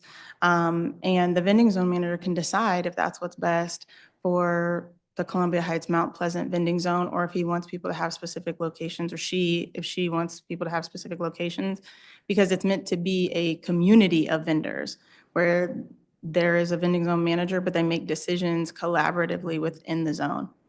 Yeah, I'm just worried about the level of conflict we already see over spaces. That's that is like when we had the discussion, that is one of the risks associated with that is like people wanting a site that they see as most desirable. But beyond that 14th and Irving location, the rest of the zone is fairly, the amount of traffic is similar. We don't see as many conflicts over other areas as we do that corner. That corner is really what we have seen by experience as driving most of the conflict. The one area where people might see as the most desirable is the plaza, which we have access to on certain days. But there are a lot of rules that will be in place for using the plaza. You've got to clean up, your materials, you can't leave them, things like that. And so maybe people won't want to be there, but that's the one area I think within the zone, the new zone, where people will feel is most desirable. So maybe a rotation for that area. But we are prepared to work collaboratively with the vending zone manager to help facilitate these decisions, to talk about them in advance during the selection process. It's one of the things that we requested they have a plan for at the point of application for the job, so. What will happen to the vendors who've obtained a license and a site permit for spots in the zone and are actively vending in them now that it's going to be open?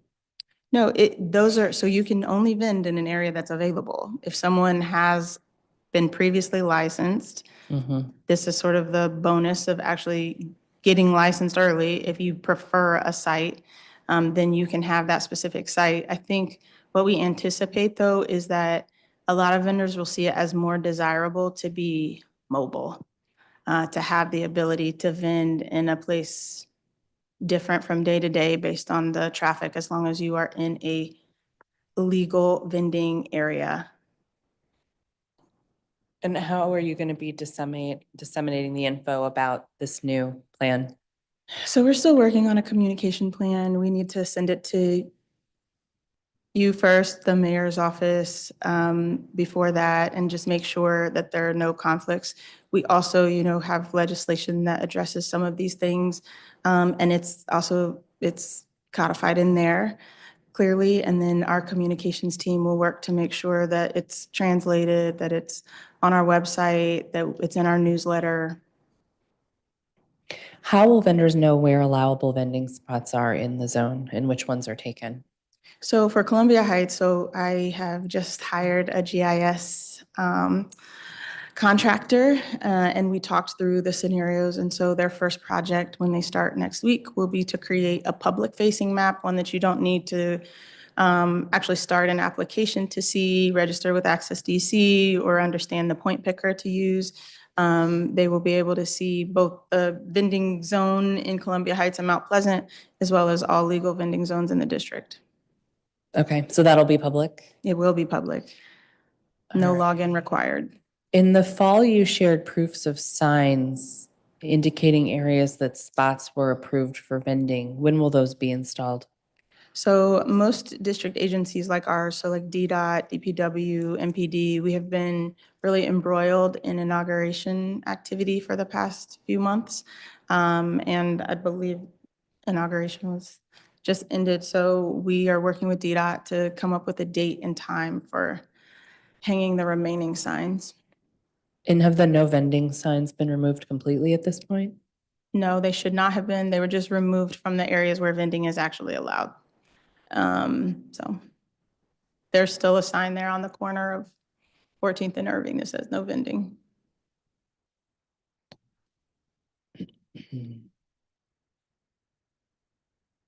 Okay. So based on what we've just discussed, it's clear there have been many changes to how DLCP is implementing this law and allowing vending spots, even in just the past few months. Department of Health also just updated the micro enterprise home kitchen rules in December. It's concerning to me that we're fining vendors more than $1,000 for not having a license while the process to obtain a license is constantly changing. And as I mentioned, enforcement staff were in Columbia Heights inquiring about licensure status at the very same time that this new license process was being communicated to vendors and stakeholders for the first time. Can you see how this is sort of counterintuitive to the goal of the legislation and has eroded trust in DLCP? I can see that if it hadn't been a year and if it had not been possible for anyone to get licensed, and if we had not said, okay, whatever the current process is, as long as you meet the requirements, you will get a license. Like this individual, and I actually went back and I need to like find my notes, but I went back and looked at this case when you sent it to us to see if there was any evidence that this person in particular had been seeking us out to get licensed and just wasn't able to, if she had a merchandise license, or if like she'd been trying to get a micro enterprise kitchen license and was just selling like prepared foods and packages, and that wasn't the case. And so I didn't provide any details about that, but I think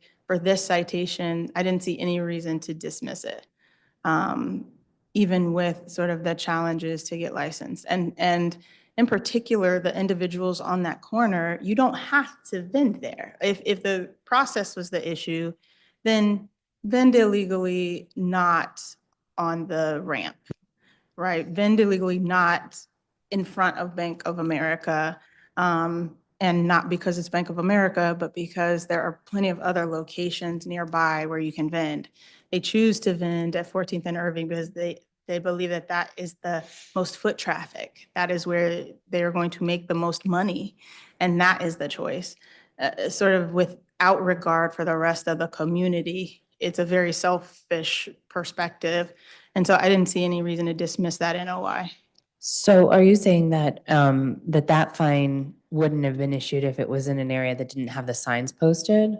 I can't speak on that. Like I would want to examine it on a case-by-case basis, but I don't think any of the individuals who are down further have received an NOI. I actually wish we could issue tickets for chaining property to the lampposts overnight in any area. Yeah, I also wish we could find a place for people to store their belongings. That's been a huge challenge. The same property owners that complain about the vending have been unwilling to work with us on utilizing empty space that they have. So it's sort of frustrating. Just the one thing I've been trying to figure out is where did they store the items before? Like when, in the glory days of vending in Columbia Heights, where were they storing all of the materials?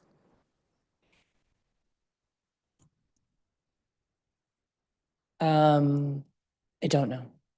Because I think that, like, I ask questions, I want to figure out why why there's sort of a refusal to change. And I understand our part in it, and we're working on that very actively daily. So I think the answer is probably some combination of in places that didn't really fit the items, and also maybe places that don't exist anymore. But interesting. okay.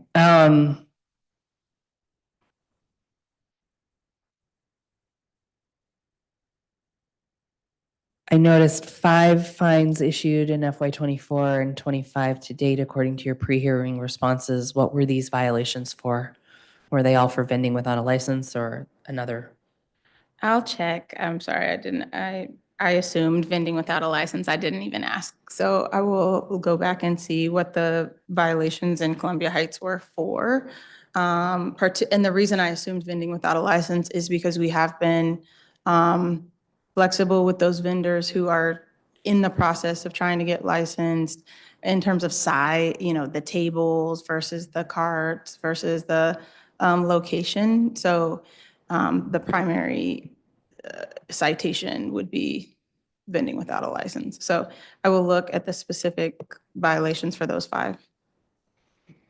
Okay.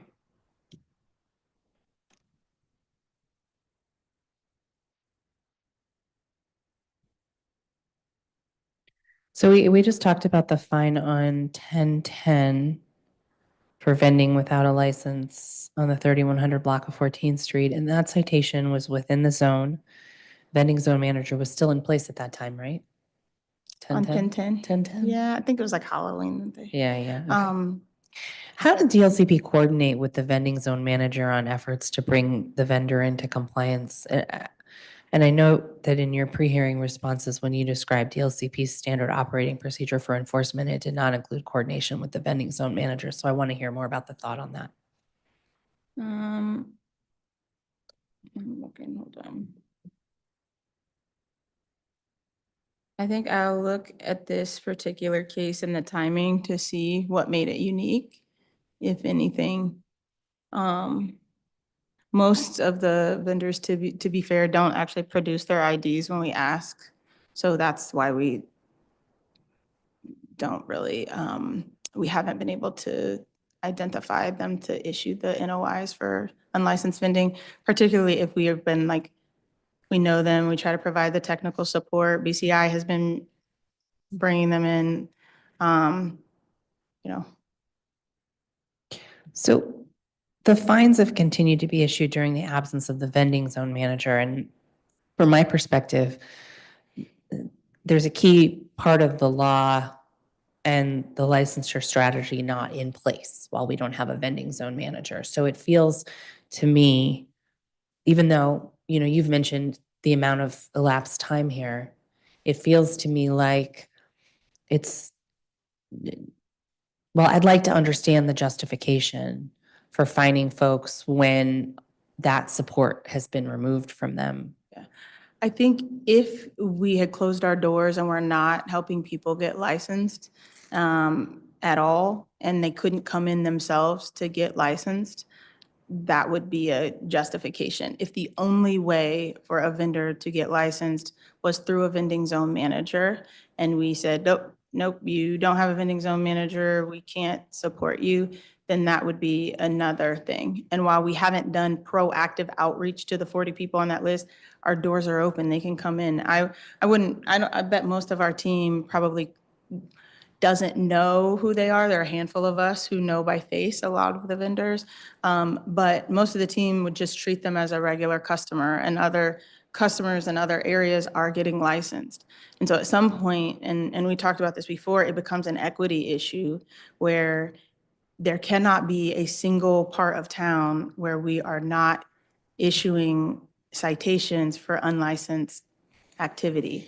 And it actually is a little bit, and they'll tell you, when I look at the numbers and the low number of citations specific to Columbia Heights and Mount Pleasant compared to our total number of NOIs, I think it reflects respect for the law, the intent of the law, and the technical support to be afforded to these vendors. But there has to come a point where we treat everyone the same. If you are trying to get a license, you don't need BCI to bring you in. Everyone has been trained several times on the language line. We have at least 3 members of the licensing team who are bilingual, Spanish only, and I think 1 member of the team who speaks Amharic. But we have the ability to license people who come in to get licensed, or call, or For work sure. online. I guess or use there's the sort of chatbot. so I would say, I hear what you're trying to say. I don't think you mean treating everybody the same. I think you mean treating everybody equitably, because Yes. because I know Yes. you, and I know that Yeah. that's how you think about things. But so here's the disconnect, I think, because I love that all those things exist when you go in. What we're hearing on the ground is that the interaction with the enforcement people isn't necessarily getting folks in the door. Like they don't want to interact, you're saying? Well, okay. Well, for example, I mean, I'd love to hear what you think is happening, but some of the things that we hear are, for example, that it's more of you're unlicensed and you're going to get fined if you don't get licensed, and here's some materials that you can't understand or read, and everything's very scary. And so rather than someone coming around saying, hi, I'm here to help, I am a person who helps businesses get licensed, and I can speak to you in your language and here are the materials in your language. Like, do the enforcement officers, that's not what they're called, I'm sorry, do the enforcement staff, do they use the language line when they're in the field? They do. They have the training to do that. But I also want to speak for my team. Like they absolutely do use the language line.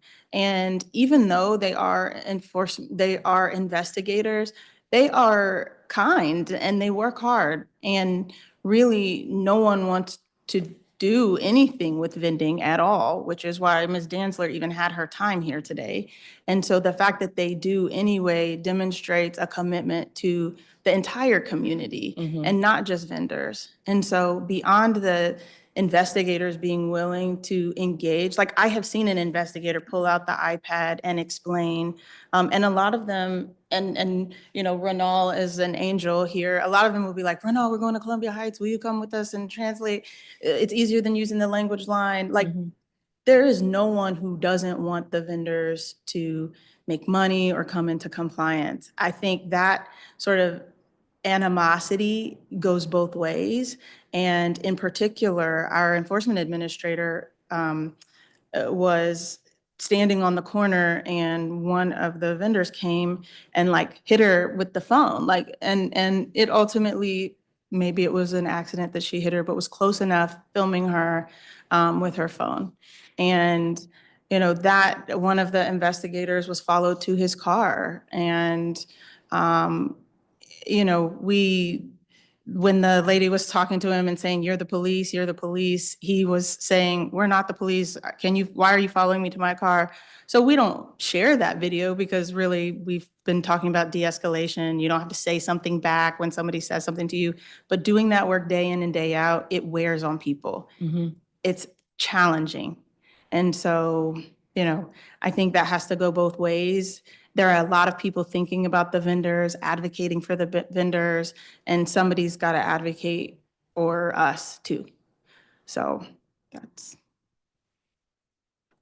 Thank you. So another issue that arose from the January 15th visit to DLCP with the vendors is that there are vendors in Columbia Heights who have obtained a vending license but have not yet received their badges due to what was called an internal issue. In this instance, a DLCP enforcement staff member did not believe that a vendor had his license because he had no proof. And the vendor was able to call a member of the BCI team who happened to be at the DLCP office and could hand the phone to a DLCP staff member who could tell the DLCP enforcement staff in the zone that this vendor was licensed. But if BCI hadn't happened to be in the office, I'm not sure how that situation would have been resolved. Are you aware of this situation and how it's being resolved? I am, and I asked about it, and what they said was that the woman was, the person was on the, blocking the sidewalk between the corner of 14th and Irving and Bank of America, like blocking it so you could not get by.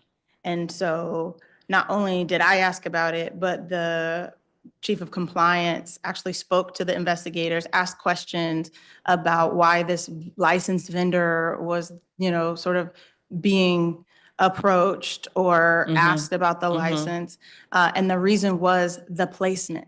Now, I understand that the barricades make it more difficult to vend at 14th and Irving.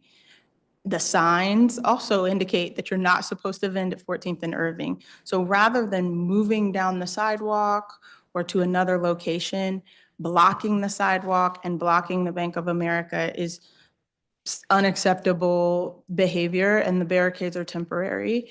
But when that investigator said, well, they were blocking the sidewalk, they would not move. And so they have been trained to let people know when you're blocking the sidewalk, please relocate. And so I felt like in that scenario, I didn't hear the exact tone or language or any of that, but imagine trying to clear the walkway. You are not a police officer. You actually don't have the authority to make them produce a driver's license. You can't call the police officer who's across the street for assistance. You cannot touch or move any of the goods. And you ask someone to move, and that person has their advocate on speed dial who is a lawyer, the council member's office available, and 3 other people who will ride bikes by while you're trying to do your job. So I absolutely told them they were fine. So I didn't have any complaint about how that investigator handled that. So there wasn't an issue with credentialing? I don't know anything about the ID badge situation, but I will find out about that. The badge You just machine mentioned that the barriers are temporary. Can you say more about that? Yes, we are planning to do some beautification, of course, but also we want to make it clear when we put the signs up that say, this is the Columbia Heights Mount Pleasant vending zone, where the vending zone is and where the vending zone isn't. We have to schedule when our sister agencies can be available. And so the timing didn't line up for the installation of the signs and the neat placement and painting of the barricades. So the barricades we see as a temporary solution while we work with the Commission on Arts and Humanities to think about an art installation or a permanent indication that this corner is not part of the vending zone. And so, I also wanted to make it easier. There are vendors who, when we put those up, they chose to scoot down, right? And so that was helpful.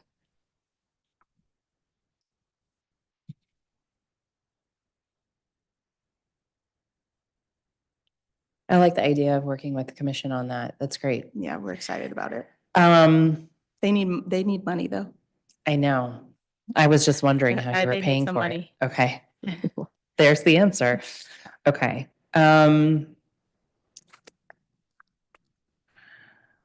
We talked a bit already today about the language access compliance reports that OHR releases annually, and someone brought up the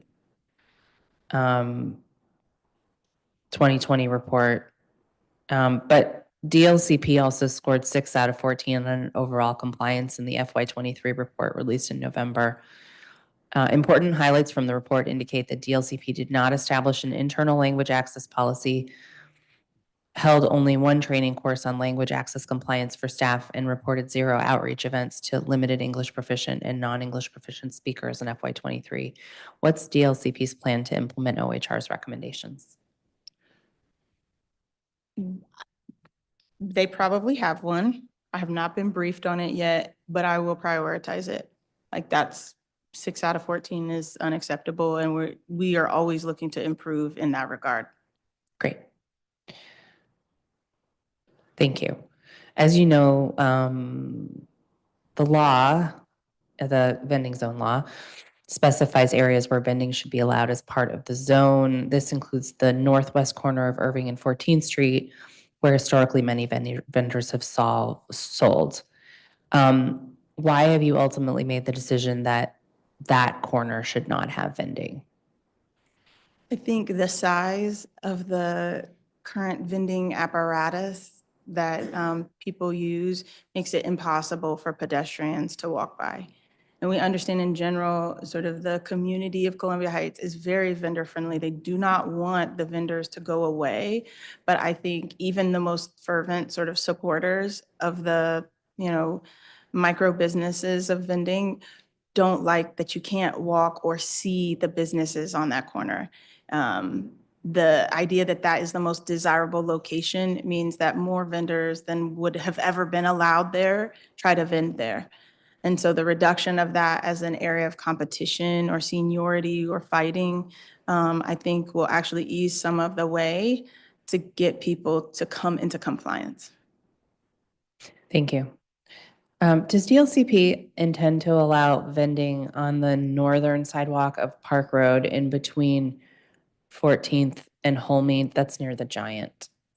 So I think that was part of the original proposal. We did receive some feedback from the ANCs about particular areas like that are in front of the Giant, in front of the Froyo. And so we're going to engage in community conversations. We're not going to change the map because we committed to that map publicly, but what we told them is that once the vending zone manager onboards, and Keisha and our team has committed to meeting with the ANCs, the Ward 1 ANCs, once a month. And so, yes, we 1A once a month. And so we did that last month and we'll be back, and they know, they've seen that plan. And so we'll continually improve that with the vending zone manager. What about the southeast corner of the intersection of Irving and 14th near the former CVS space?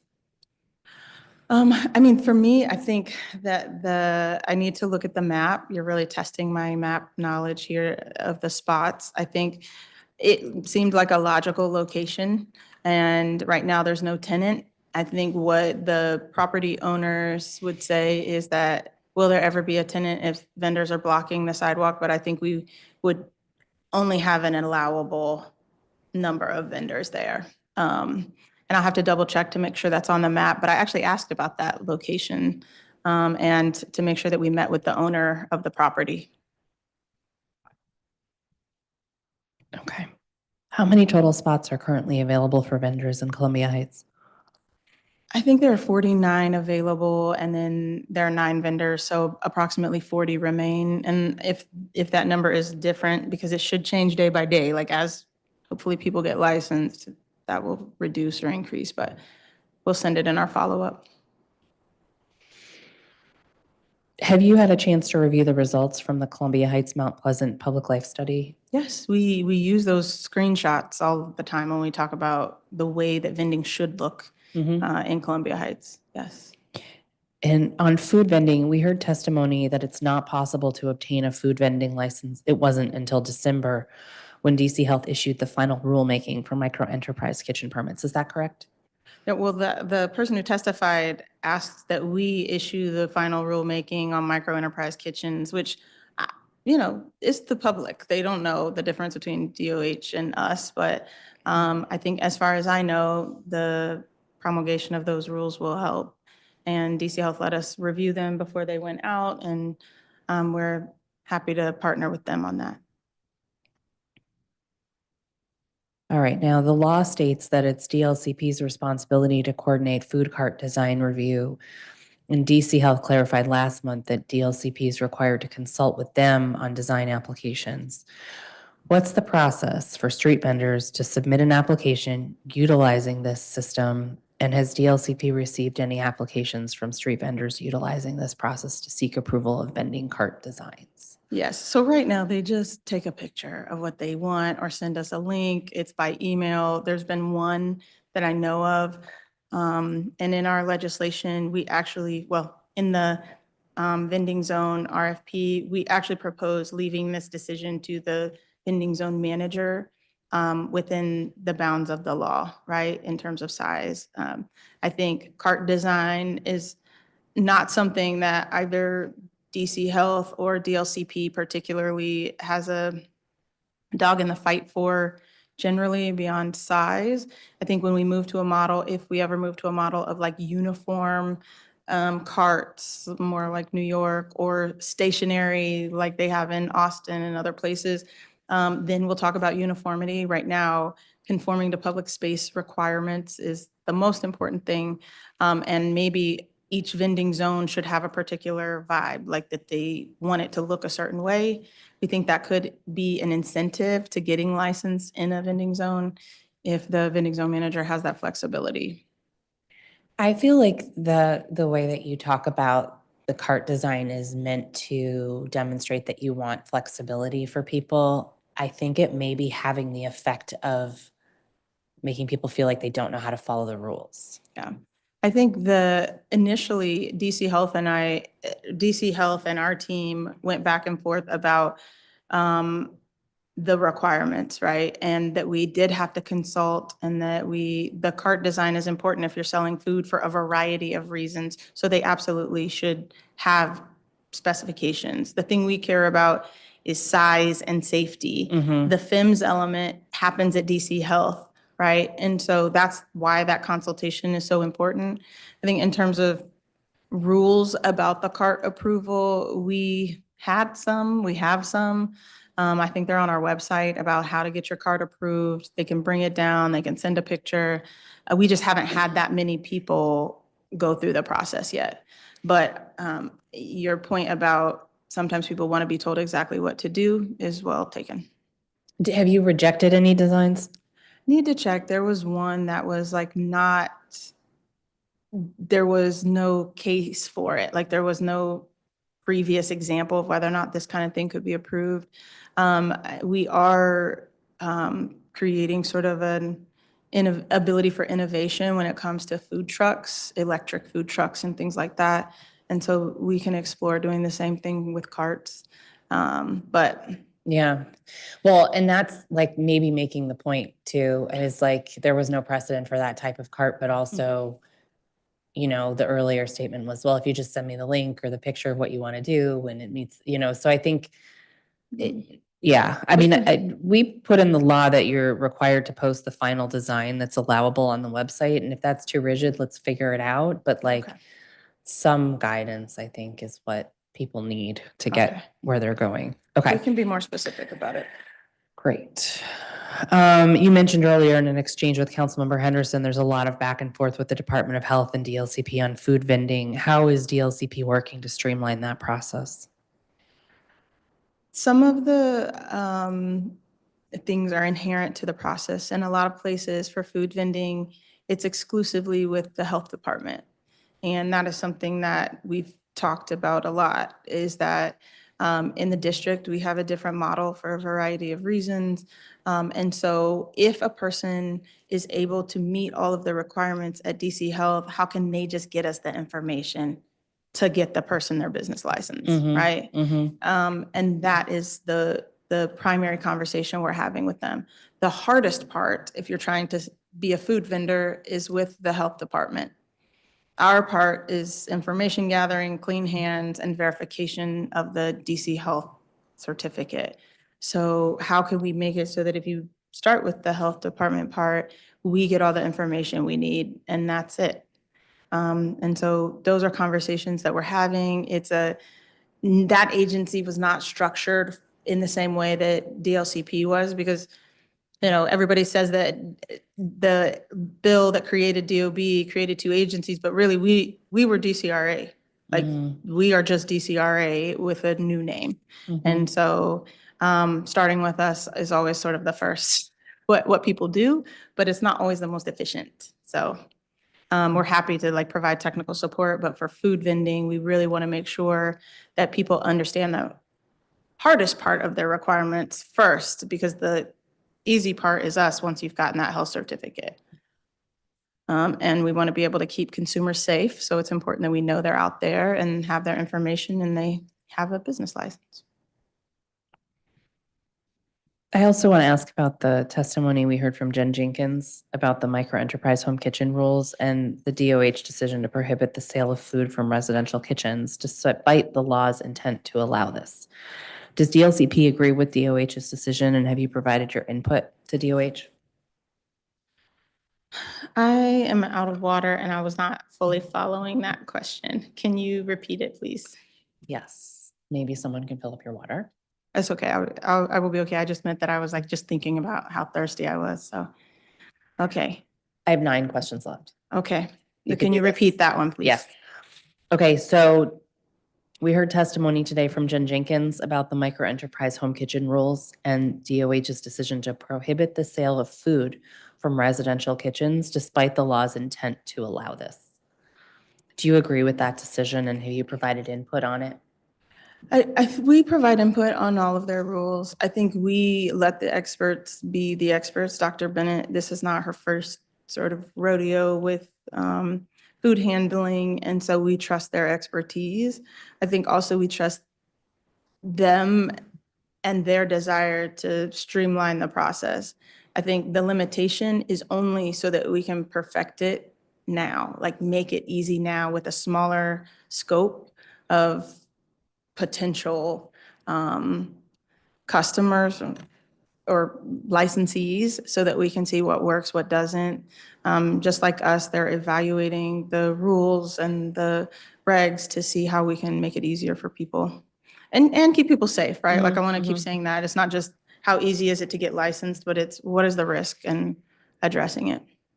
Does DLCP intend for microenterprise home kitchen businesses to vend in areas beyond Columbia Heights? I mean, I think that was the intent of the law, so we are supportive of that. We want as many people in the district to be operating as businesses, a food business and these like small vending businesses people can do as a side job or a main job.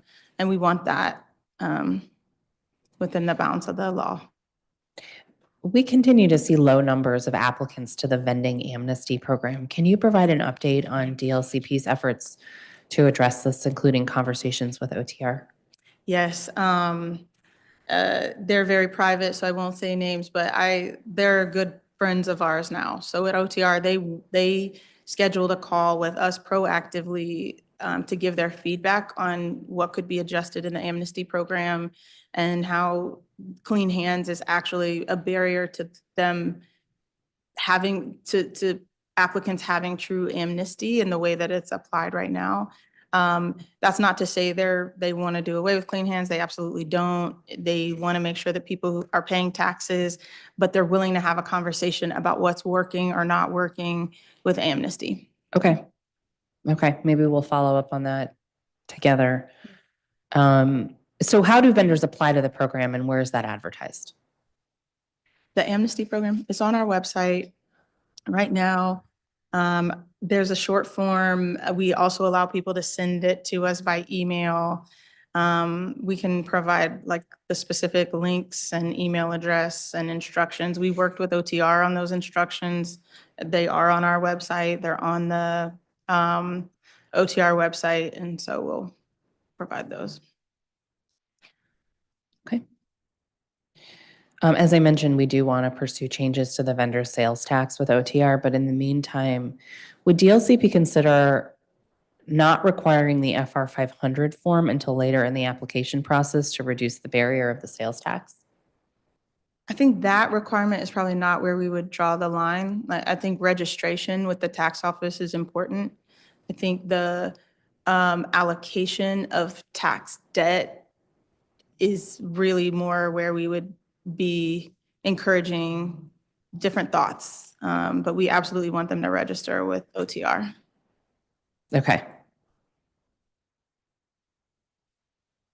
You also mentioned clean hands as a barrier, and there is legislation to exempt businesses from the hands requirement. Could that also help reduce barriers?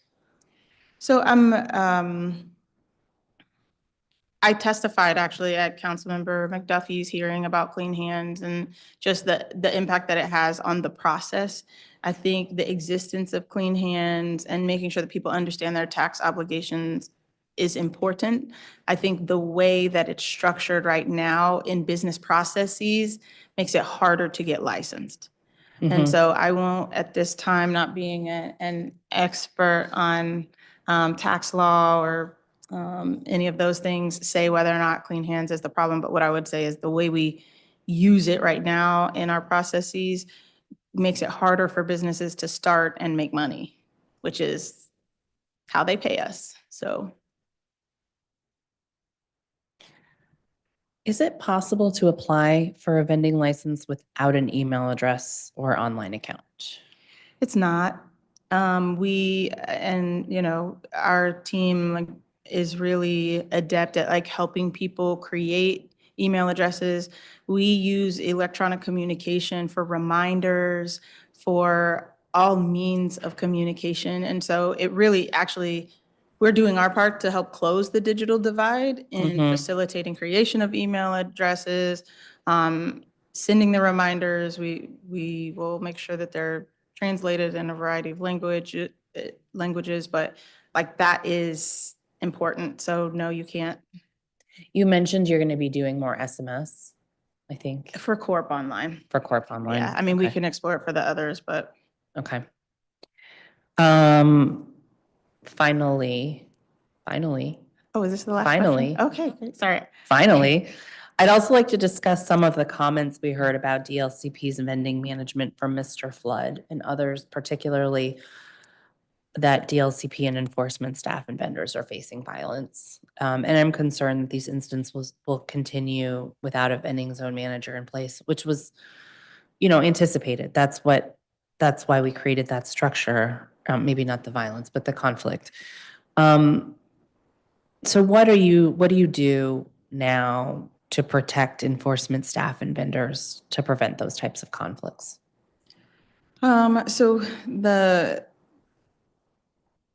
I can't comment specifically on the matter that Mr. Flood mentioned, but I will say that I take those things extremely seriously. And as a policy, if you feel like you are in danger or there is an aggressive vendor, and this doesn't just happen in the vending context. We do investigations at rooming houses. We do cannabis enforcement. Some of the flavored tobacco enforcement we do, they have bats and things like that. And so making sure that, number one, our investigators know that this is not worth your safety in any capacity. So making sure that you are understanding de-escalation techniques. And there was a request for Kevlar at some point, and science has proven that if you have police gear, but you are not a police officer, you take unnecessary risks, right? And so de-risking the activities is our main priority, making sure that as a policy, if there is an incident, you report it immediately, both to your supervisor and the risk manager who alert me if I'm not the person who has received the complaint. We also do investigations into any allegation either way. And if it's something that should be referred externally, we do that immediately. And so I think I looked at my computer for that last question because Ms. Dantzler is emailing me right now. And so I think we take it very seriously and we do all we can to protect them. I think vending enforcement should not be an inherently dangerous activity. I think there are times and places and sort of circumstances that create that, and we do our best to keep our investigators out of those. So if there's more that we could do, then I look forward to it. I think in a lot of places, the police are involved, and that is absolutely the instruction that our investigators have. If you feel unsafe or you're being threatened or your physical person is in danger, you should call the police. That's criminal. Get out of there and call the police. And so we don't call the police for ID verification. We don't call the police to get people to scooch over a foot or because they're not licensed at this time. But the lawlessness has created an environment where our investigators really, this is a dreaded activity for them. Thank you. Appreciate that. That is all I have for you. Thank you very much for your testimony. All right, thank you so much. We'll follow up with all of the things for everybody who came today. Absolutely.